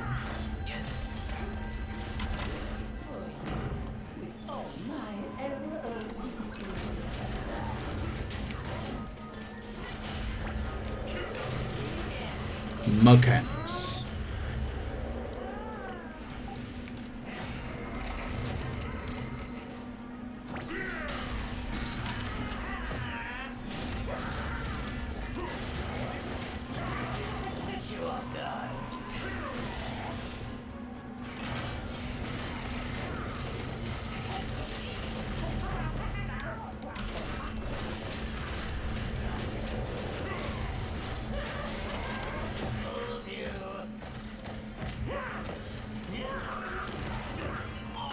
This asset. Alright, got him. Good. What did we get?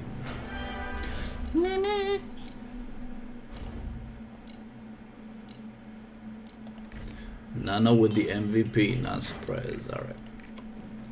We did get a crit, endurance, and a specialization with an increased mass. What? Why would you want that? It does sound interesting though, because you go for swiftness. Would this even sell?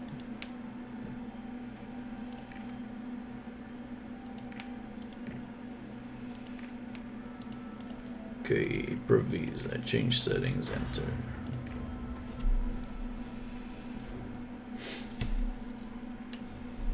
Next one is even easier.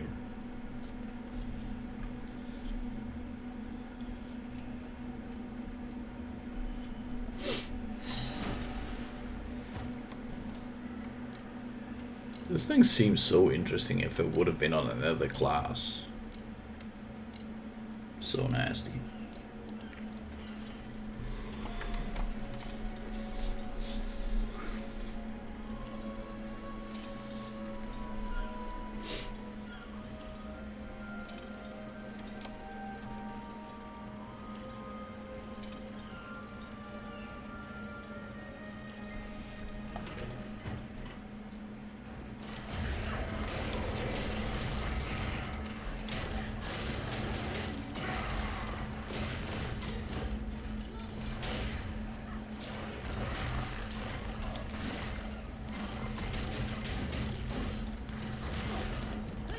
I wouldn't even have this class.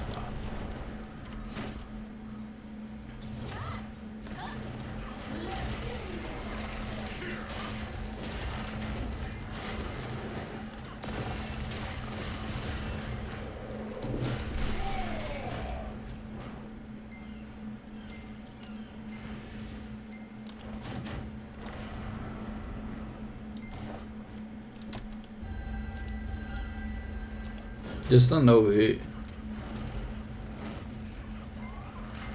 Okay, never mind. We had such ridiculous AoE classes.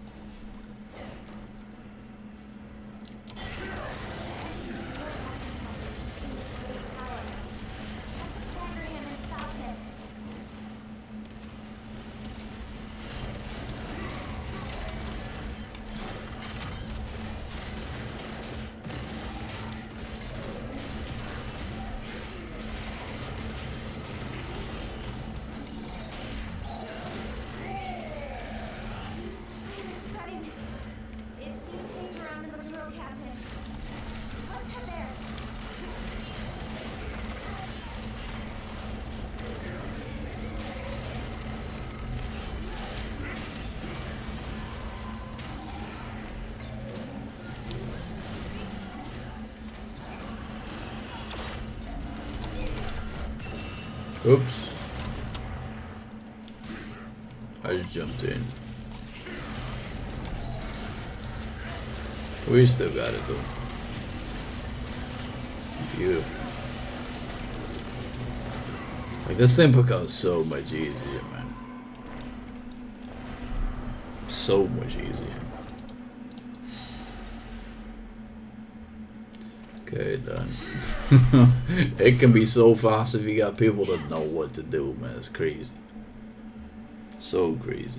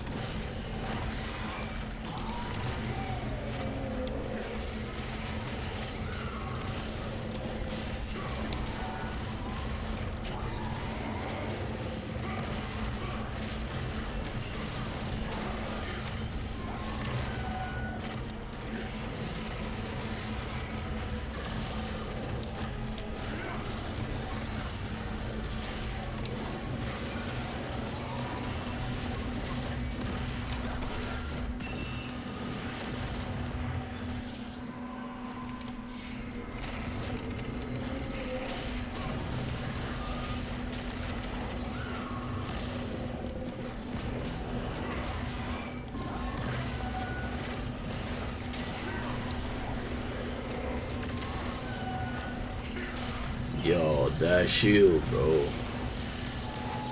That was godlike.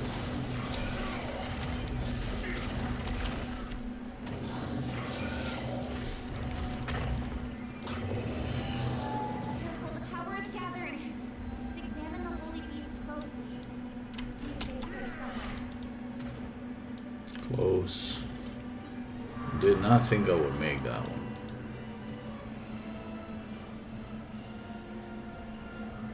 He even switched positions too, where I was like, dang.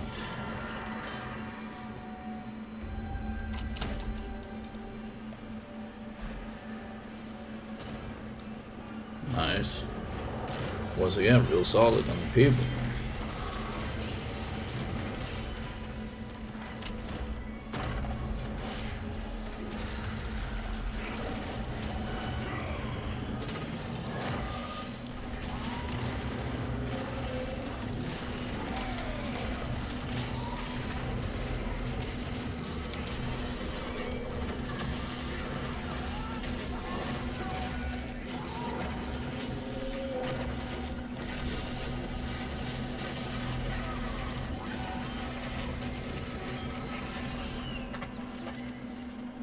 Easy. Once again, man, if you know what to do or are with people that know what to do, this thing becomes a piece of cake.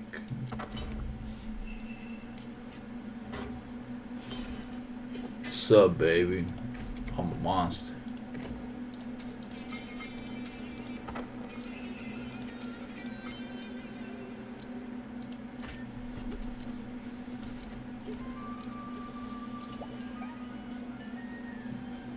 I'm a god fucking monster.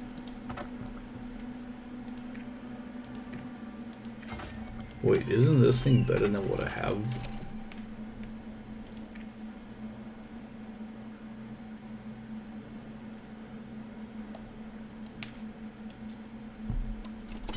It seems to be.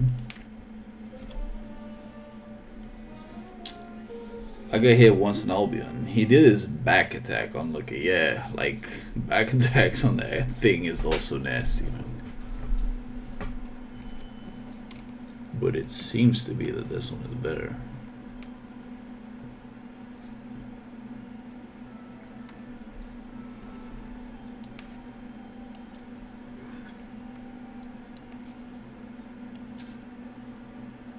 This gives me a whole whopping 2 extra.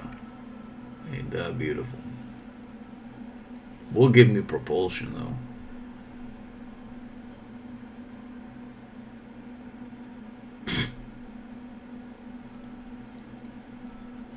Why would I want that?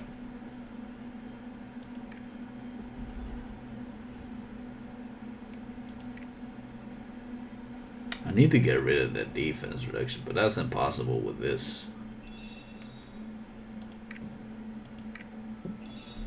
So nasty. Alright. That is out of the way. I gotta double check which characters I still need for this.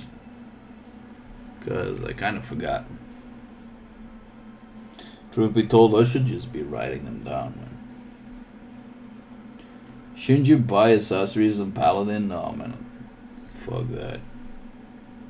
People will still take me into teams.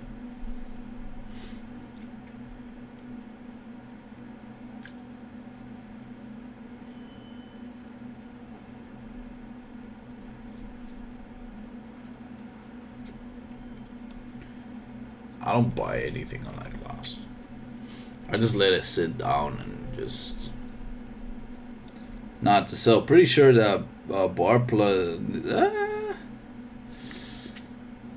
You're not wrong on that. You're not wrong. But the real question is, how high is the demand? Oh, I can still do them on this character. That is what. Which character haven't I done it with then? Clavier? No, wait, like I cannot be on 5 already.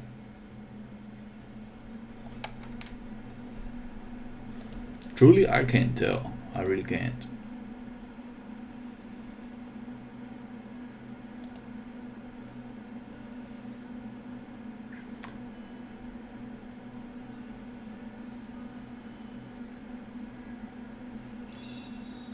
I learned the hard way you should always use time stop potion on the first boss in the second abyss dungeon if he does his big AoE damage. Well, that's definitely one way. I barely even do that. Truth be told, I've never used a time stop potion in this game.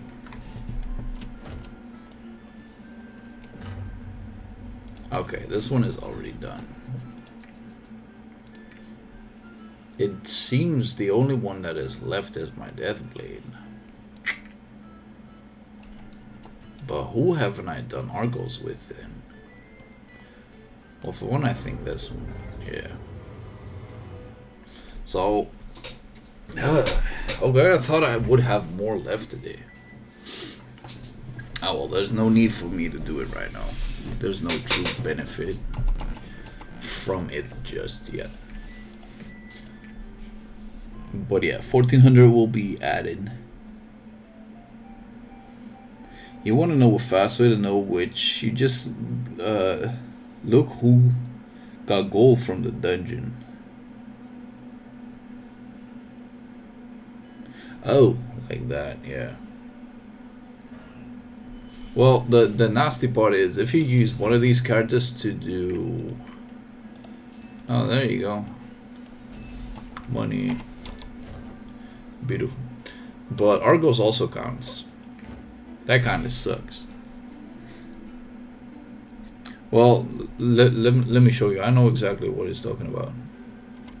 But if you have one character that does Argos that didn't do hard mode, then the whole thing falls apart.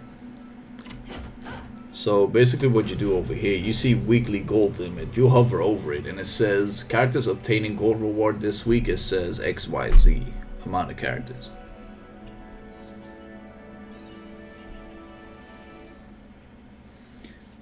But if, let's say, I use my Death Blade on Argos, then it also just transfers to this stuff.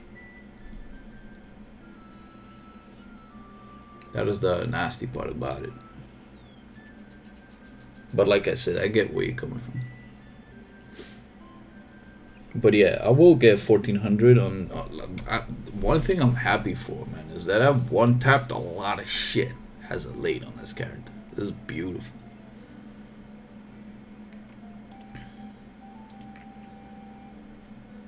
But the more gold that I gain, the better, obviously. Wait, I got one thing that I gotta sort out. I think it was on my Holy Knight. Because one of the bigger problems that I'll probably face with using this method is I don't have enough stronghold energy to do it. True, but hopefully we get the quality of life update soon, where we get to see the other card. They talked about some quality of life changes in the upcoming patch, though. Every weekly first day, I don't know, cause why not? Wait, you're not wrong. But with this many alts, I just don't feel that comfortable just blasting through all of them, right? Like, you want to, I get that, but ugh. There you go, stronghold energy. I knew I had one.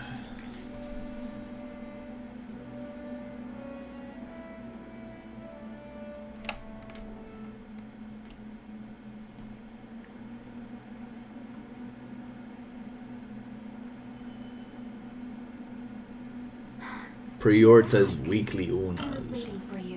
I get that. Okay, let's go back to this workshop bonanza. Specialize. Let's go. Exception. Exits. Accepts. No procs. Sad.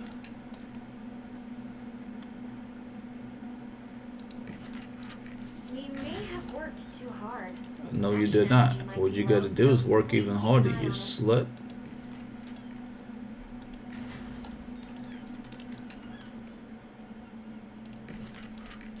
Action energy has depleted.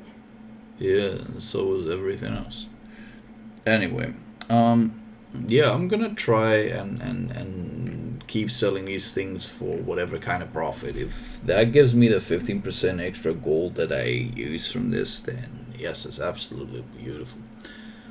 But for today, let me call it a quits. I will do a lot of Argos runs tomorrow and see where we go from there. Anyways, guys, both you, Nano, Kaneki, and everybody that tuned in today, thank you so much for adding to the stream, because it made the stream very lively and it made it very interesting for me to keep streaming. Because like I said yesterday, I was at probably the lowest low that I've have been on the streaming side of things, because yeah, shit wasn't going nowhere, man. So once again, thank you guys so much. I'll see you guys tomorrow. Peace.